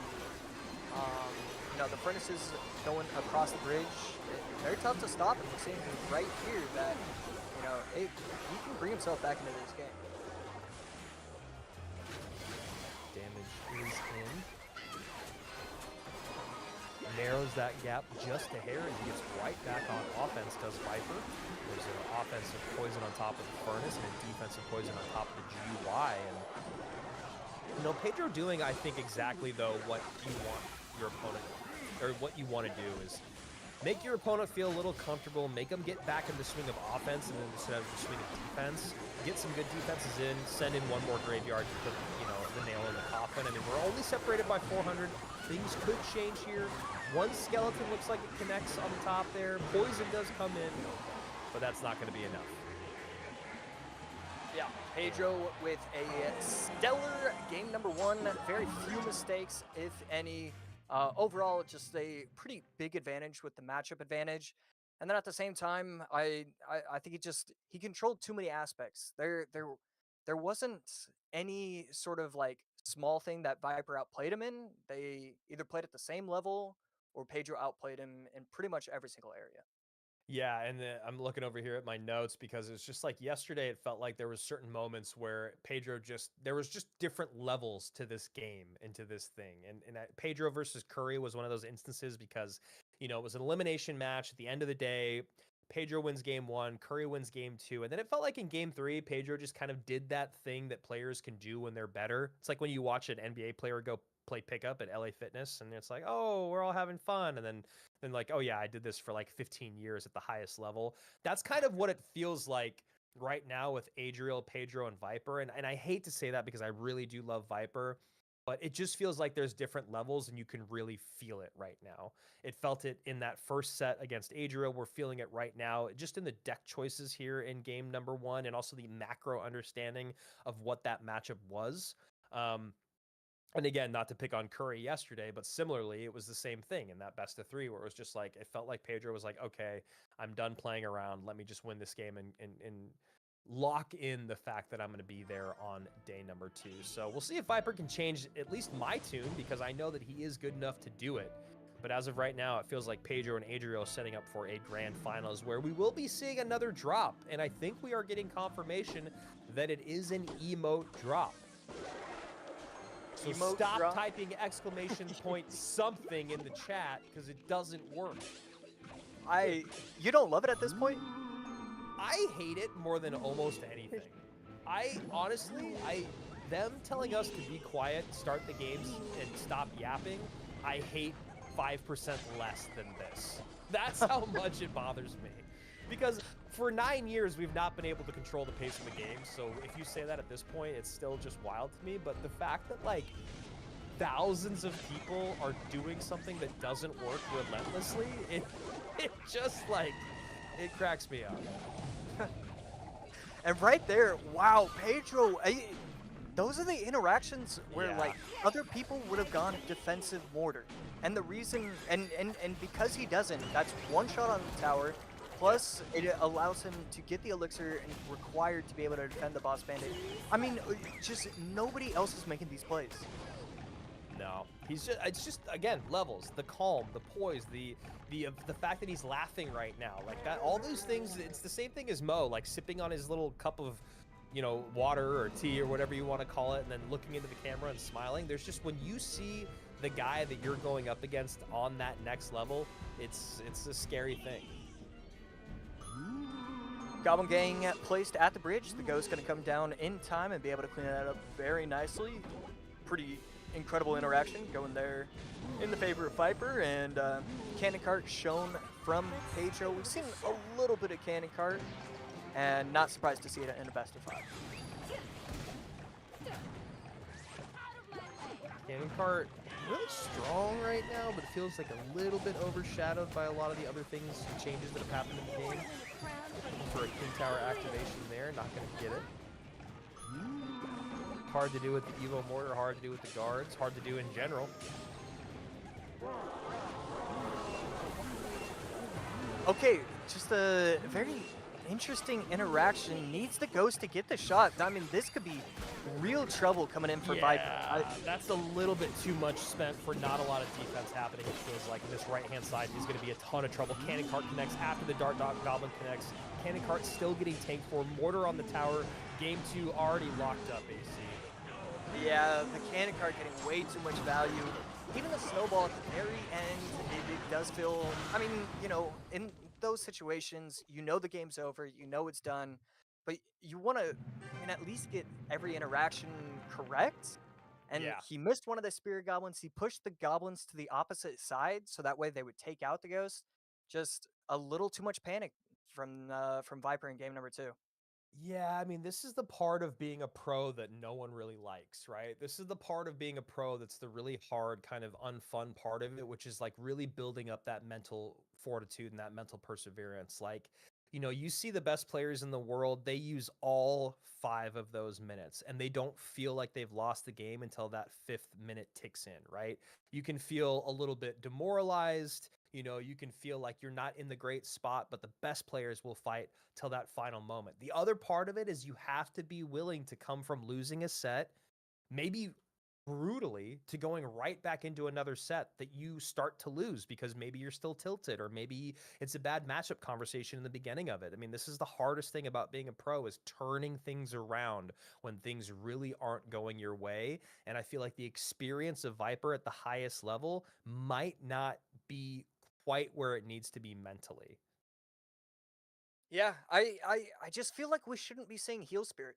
You know, it's crazy to be able to like it feels like I'm wrapping up all of your points by just saying the word heal spirit. And those, I don't know, there's just something off so far, and you know, he still obviously has an opportunity. He will need to get 3 games in a row, and you know, it certainly is possible, but going down 1-3 in the prior set, and now 0-2, definitely something needs to change, whether it be his attitude, his gameplay, maybe he needs to work on a few more decks. Just something needs to be changed after this month. Yeah, I mean, and it's so hard to say how do you practice like the pressure of the moment? Because I really do feel like that's a lot of what this is just the pressure of the moment. We're seeing him overspend a lot on defenses. Problem is when you overspend on defense on ladder, you might get punished a little bit. When you overspend on defense in CRL, like you just kind of lose a lot of the time, and we've seen that a lot this weekend. We've seen Pedro do it just in that game right there. We saw Adriel do it in the previous set. Is it's so unforgiving at the highest level. AC, I know Juicy knows, and Rich and I have talked about it for so long now. Is a 1 or 2 elixir mistake can just cascade into a tower going down. And the ability that we've seen these mortar decks create pressure in both lanes the moment that there's any blood in the water and the sharks are let loose, it's been impressive to watch. But it's also been one of those things where you watch Viper and you're like, yeah, man, that makes sense why it's exciting for us to talk about you doing as well as you are in 2025, whereas where Adriel and Pedro have just been putting in the time over the last few years. Yeah, just month in, month out, year in, year out, just trying to make sure that they're doing everything they can to set themselves up with success. And so far, they absolutely have. It's been incredible to see both of their journeys, truly and honestly. So here we go. Another firecracker coming out. Evo firecracker here for Viper. See if he has some success with it. Pedro just gonna go back to the well with his minor poison, quick cycle, poison, cannon, log, probably the last 3 cards for him. And the Viper on the other side, interesting deck so far. And yeah, we're gonna see a Mega Knight, potentially the first Mega Knight of the day. Yeah, I mean, this looks pretty similar to a deck that I think we saw Mugi run yesterday. Might have been Mugi, and I know that there's like versions of this type of like MK Prince spam deck on ladder. I don't know, man. I will say that it didn't fare well yesterday, and I feel like there's maybe a reason we haven't seen a lot of it in general this weekend. And honestly, if I'm Viper, I'm not feeling too great about going into minor control with wall breakers. Even though this deck does have the potential to overwhelm, and maybe this is one of the best decks to do it, because when you think about the MK plus Prince push that can come in and how difficult it might be to stop that, along with a firecracker behind, because you don't have many ground tanks other than just the Mighty Miner. But if anyone can do it, it's definitely Pedro. So we'll see if this kind of unorthodox reach of a deck will work out for Viper. So as we head into a double elixir, both players trading their minions, and we finally see Viper's first real big push going in with the Evo wall breaks opposite lane, trying to apply some pressure, and that's exactly what happens. Gets a ton of chip damage, and now it's how much damage can Viper get. Yeah, super interesting. Prince connects, and there we go. This is a little bit of what we were talking about. There's just no ground tanks here for Pedro, and that is a massive connection. Also, this deck is usually seen with like Archer Queen and wall breakers, but instead goes Firecracker and Hogs. So a little weird, little different, and you know what? If you can't beat them the traditional way, maybe beat them this way. Great opening here for Viper in game number 3. Back up against the wall, facing elimination from the tournament. Yeah, and look, there's really nothing sweeter, nothing better than seeing a player go down 1-3 in their previous set, go down 0-2, and then still fight.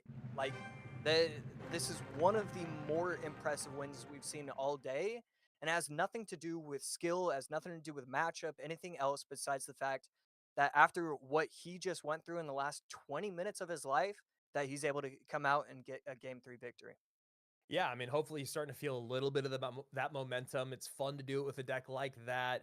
Great way to break on through. I liked a little bit of changes to it, like I had mentioned. And also, one of the things that we noticed, even though I was sitting there saying how unorthodox it was, I was also pointing out that there's just not a lot of ground tankage on the board for Pedro. And when you're talking about an MK, especially an Evo MK that's going to make it so your Mighty Miner has to reset with a Prince behind, I don't really know what you do, because you're like, okay, maybe I want to surround the MK with the Skellies, but then I need the Skellies to soak up the charge from the Prince. If my Miner is only used to soak up charges and be a tank, then I'm never going to get back on offense. So really nice stuff there. And again, like I don't know if Pedro was expecting the wall breakers like what I was usually expecting when you see the Prince and MK and the arrows, but Hog comes out and does some good work. Yeah, that's actually that's a really good point. The Hog being played instead of the wall breakers definitely can get pretty funky, and a really nice game 3 victory as we take a look at all of the decks overall.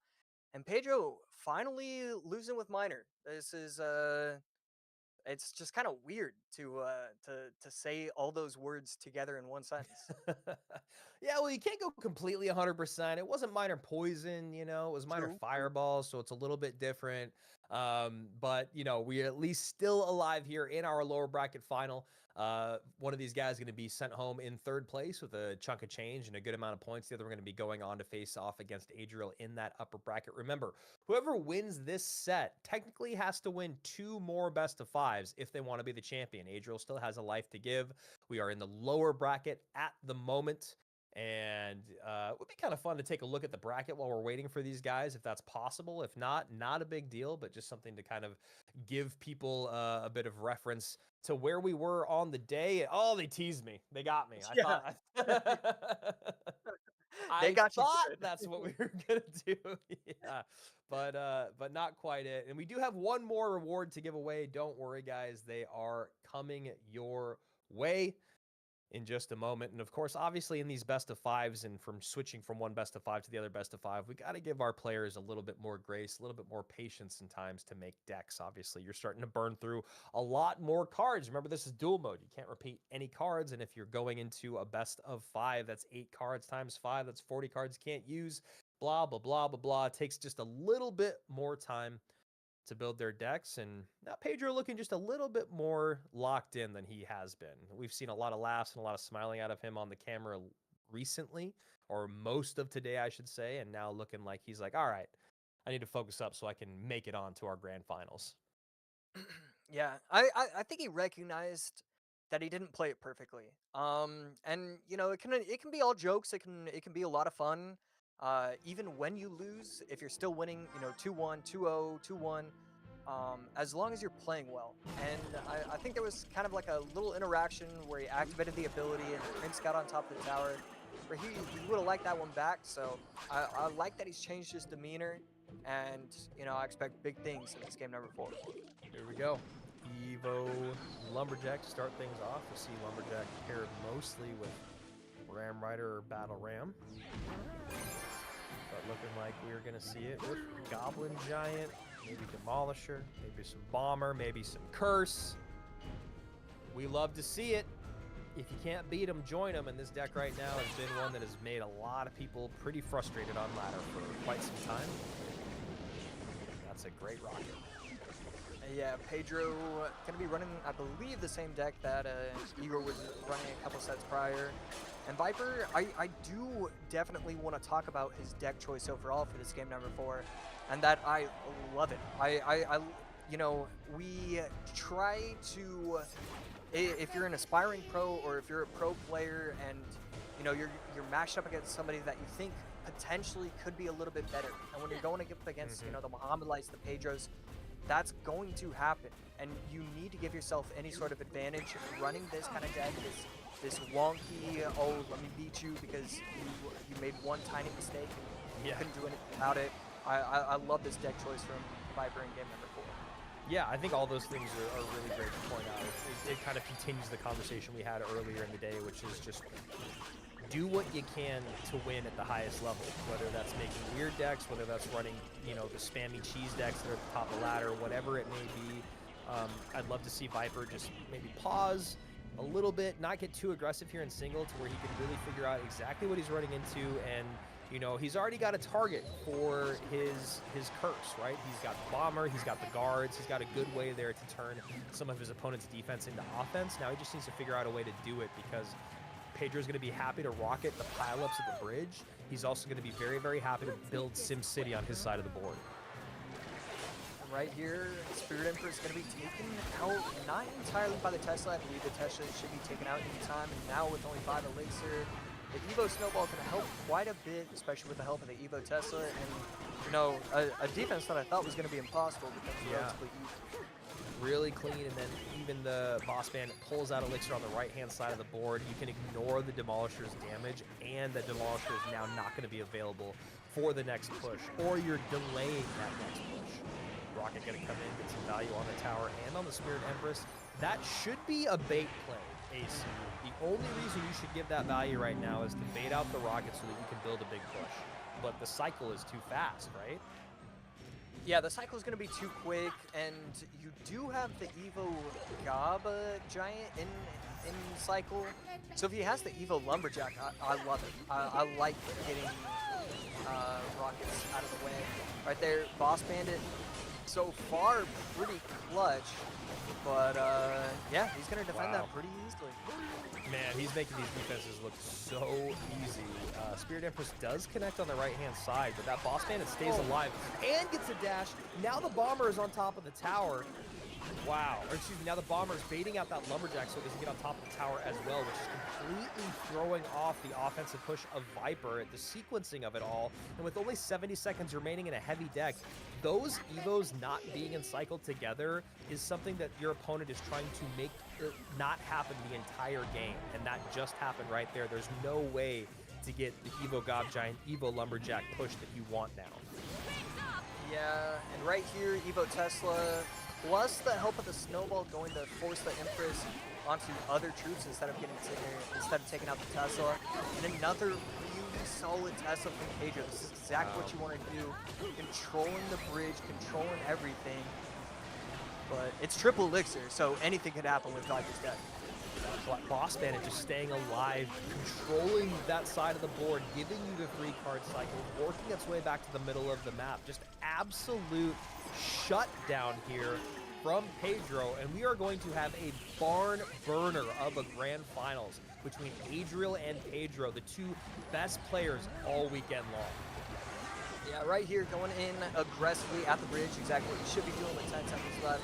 Rocket plus Snowball plus Tesla, nothing will ever get through that defense. And game 4 is going to go Pedro's way. Man, that was just beautiful. I mean, you talk about that mortar game earlier that I was saying was just absolutely beautiful. Here we are with Pedro running another absolutely perfect game of just going, hey, I know what you got. I know how you can put it together. Those spawned cursed goblins are never going to be a factor. You are always going to be annoyed with how long my boss bandit is on the board in the 3-card cycle. I will always have another Tesla ready to go. Just everything working out well. Oh, and by the way, every time you give me rocket value, I'm going to take it, and I'm still going to be able to defend. That's the Cal Pedro we know and we love, and did that at World Finals back in 2023. Yeah, it's so exciting to see that, you know, he's playing this way. He's definitely one of those players that you get the feeling in your heart where if it's a perfect World Finals, he's there. Yeah. I don't care if he's, you know, the last person to qualify. I don't care if he's the first person to qualify.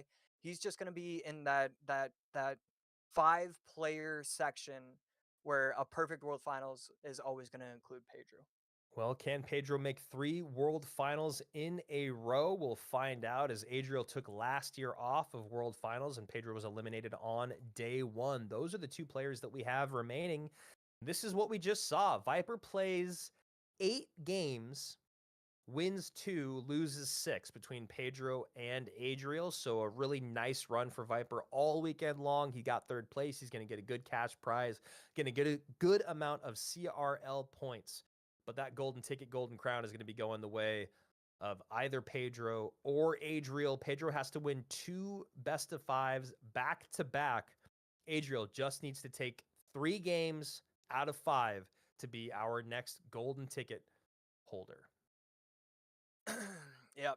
Pedro, you know, it's just so interesting. I feel like I'm not giving enough credit to Adriel, even though I'm absolutely trying to this entire stream. But Adriel going 2-0 against Arden Toas. And where is he? 2-0 against Ian. Okay, 2-0 against Ian. You know, it should have just been directly to the right. 2-0 against Zopsam. and then 3-1 against Viper. An incredible tournament so far from him. And then obviously Pedro, nothing to scoff at, going 2-0 against Lucas, 0-2 against Zopsam, getting thrown down to the lower bracket. And then this is where he's made a massive run, going 2-1 against Pedro, 2-0 against Clown, 2-0 against Sam, and 3-1 against Viper. So here we are, grand finals time. Remember, guys, we are not done with our golden tickets yet. We have our last chance qualifier next month. And of course, we have our world finals in October, November, end of October, beginning of November. The last day of October, first 2 days of November. They're in Atlanta at DreamHack. Would love to have you guys there. And of course, one of these guys would also love to be there. Leaderboard points, a big part of that conversation as well. Golden tickets, silver tickets. Silver ticket guaranteed for one of these two guys. Golden ticket for the other. Viper just missing it by a bit, but did get a good amount of leaderboard points. If he can have a good month next month, might see him in that LCQ. Going to give Pedro just a couple of minutes here to get reset. Best of 5.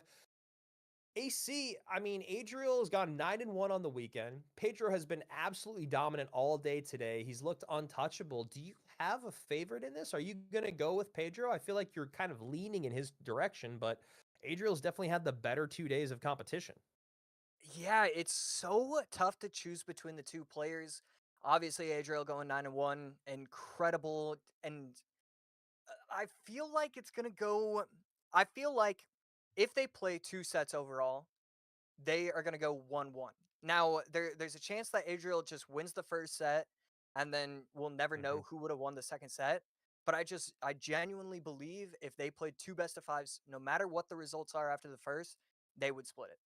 That's how even I think it is. Yeah, I agree. I'm trying to think. I agree. I think Adriel can just take this in the first set. I totally can. But I do think if there's an upper bracket reset or a grand finals reset for some reason, I think they go 1-1, and I think Pedro takes it there. I really do. I know that he's done an upper bracket reset before. It didn't go his way. But I feel like with the momentum that he's on, the way that he's rolling, he will be at least able to take that second one, but he's got to do the first one first. Remember, guys, we do have one more giveaway for you guys. It's an emote. It's going to be given away at the end of our grand finals. I think it said 260 minutes in, and if my math is correct, we have not crossed that threshold yet, chat. Once again, guys not able to do math. Come on, chat.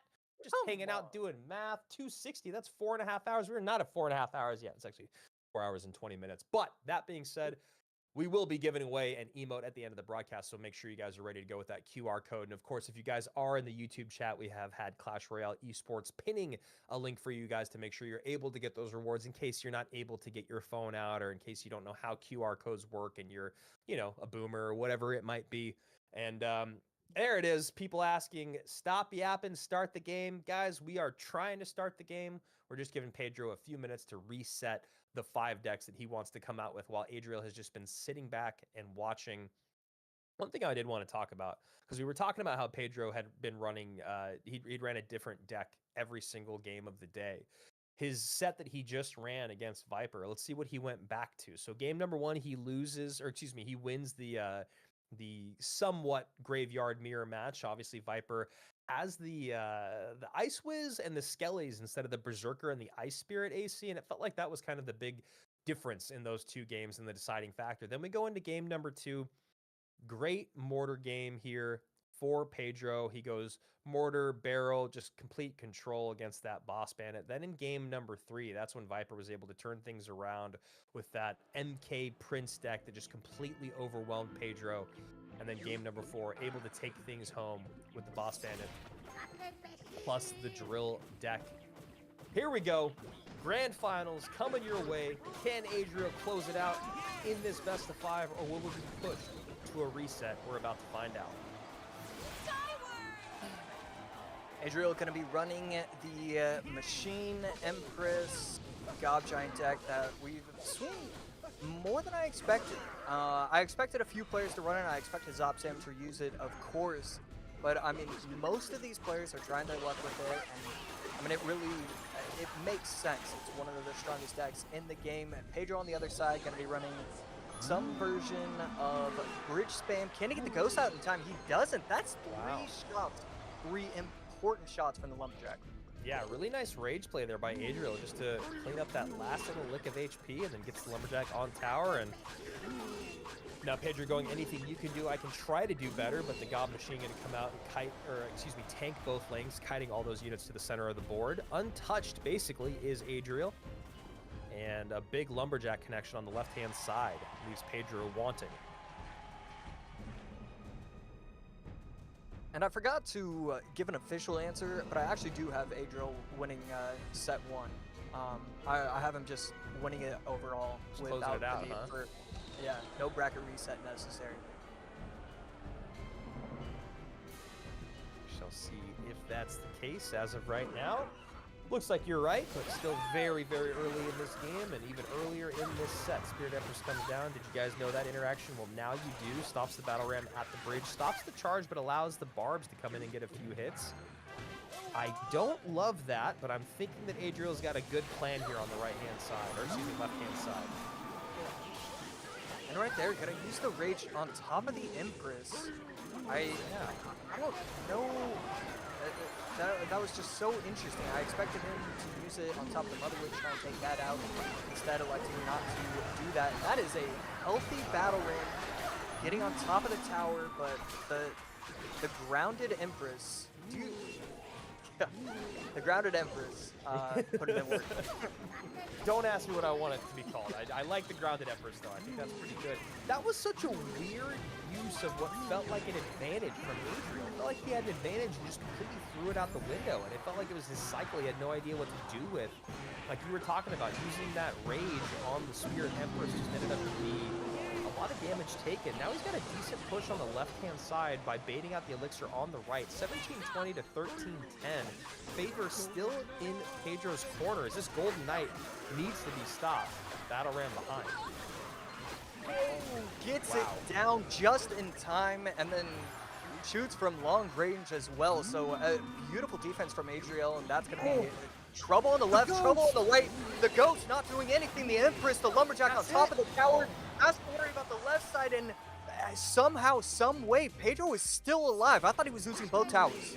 Yeah, he somehow comes in, retargets the Spirit Empress on the right, gets enough damage to slow things down on the left, and this has just been a game of absolute haymakers being thrown back and forth, exactly what you want in the finals. And now we see Evo Lumberjack push with Battle Ram behind, Golden Knight at the bridge, trying to get that Golden Knight connection. Evo Lumberjack going to battle against one another, doesn't get on tower though. Yeah, really expected it to get to the tower. Ghost going to be able to take out the bomber. The minions are going to be able to take it out in time, I believe, and that is going to be the case. But Mother Witch spawning some hogs. And I mean, this is just pressure on pressure from both of these players.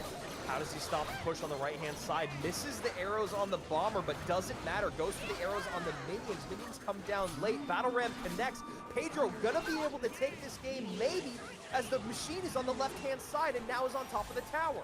58 HP remains. He should have arrows in cycle. There He does get it down in time. Cal Pedro. I mean, what a game number 1. Just back and forth, crazy defenses, crazy mistakes. We saw both of these players make uncharacteristic mistakes. And, man, this is exactly what we wanted to see from game number 1 from these players. What a wild game, man. There were so many things in that game that just felt like wrong. Like they were played wrong and not like capitalized on. But at the same time, it's like they were trading blow for blow. It was so close all the way throughout. Man, that was just fascinating. It felt like Pedro really recognized once Adriel made that one mistake, maybe with the Spirit Empress and the Rage, it was almost like Pedro recognized maybe Adriel's not as good with his deck or understands this deck maybe the way that he needs to, or maybe he just figured out how to pick it apart. We never saw a good push of like, I mean, that's the whole point of it if you're Pedro, but we never really saw that machine plus Gob Giant plus Lumberjack push with the Spirit Empress in tow or minions on top, whatever it was. Just a great job from Pedro, just pulling elixir out of both lanes, just like relentless with it, whether it was a Golden Knight and Battle Ram one lane or a P.E.K.K.A. Ewiz the other. It was just nonstop. Yeah, I think that's the perfect way to describe it. I think Adriel as good as he is, with as many decks as he is. And honestly, when you think about Adriel, really the thing that I think about with Adriel is Goblin Giant, because Yeah. of that World Finals where he Yep. took out Mo, he was able to finish as high as he finished, and it's just interesting that both you and I are kind of coming to the same realization that it felt like he didn't really totally understand it, even though when I think of him, that's what I think of. Yeah. Yeah. I mean, definitely incredibly dominant with it in 2023 and just kind of had a grasp on the meta in general in 2023. And yeah, this game, it just felt a little out of sorts. So, I feel like if Adriel's doing that, then it's got to be more attributed to Pedro's play style and just recognizing, look, the relentless bridge spam in the opposite lane. I got to keep my pressure up. I got to make sure that you can't build that big beatdown push that's going to ruin this game for me. And that happens to us. I mean, obviously, mid ladder and lower levels, not in the top 10% of players in the world as often, but it's just one of those things of sometimes we get caught thinking, oh, because their big push is coming down the right hand lane, I need to defend the right hand lane. I need to spend heavy in the right hand lane to make sure I can meet that big push. When a lot of times the best thing you can do is just pull Elixir away from that push by bringing pressure on the opposite side of the board. And that's exactly what Pedro did time and time again. As we hop into game number 2, can we reset? Is the question that Adriel is asking himself. Pedro going to be running what looks to be RG Monk. Adriel on the other side going to be running Skeleton Barrel Mortar, most likely. And, it's just so refreshing to finally... I mean, I don't know if I want it to stay this way and how I'll feel about it long term, but we're 2 cards into both of these guys, and it just feels like we already know their decks. Yeah. Yeah, and I also know this matchup pretty well because I am a Mortar player, and I don't love it. I'll be honest. I really, really don't love it, especially if they have Lightning.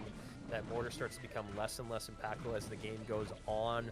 The Evo Wizard does a really, really good job of dealing with everything at the bridge with the Monk right in front. That Monk's going to put in work on the Cannon Cart and the Dark Goblins, so... Maybe it's just because I really hate playing against this version of RG that I feel so negative about it, but, Adriel's obviously 1,000 times better than I am, so maybe he can play through this. It's just tough when you have the E-Spirit there as well, AC, because now there's something in the Skeleton Barrel that can usually get you a positive Elixir trade that is now getting you a negative Elixir trade for just a small amount of damage.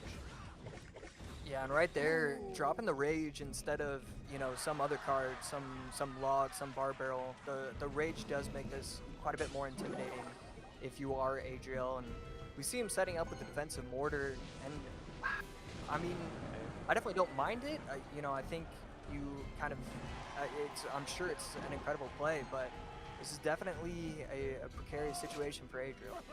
It is good that it's the Fireball instead of the Lightning. I feel like because of that being the case, the health of the cannon and the health of the Evo Mortar just have a little bit more legs, but again, you just see this coupling of the E-Wiz plus the Cannon Cart plus the E-Spirit if you need it. Now you get in the late Monk that's going to stop the Dark Goblin.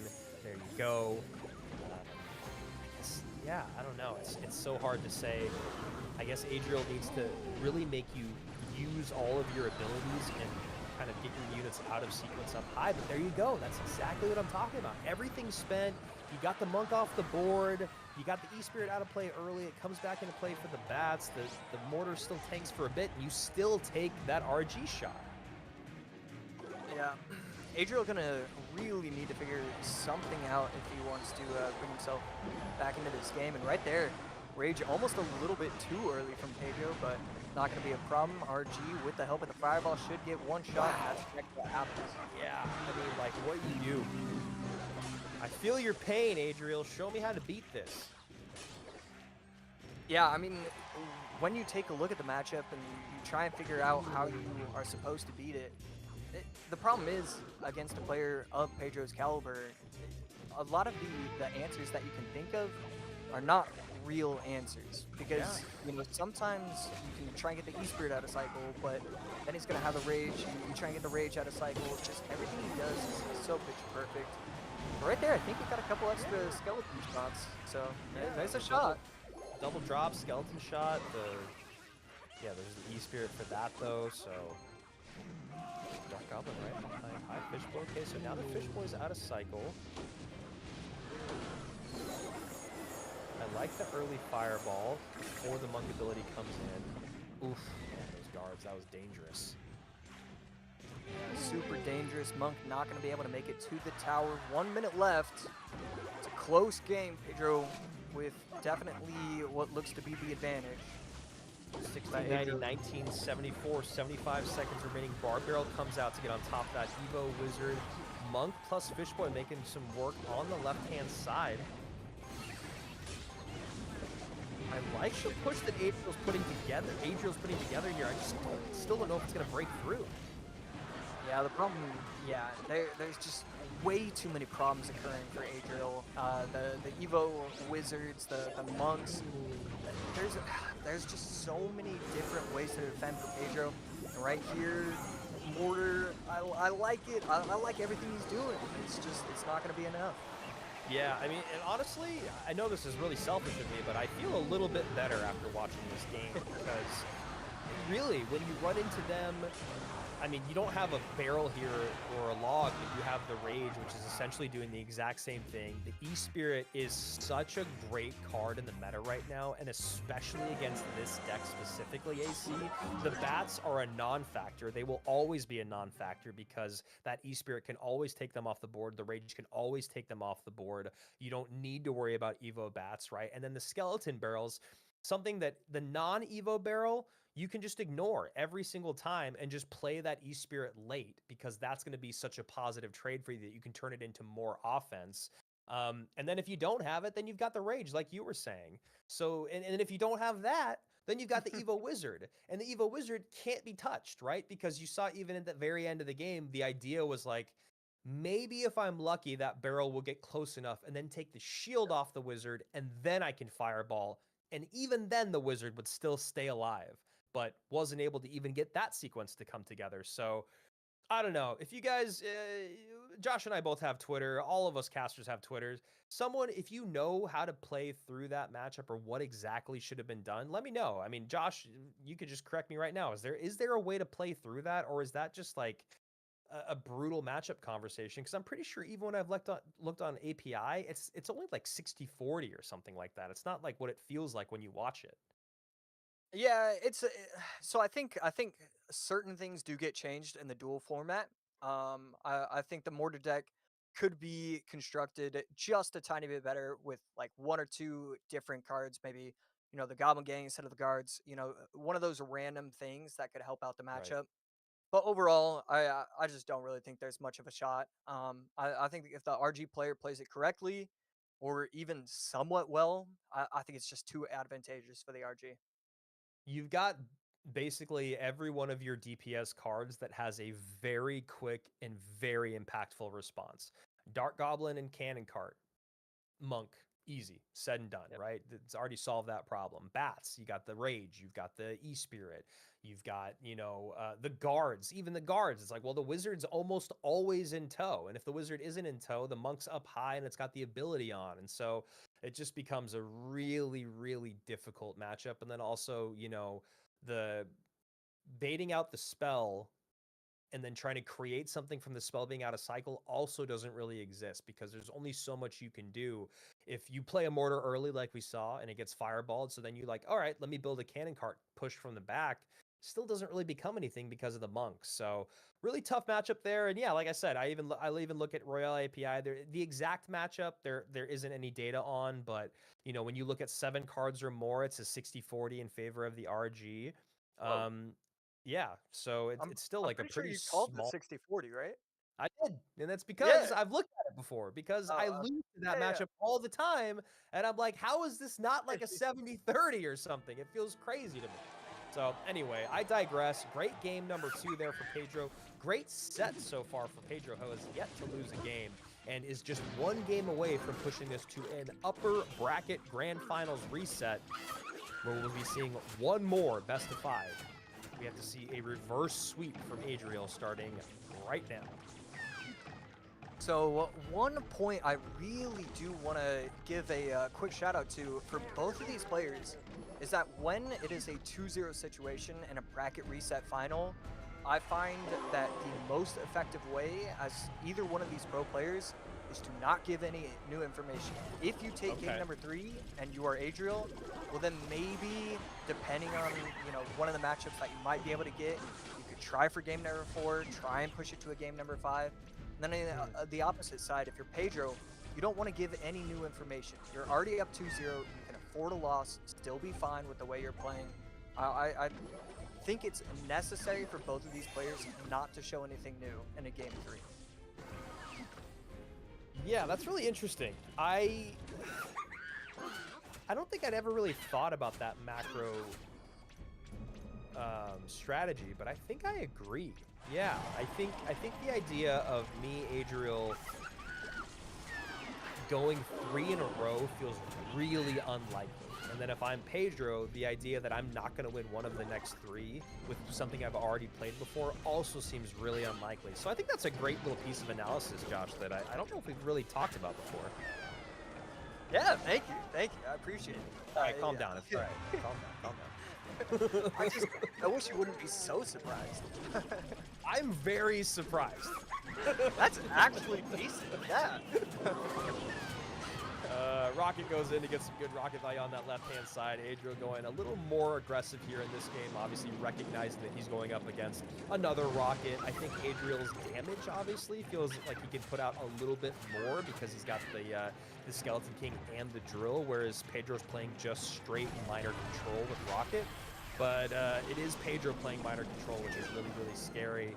I do love this macro understanding of the matchup by Adriel, though, and just going hyper aggressive. Yeah, right there.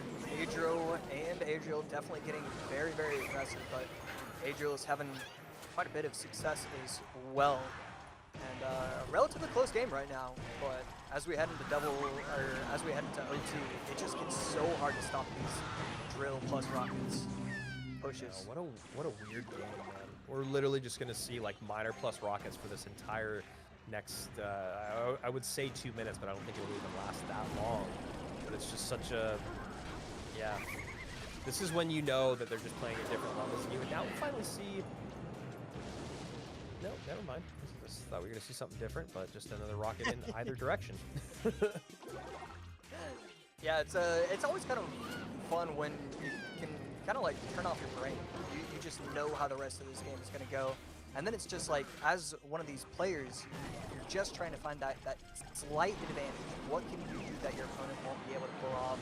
And right here, Adriel, it really just came down to you got too big of a lead too early on, and should be able to take game number 3 here. Yeah, interesting. And now, Josh, that question kind of just goes, I'm going to throw it right back in your direction after that point that you made at the top. Do you, now if you're Adriel, because you're recognizing, look, I'm only 1 game away from being even, and I'm only 2 games away now from winning the whole thing, does he start to show a little bit more? Does he show something or try something different? Yeah, in my personal belief, if you take game number 3, because my thought process was, okay, maybe there's an opportunity to run Gob Giant in game 4 or game 5 and try and steal a victory. Then you only need 1 real victory. But he's already used it in game number 1, so you don't have that available to you anymore. But after taking the game 3 win, I say go all in. I say you can win game number 4. You have the opportunity to win a game 5.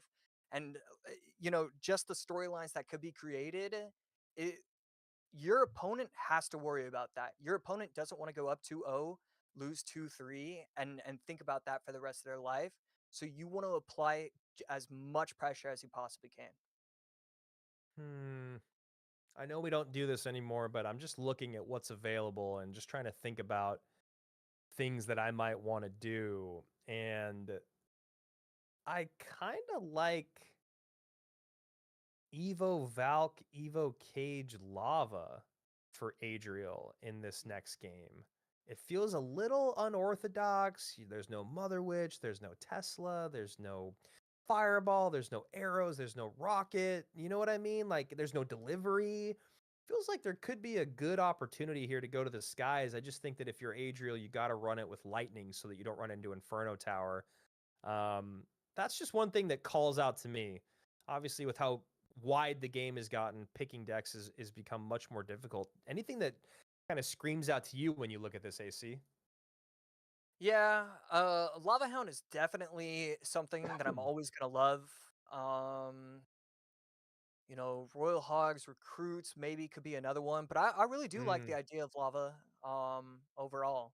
Um, yeah, I don't know. There's always going to be plenty of options. And I just got to say, it is so nice that you guys don't put me on the spot. For the last 4 or 5 years, it has always been the most stressful part about broadcasting when you guys say, "Oh, what deck out of the 13 possible is he going to use?"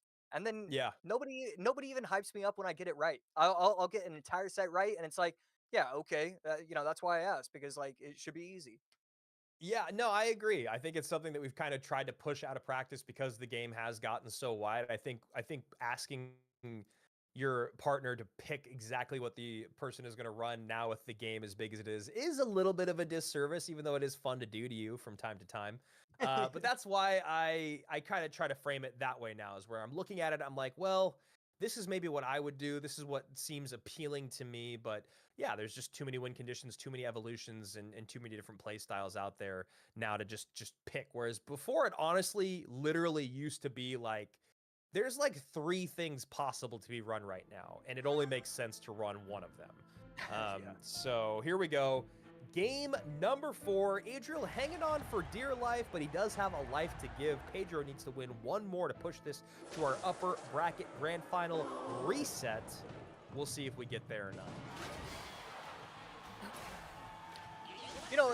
It's always going to make sense that the player in the winners bracket is going to have, traditionally more success than the player in the lower bracket. But it feels like 90% of the time, the player in the upper bracket is going to be able to win the first set. And so it'll be interesting to finally see a bracket reset. I feel like we get one of these like maybe once a year, but it feels longer than that.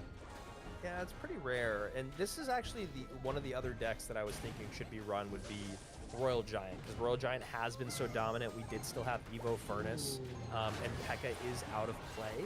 Not that we see a lot of P.E.K.K.A. anyway, but because P.E.K.K.A. and Lumberjack were out of play, Berserker's out of play, all of a sudden you start to see that Royal Giant be just a little bit stronger. Yeah, and right there, actually, pretty massive mistake to miss the bar barrel. He should be giving up one shot. Instead, with the help of the heal spirit, he's not going to give up any damage whatsoever. But Adriel with a good play with a monk activation. I saw earlier the monk activation on top of the furnace only allowed the furnace to shoot itself twice. Right there, he had the perfect timing, and the furnace shot itself 3 times. So really like that micro command information. There we go. Great time to use the ability. Waits for the cannon cart. Waits for boss man to go back and come back. I don't know if this is going to work. Kind of? Question mark? That's a really interesting interaction. I still am learning the Goblin Curses interactions. Even though it's been in the game for a minute now, it feels like people are using it so much more now that, like, some things like that moment, you're like, is that the right play? I guess it is. Yeah, it does a shocking amount of damage to the tower. So I've learned to just kind of throw it down and pray something goes well. Yeah, and it seems to honestly be working for the most part in the meta right now. Cannon cart opposite lane. Once the monk's down on the left-hand side, monk running into this furnace. A little bit of frustration, but we'll take it off the board as the second furnace comes down here for Pedro. A very even game as we're about to get into overtime. No Royal Giants have come down yet. Right there, really good timing with the Goblin Curse plus the Zap. Able to spawn and take care of the Evo Furnace. Right there, lightning coming in from Adriel. Yeah. Okay, so RG lightning, and still kind of wondering what Pedro's last card is. Triple small spell. I mean, it feels like it has to be like a ram. Yeah, there we go. I was like, it feels like it has to be either be a battle ram or a ram rider. And Ram Rider finally comes in. Evo Zap to clear a little bit of space, but Boss Man will get a charge. There we go. Heal Spirit to soak it. Does get one hit though. And we are very, very close here. 25:01, 24:56. Ram Rider. Ram Rider defended by the Fisherman plus the E-Wiz. And right there, ability activated, gets 2 shots on top of the furnace right there. And You see, we Fisherman, might not see the Royal Giant at all this game. It feels like he knows the RG could just give away too much elixir without getting any value out of it. It could turn into a horrible dual lane counter push. So instead, I think he's just going furnaces where he can. There we go. RG finally comes down. Gonna go opposite lane here to the left-hand side. Should get a shot. And that should actually just sew up the game, because look at what he baited out. The cannon cart and the furnace for the lightning. Exactly. I think you're exactly correct, and that he was waiting until triple elixir. I think that's the only time that he was going to be allowed to do that. And all of a sudden, it looks like Adriel has a chance to pull off the reverse sweep. He's obviously going to need to defend for the next 30 seconds. It can always be difficult against any type of Ram Rider deck, but you have Ewas, you have Fisherman, you have all the answers that you could possibly need. Yeah, I mean, that's perfect call there. I mean, that's exactly what I think I was maybe apparently trying to get to, was just, yeah, you can't wait until you have to wait until triple elixir so you can actually get that lightning in on the units that you need. He was already creating a good push on that right-hand side, and then, yeah, between the Fish Boy, the Log, and the E-Wiz, and even the Heal Spirit, which can help with the E-Wiz on defense against that Ram Rider, you've got a great way to just stop any semblance of offense. Beautifully played by Adriel, and we're going to game number 5 for all the marbles, man. Wow. I mean, 2-0, it looked like all the momentum in the world was going to Pedro. It looked like 9-1 meant nothing. This is the finals.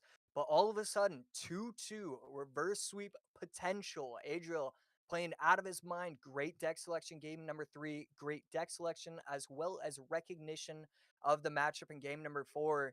And I mean, it really is anybody's game, anybody's set. Wow. And then the thing is, Pedro, you go 2-0, you go 2-2. Even if you win this, there's just so much in the back of your head, like, oh man, this should have been done a while ago. I wasted all these decks. There's just so much momentum with Adriel right now. Man, I know, and now it's like, what do you run? I mean, there's no... Yeah, I guess maybe give up on Lava.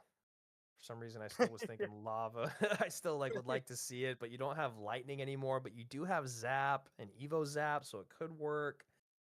Other archetypes that have been working well, Graveyard could be something, but I mean, he's got decent pieces of Graveyard still available, does Adriel. Yeah, it always feels weird to run Graveyard without the Furnace available to you right Yeah. now. Yeah, Just man, this is... Go ahead. it just looks a little too weak, but taking a look at all of this, and it feels like everything is going to be weak. I don't really, nothing jumps out to me at this point. Yeah, one thing that kind of jumps out to me a little bit is on the side of Pedro going AQ,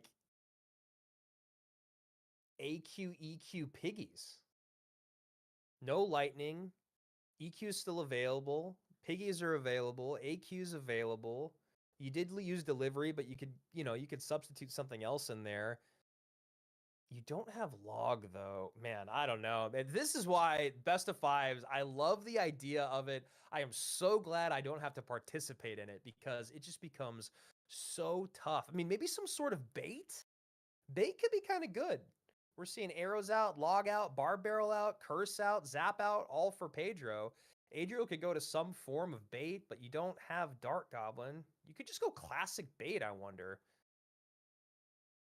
Yeah, I mean, you do have the Ice Spirit available to you if you are Adriel. You have no log. I mean, this is as intense as it could possibly get. Game number 5, almost underway. My hands are sweating like Lava clone. crazy. Lava clone.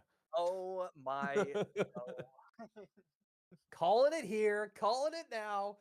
Remember, guys, we do have one more reward to give away, so don't go anywhere. This could be the final matchup of the day. This could be the final game of the day. If Adriel is able to take it, he will be our golden ticket winner in August. If not, we're going to go to another upper bracket best of 5 where Pedro and Adriel will each have 0 lives to give, and it will be a true best of 5 as of right now. Adriel just sitting with a little bit of comfort, but I don't think he's feeling that comfortable. I think he knows he wants to get this set over with now.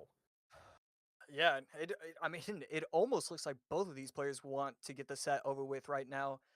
Pedro no longer excited about the moment. Definitely a little bit of realization coming across for him that he was up 2-0. Now everything is going against him. I ever since you mentioned Lava Clone, like I want to like pump some stadium noise into the I background know. and get some Lava Clone ready for action. I really would love to see it, Josh. I really would. And here we go. Wall breakers to start for Pedro, already letting me down. Adriel taking the damage. That's lava. Only a lava player would take that much damage to start. Dang it. Okay. Was Doom the one that ran Lava Giant, or am I? No, Lava Hog or something like that. Okay. We don't talk about that. Doom and I have moved past that moment. We're friends now. We don't talk about the secret Hog Rider lava play at World Finals. Okay. Big shout out to Doom. Big shout out to Doom. Big fan of the guy. Pedro gonna be running.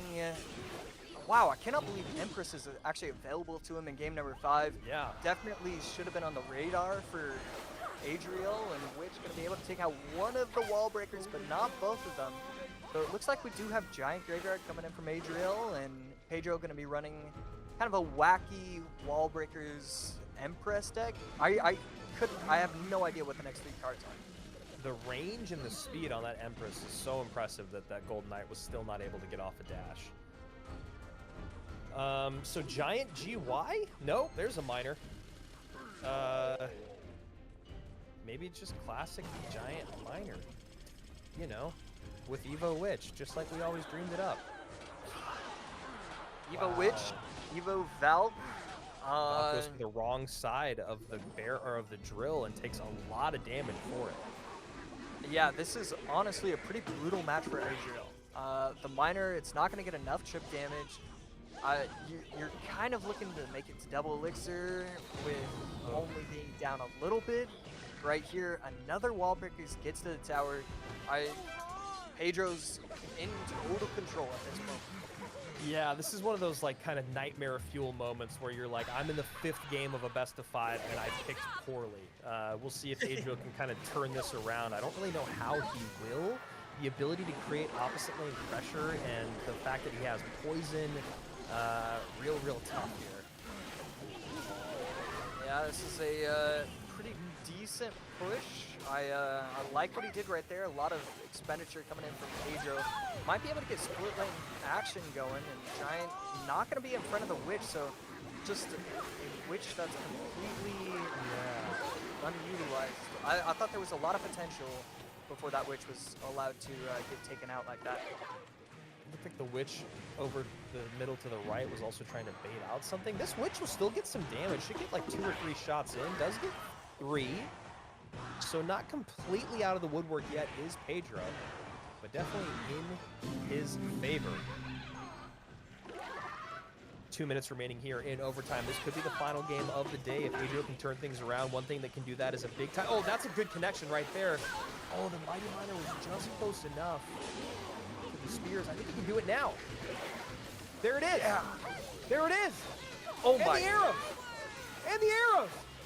The Skellies are on tower. Witch is alive. This is an even game number 5. Pedro just saw his lead go right out the window. I mean, this is incredible how he's been able to fight back. No Evo Witch in the cycle right now. Mega Minion going to be able to take that out. Arrows need to come out on defense. No arrows. Needs to get the dash. Not going to get the dash. That's going to be tower all the way down. I just don't think there's enough time for Adriel to do anything with this. But we're going to see with that Evo Valk getting a shot. Great send there. There's the poison coming in. That will do it. Only 157 was remaining beforehand, and we're going to an upper bracket grand finals reset. Adriel almost steals it, and Pedro comes alive in the final moments. Whoo, we are going to a reset. AC, that was absolutely wild. I mean, 2-0, 2-2, 3-2, bracket reset. Damage advantage for Pedro, damage advantage for, I mean, we couldn't have seen a better first set overall. I'm quite pleased that they were willing to give us a second one. And I expect an even greater second set. Is that selfish? Is that asking for too much? Maybe a little bit of both, but I mean that was a joy to watch. Yeah, that was crazy. Someone in the chat was like, Pedro sold and then won again. Yeah, I mean, it really looked like that there was no way that Adriel was going to come back in any form throughout most of that game.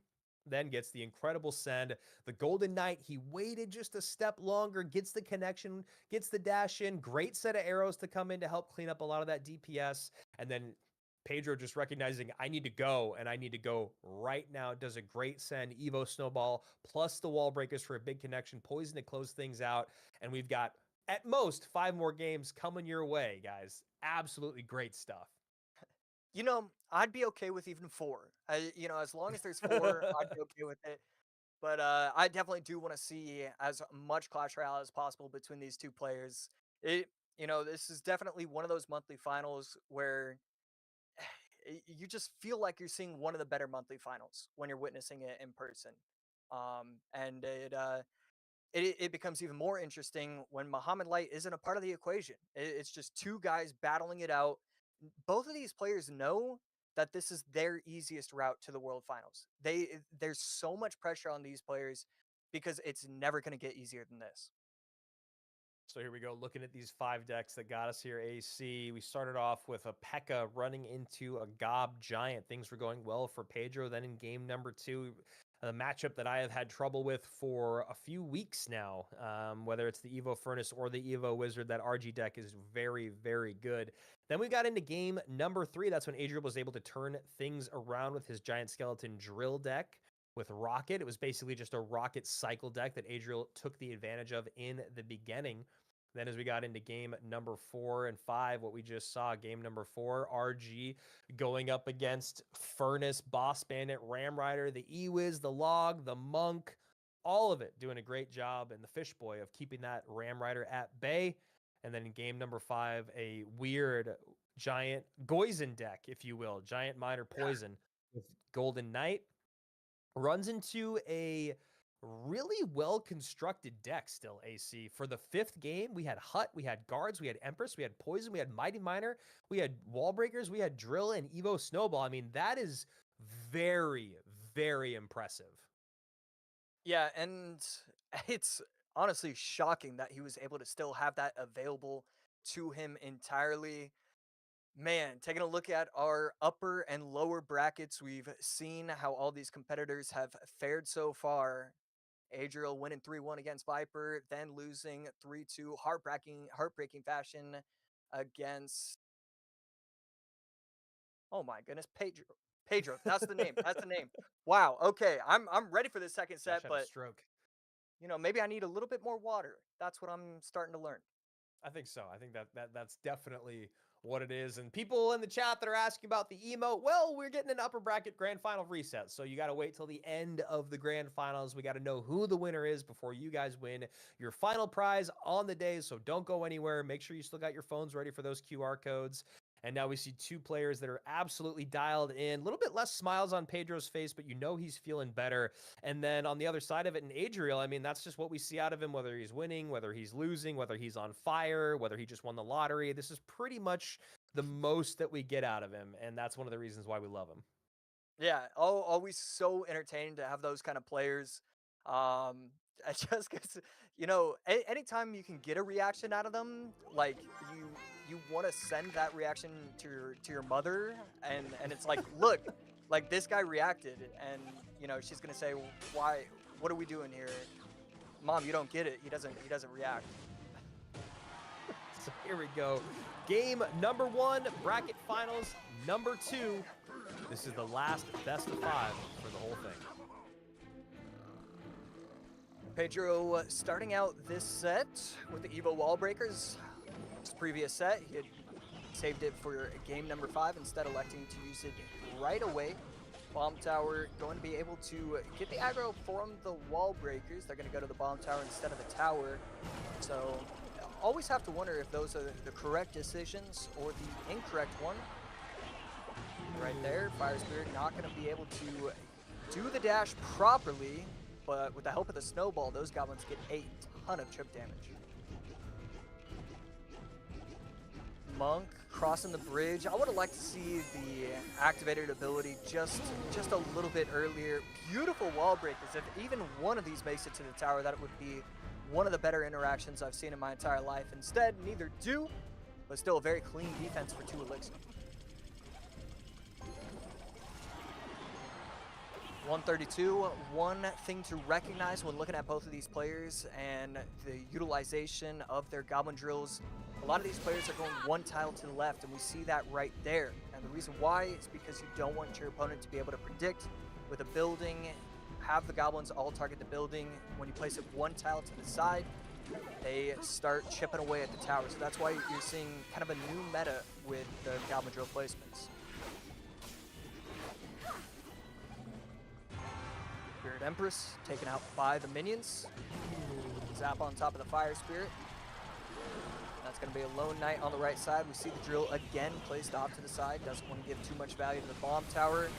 Forces out the Evo Snowball. So Evo Wall Breakers for Evo Snowball. Fair trade from both of these players.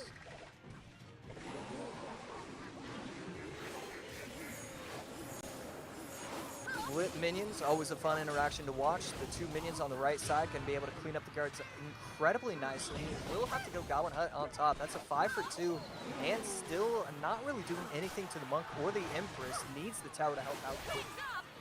Nice lead here. At the moment, not a lot, but still very, very close. Poison coming in, just... I liked it. I'm very happy that I'm seeing both of them playing very calm and collected. Yeah, definitely one of those things where you're not surprised and you can't even be mad at a player to not be able to like reset in time. But both of these players immediately doing so.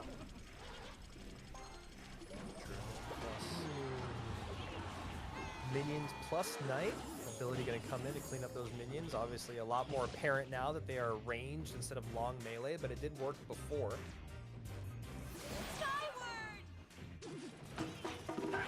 Hut gonna wake up, take out the Monk, needs to go with a Knight high, and definitely a much needed Evo Snowball. Yeah.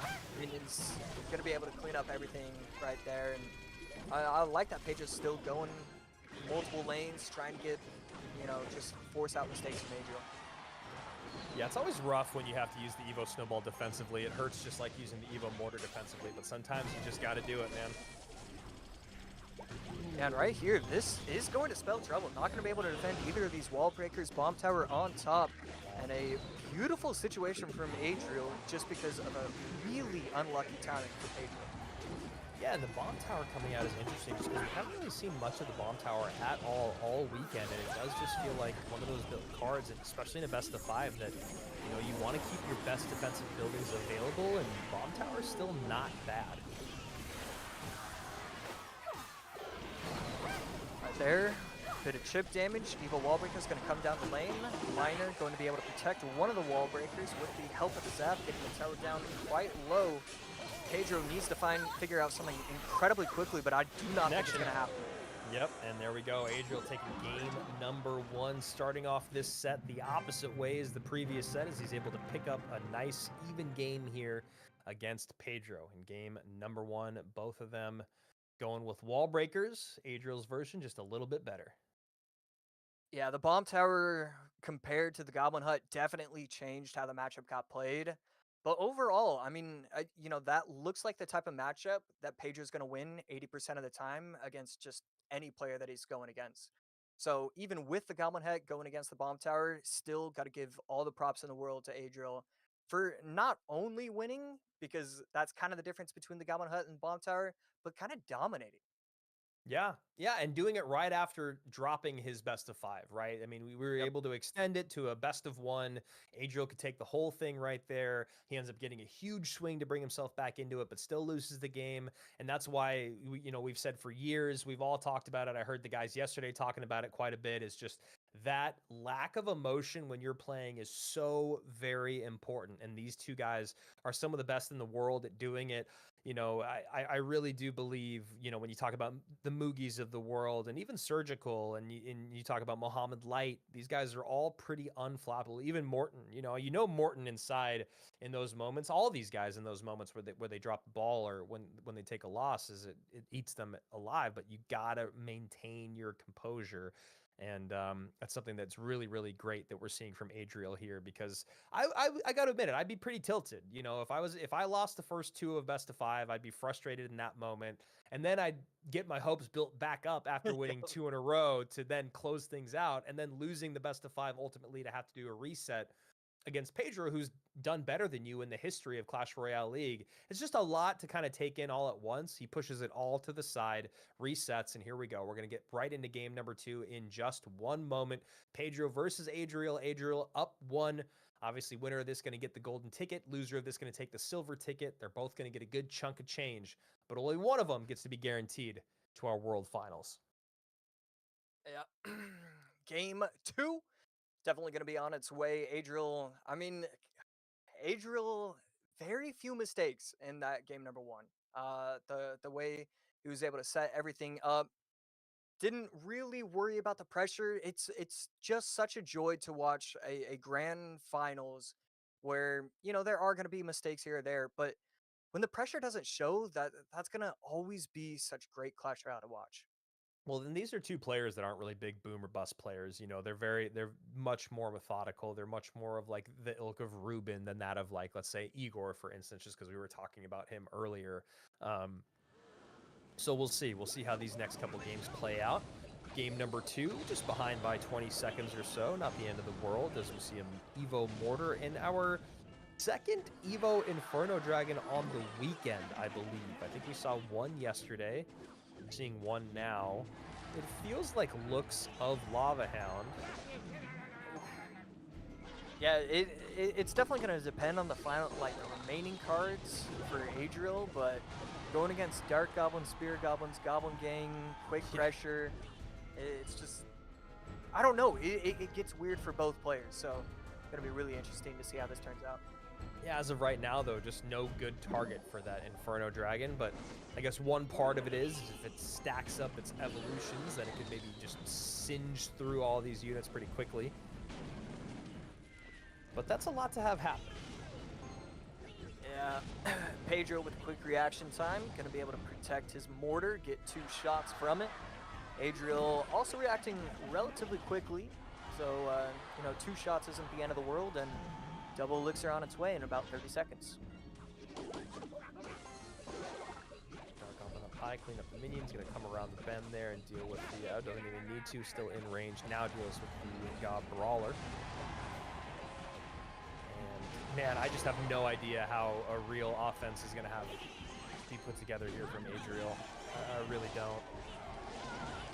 I mean, maybe the Evo cage is better to not have because I don't know what unit you're trying to pull in, but I don't think the Inferno Dragon actually does you any favors in that sense.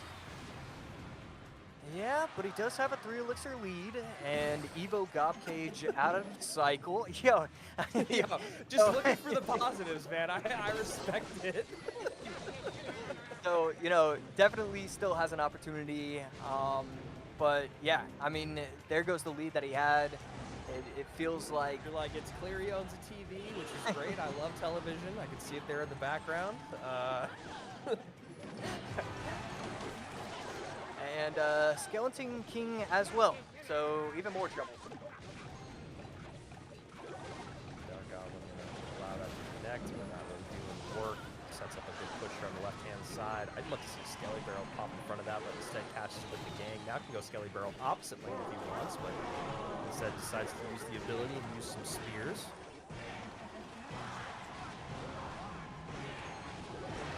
Cage gonna be able to defend relatively nicely. Gonna be able to pop out before the Evo Gob Cage can, before the Evo Mortar can lock onto the tower. Still plays the Valk down as well. But yeah, he's just struggling so much to defend this. Yes, he can get the cage out in time, but no, it's really not gonna matter. Yeah, right. Now he has to deal with this barrel, so he just has to drop his Valkyrie back on on the ground. That's another Skeleton King ability coming in. That's Splash from the Mortar on tower. One of those spears, two of those spears, all the spears reconnect. There's the next hit on tower. No win con coming out here for Adriel. A brutal back-to-back for him. It starts off real strong, and then is all that win gets taken out of your sails after a loss like that. Last two cards, I mean, Lava Hound was one. Was the other one Loon? Did he just go Lava Loon? That's what it's got to be. Yeah. And I really think there was you called me out on it immediately, and yes, it wasn't a real opportunity, but I think when you're up 3 elixir, you have to recognize that you have to go in with the Lava Hound, and you have to try and tower trade. Yeah. You're gonna have opportunities where maybe he overextends, maybe he doesn't get the dart, like he's gonna group too many troops together, and I can get the arrows value that is required for me to get this past it. You just need to give yourself an opportunity. No, I know. I do love to joke around, but you're right. You're 100% right in the sense of like with lava, you have to use any elixir advantage that you ever have, and then of course you have to be able to min-max damage. You got to be able to take damage to give damage. A lot of times, like you said, you got a tower trade, and it was lightning, which makes sense because there's nowhere to really lightning anything on the board there, especially when your best target is like, I hope I can lightning the mortar and the tower and then something else in there, which is usually just going to be one of the pieces of the Goblin Gang, because that's the way that we saw Pedro defending over and over again. So great matchup there. Adriel comes out with Lava Hound, not when I would have ideally loved him to. I like the idea of him bringing out later in a set in game 4 or game 5 once more things were taken off the board. But if you talk about this matchup, I mean, this is atrocious. There's nothing to lightning. There's so many units that you need arrows for. You obviously only have one set of arrows. They've got a building. They've got, you've got the cannon cart to help deal with the Valkyrie. There's just so much here that there's no way to support the lava push that you need to.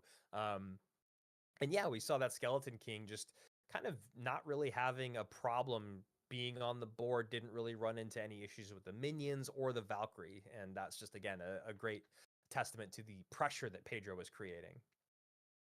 Yeah, and I'm trying to figure out what I would do if I'm Adriel in that matchup, and I'm just really not coming up with anything.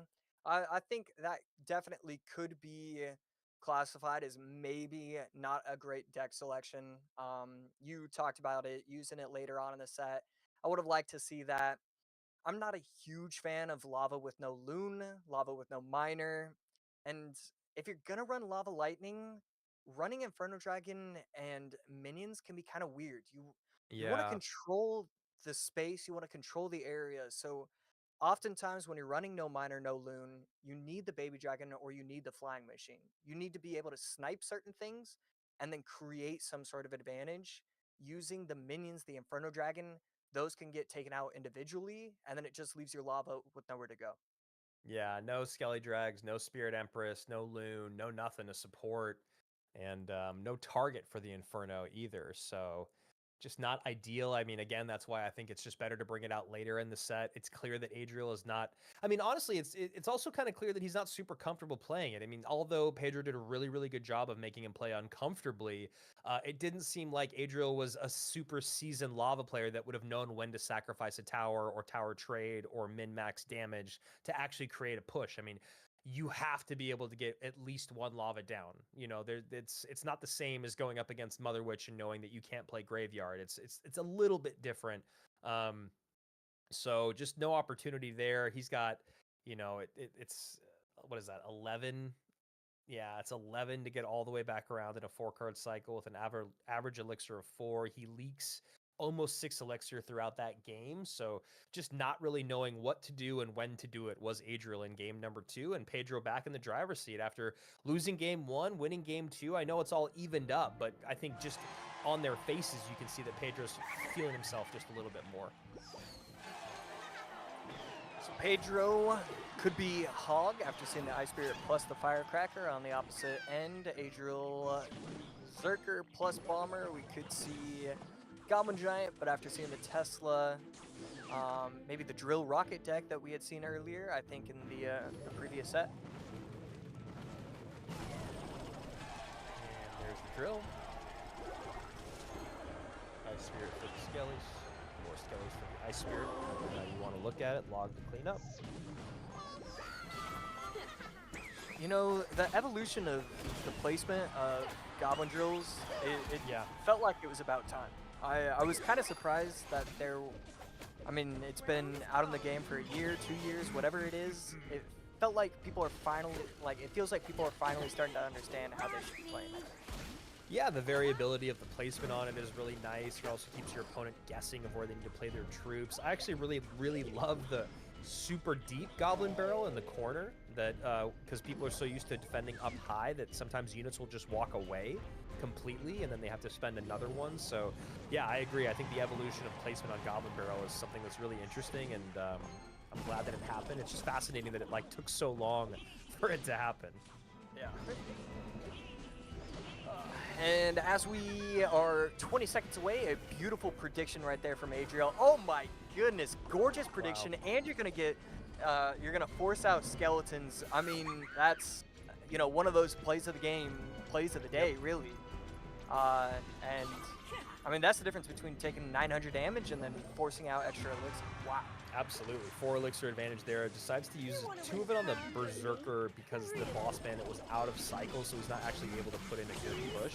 So kind of unfortunate cycle-wise, but I still like the idea of how he's using the advantage to his favor, even if he's not going to get much out of it. Does get a little bit of poison damage, does maybe mess up the cycle, and should get a King Tower activation. So at the end of the day, all things kind of fell into place nicely there for Adriel.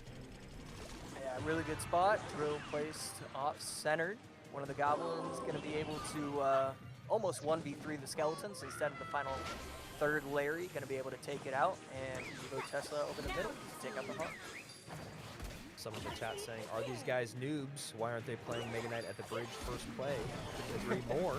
Would love to see it as a knight goes down. Gosh, that ability is just so annoying when played well. You can see right there, just that boss bandit has been on the board forever. And that is a big reason why we're able to see Adriel get some decent damage in.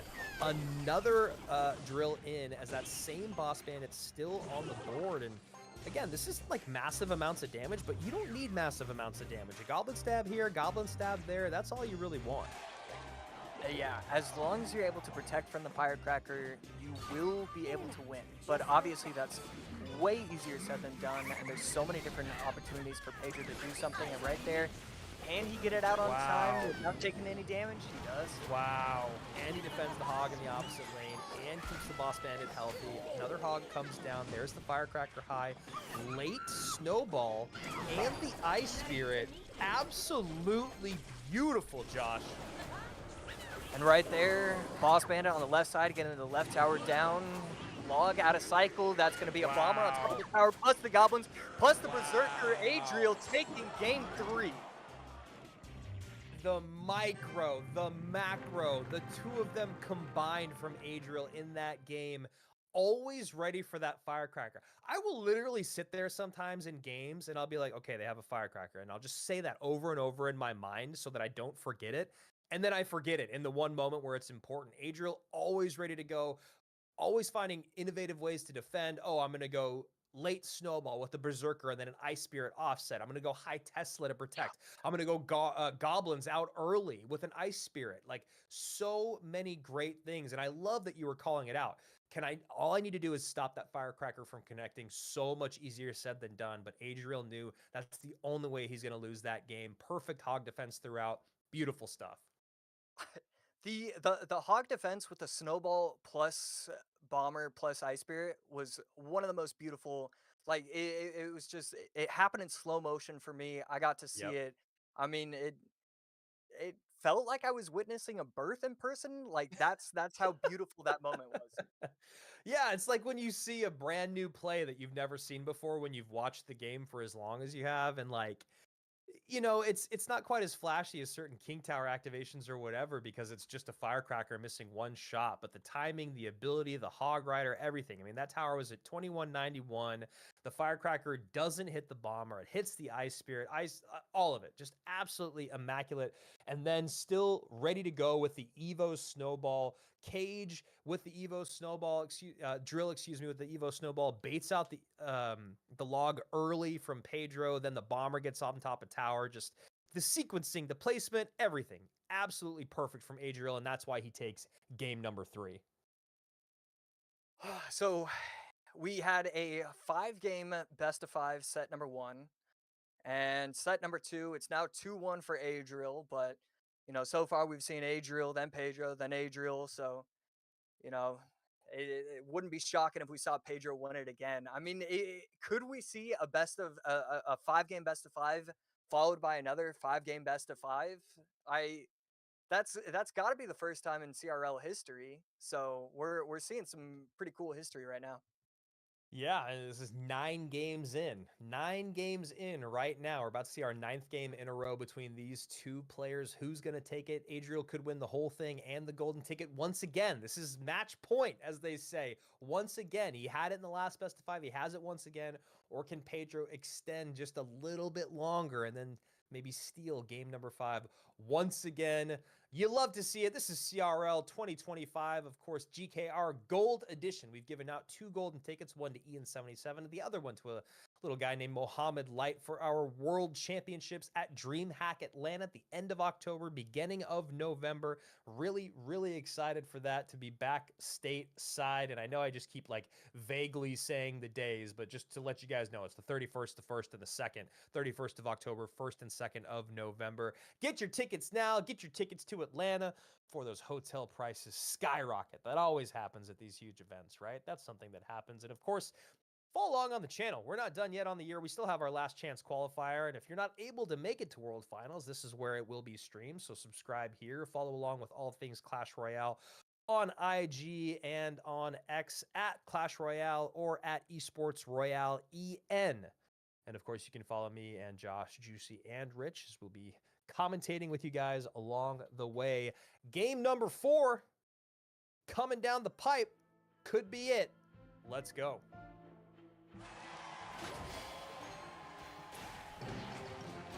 I mean, I love what I'm seeing from Pedro. Use one of the best cards in the game. You need a win. You need to play one of your best decks, your strongest decks. I think Furnace. This is actually a perfect deck in my opinion. And he's going to go Furnace, Monk, plus what I thought was going to be Archie. Right? Is it still going to be? We saw Ewas with RG a lot yesterday.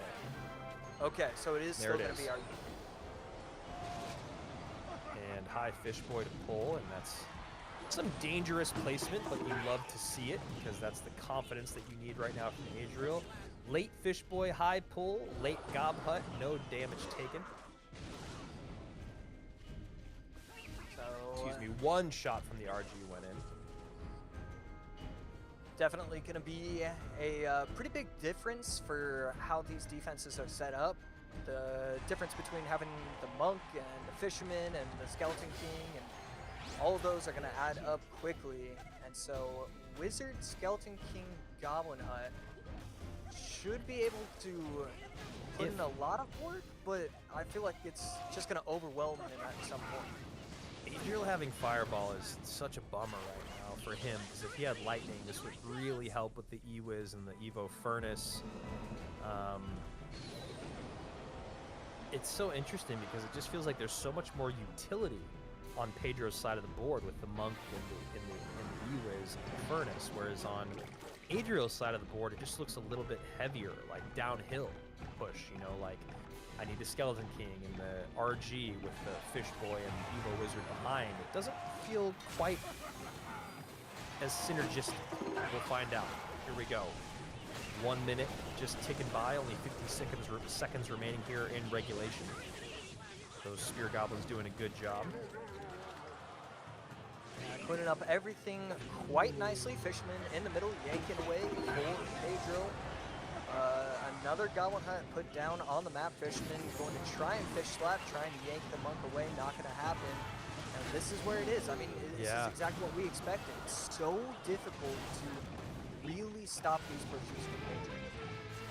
And looking like a push coming to come down the right-hand lane here. There's the fishboard.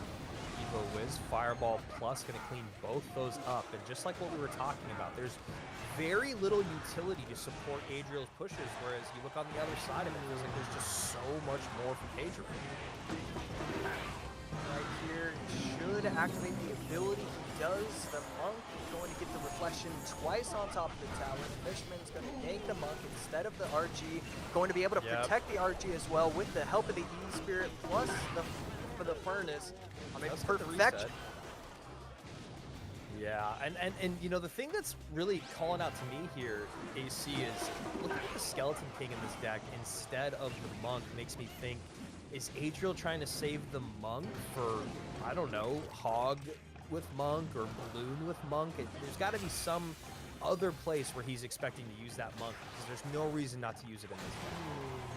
Yeah, and which is something I really don't like. I don't think you should be able to kind of predict that for the game number 5. I think it definitely comes down to it was a pretty big mistake, and one that gives Pedro all the momentum in the world. Fireball coming in, gonna hit the hut, and the Lizard. Tower goes down. Once again, here we are.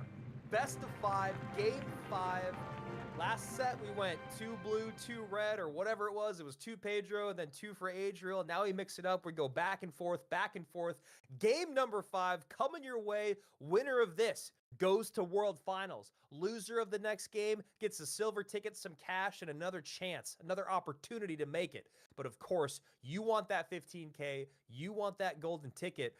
And AC, I got to tell you, I cannot tell you which way this set is going. I still think I lean in favor of Pedro now based off what we said earlier, which is the momentum of winning the first set, the lack of momentum from losing the first set. But then also, I do feel like the decksmanship has been just a little bit better out of Pedro today. Yeah, and that's something we were priding Adriel on. Adriel for, and it just feels like there's been just a little baby outplay when it comes to the decksmanship from Pedro so far. It feels like once a set he's getting a win, and you can't allow a player of his caliber to just basically starting both of these sets up 1-0 because of some sort of matchup. We saw it in this set with the Goblin Gang, the Goblin Frenzy going against the Lava deck. So definitely something to look at. And, you know, 2-2, 5-game best of 5 earlier on. Wow. Gotta say, having a lot of fun today. Yeah, I mean, this is as good as it gets when you talk about the end of your run. And I saw someone in the chat asking about silver tickets and the last chance qualifier. So just to give a quick rundown on what that is, every single event that we've had this year, the golden ticket events, we give away a golden ticket. There's going to be 4 of them in total, right? But in the LCQ, we are also giving away silver tickets. So if you did not win your month, if you got second place, you're getting a silver ticket, which gets you straight on through to the last chance qualifier. It is your invite to the last chance qualifier, where they will be joined by leaderboard players. So the other players that are the top 8 on the leaderboard that haven't already qualified or have a silver ticket, they will be joining those players at our last chance qualifier next month to decide the final people that will be making it to our world championship in Atlanta. So I hope that broke it down for you guys a little bit. I hope that clarified things just a little bit for you guys. Obviously, don't give up. Keep trying. You could be here on the biggest stage in the world, and we would love to commentate your matches. We've seen that pretty much every month this year. If I go back through, I'm gonna here we go. Yeah, Retired and X Ali were 2 guys that we hadn't really ever seen at the highest level. They made the Kalalis Cup Gold Edition. And then the following month, we had Baton, David Rooney were 2 guys that we'd never seen before make it that far into CRL. And of course, this month with Curry. So really, that's the beautiful thing about CRL. It's not invite only. You just got to get to that top part of the leaderboard, which is a lot harder said than done. Then do well in Swiss, then do well in the group stages. And remember, there's people in the group stages that are some of the best in the world that did not make it this month, including someone like Mohamed Light. So here we go, guys. Last game, best of 5, all the marbles, golden ticket. And of course, the most important thing to all you guys watching, we can finally give away our final reward. Yeah. I mean, I'm pretty excited for it myself. I still kind of want it to be the question marks. I know we kind of locked it up. It's not going to be question marks, but I think that would be a pretty neat idea for an emote. Yeah, I mean, I'm excited to see it. I always love a new emote. I'm always happy to get a new emote. That's something that I will never get tired of in the game. Just like a best of the 5 upper bracket reset, we see Cannoneer top of your screen. Will we see Mortar here in the final game? I don't know. We already saw Skeleton King, so maybe not. There's Evo Furnace. Bomber coming out, bottom of your screen here, and a Spirit Empress. Something that Pedro has done in both best of 5s is keep that Spirit Empress for the final game. So Zappy's recognizing that he's going to have the Empress, and on the flip side, Pedro recognizing that he's going to recognize it and running the Golden Knight as well. I love this back and forth between these two players, and Pedro also going to be running the Golden Knight. And that Spirit Empress does end up taking out the Dark Goblin with the help of the Zap. Don't know if it would have done otherwise. It does one-shot it, but wanted to make sure. Was Pedro down 2 Elixir. As a... Oh! Oh! Okay. My hands are up in the air. I'm smiling. Yeah. I'm just trying to gauge Pedro's reaction and to see if he looks frustrated, if he looks okay with it. It was kind of a non-reaction. I was doing the same thing. Okay, that's it right there. That must be part of the conversation of why he feels okay about it, is because he can minor zap. But, ooh, I don't love that. It's a tough barrel to pick, where you all go one side and then cleaned up by a bomber for a -1 trade. And the connection there. So here we go. Another elixir pump comes down. Always thinking about the miner. Miner's the only way to get there. Miner plus zap. So probably want to defend it with zappies or golden knight. Yeah, you do have the opportunity to split the zappies kind of just in front of the pump, and you should always be able to defend it pretty well and proper. Right there, Dark Goblin going to be able to take it out fully, but Miner gets the damage it needed, and Pedro going to be forced out a cannon, and takes a little bit of chip damage, but pretty solid defense. Yeah, pretty solid defense. Golden Knight coming down this lane with a bomber in tow. Decides not to use the ability. Okay. And Miner goes to the back of the tower, so now he should be able to get a free pump down. Elixir pump. Okay. Yeah, and we should see zappies over the middle. Golden Knight high potentially. No, gonna go Furnace. And I like that. You're kind of okay with allowing him to get those dashes, but Pedro. Oh! The miner to take out the Furnace with the curse allows the Spirit Empress to get on top of the tower. And right now, Adriel having a really hard time making this deck come together.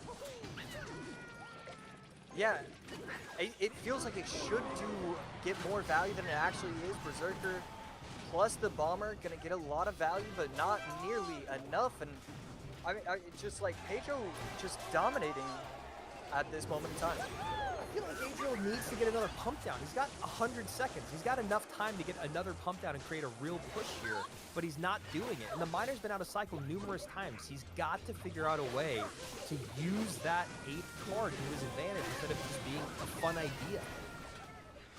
Yeah, and the Zappies do protect the Dark Goblin in time. That's going to be a curse on top of a bunch of goblins. So really unfortunate interaction right there for Adriel to get that kind of timing. It's a little bit of chip damage. Fire Spirit going to be able to splash onto the tower, and 7 seconds away from triple OT. That's right, OT coming in right now. No time to get a pump down in triple OT. For you guys that play at home, triple elixir pumps are not really the vibe. It's just too easy to make up the elixir that it takes to take them off the board.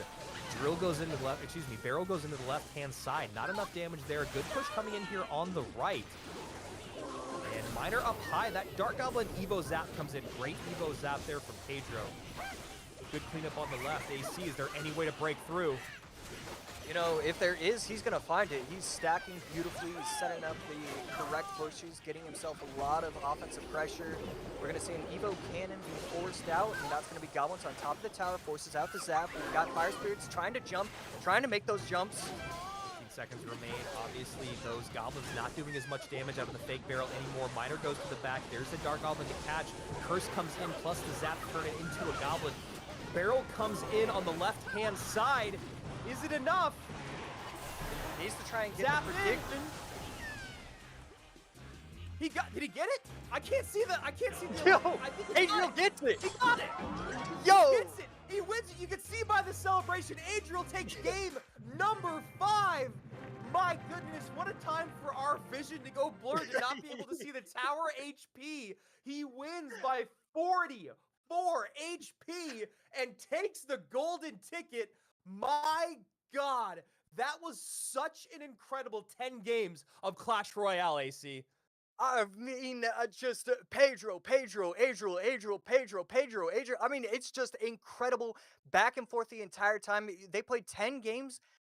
At no point did they win more than 2 games in a row. It was so even the entire time.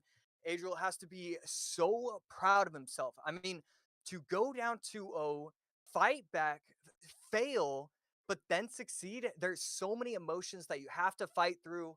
And we saw it. We saw it. I'm gonna send the picture to my mom. He reacted. He really did. He really did. I know. It was actually his reaction that I was like, oh, he got it. He absolutely got it. You and I were both just dying to read the HP on the screen to see who it was. And then we saw a huge reaction from Adriel. But then at first I was like, is he mad? But then you could see on Pedro's face, he knew what had happened. 44 HP. This is how we started our weekend. Yesterday, we started with a 1 HP game. A 1 HP game loss. Sorry, Igor, to throw this back in the mix, but this is just for the narrative. 1 HP game loss where Wallace wins by 1 HP, and then we close out the day with a back-to-back best-of-5 upper bracket reset and a 44 HP win by Adriel. There you go. 15K in the bank. A ticket to World Finals. Pedro, $9,000 and a silver ticket. And you can see there, Viper takes home 7K. 3rd place, a good amount of points, but not quite what you want. And what an incredible Sunday, AC. I mean, especially, it's crazy because every single, it felt like our first 7 sets of the day. I mean, how many, we did 9 sets, the first 7 sets. Every single one was a 2-0 sweep except one. And then we get gifted this for the finals. I mean, we saw 3-1 by Adriel, but other than that, I mean, just 2-0 from Pedro over Sam, 2-0 Pedro over Clown, 2-0 Adriel over Sam. I mean, and then we get gifted 3-2 Pedro in the grand final number 2, where it all matters. 3-2 Adriel over Pedro. So many people talk about the expansion of the game and more cards and tower troops and evolutions. And I truly believe that there are always things to say in the negative, but when you look at the positive, the fact that we can get that competitive of best of 5s is absolutely astounding. It's incredible. It's one of the best things that's ever happened to the competitive aspect of the game. Never knowing what's going to happen in games 4 and 5, or looking at game 1 and 2 and going, what on earth is this deck? Why are you running this here? And it's so they can cover their bases later down the line. Adriel sticks to it. He starts off his grand finals losing the first 2, then bouncing back, then losing the first set, able to come back and forth. Him and Pedro go for a final game 5 win with 44 HP and a golden ticket to boot. You absolutely love to see it. This is why we love Clash Royale. Any of you guys could do the exact same thing with enough practice and enough time. Oh, there it is. Everyone in the chat complaining. Get your phones out. Get your phones out. I got to get my phone out. Oh my gosh. Here we go. I want Oh the my emote. goodness. I want to see it. I'm going to get it before you. My phone's better than yours. That's not true. That's probably true. That's true. It's true. Claim. I use a flip phone. There it is. It is. Oh, it's is just that a bunch emote. of question marks. Yo. Honestly, I absolutely love it. I absolutely, any way that I can BM people when I win, with a few times that it happens in a day, I love it. And the fact that I can just send question marks to people brings me great joy. This might move into my top 8. It's like I'm this, a fan of along question with marks. like the thinking hog, like, gotcha, or the magic archer, no. I feel like it's all really good stuff. Guys, what a day. I know that so many of you guys were, bummed out that it took so long to get that final emote, but you can't say you weren't happy you stayed after watching that incredible best of 5 here at the GKR Gold Edition. 3 golden tickets out in the world. Mohammed Light, Ian77, and now Adriel, along with our silver ticket holders, of course. So many exciting things. And of course, the Clash Royale leaderboard is going to be updated as well. Love to see where we're going to be at there and who's going to be in the mix. And honestly, stoked to try out this new emote. I just got to make sure that it came through. Oh, there it is. There it is. Yep, came through on both of my accounts. Okay. So, okay, all right. Calm down, man. Proud of you. So, AC, anything, any takeaways for you on this weekend? Spirit Empress, I need to use it. I need to utilize it. It's one of the strongest cards in the game. Furnace, we knew from the very beginning that it was going to be broken. Best of 5 bracket resets, pretty fun. Yeah. Fun. And yeah, I don't know. It was just a great weekend of CR. Yeah, I'm really excited to see kind of where the meta evolves. That drill deck that we saw so much of this weekend, there hadn't been a lot of it on ladder, and we kind of saw the Royal Giant decks evolve throughout the weekend. Same with the mortar decks, and it's just the meta's in a really exciting place right now. I think that the fact that there's so many different archetypes out there that have been viable is always something to be excited about. Remember, guys, this is not the end of Clash Royale League on the year. This is not even the end of the opportunities to qualify. We got our last chance qualifier next month. We have World Finals in Atlanta at DreamHack October 31st and the 1st and 2nd of November. For everyone here at the GKR Gold Edition, of course, everyone part of Clash Royale League, Esports, making sure that all this happens for myself, Joshua, AC, Sharon, Jackson, Juicy J Wallet, of course, my old school OG brother from another mother, Rich Slayton. We appreciate you guys being here. Make sure you guys keep hustling. Maybe we'll see you next month here at the Clash Royale League World Finals. Monthly finals?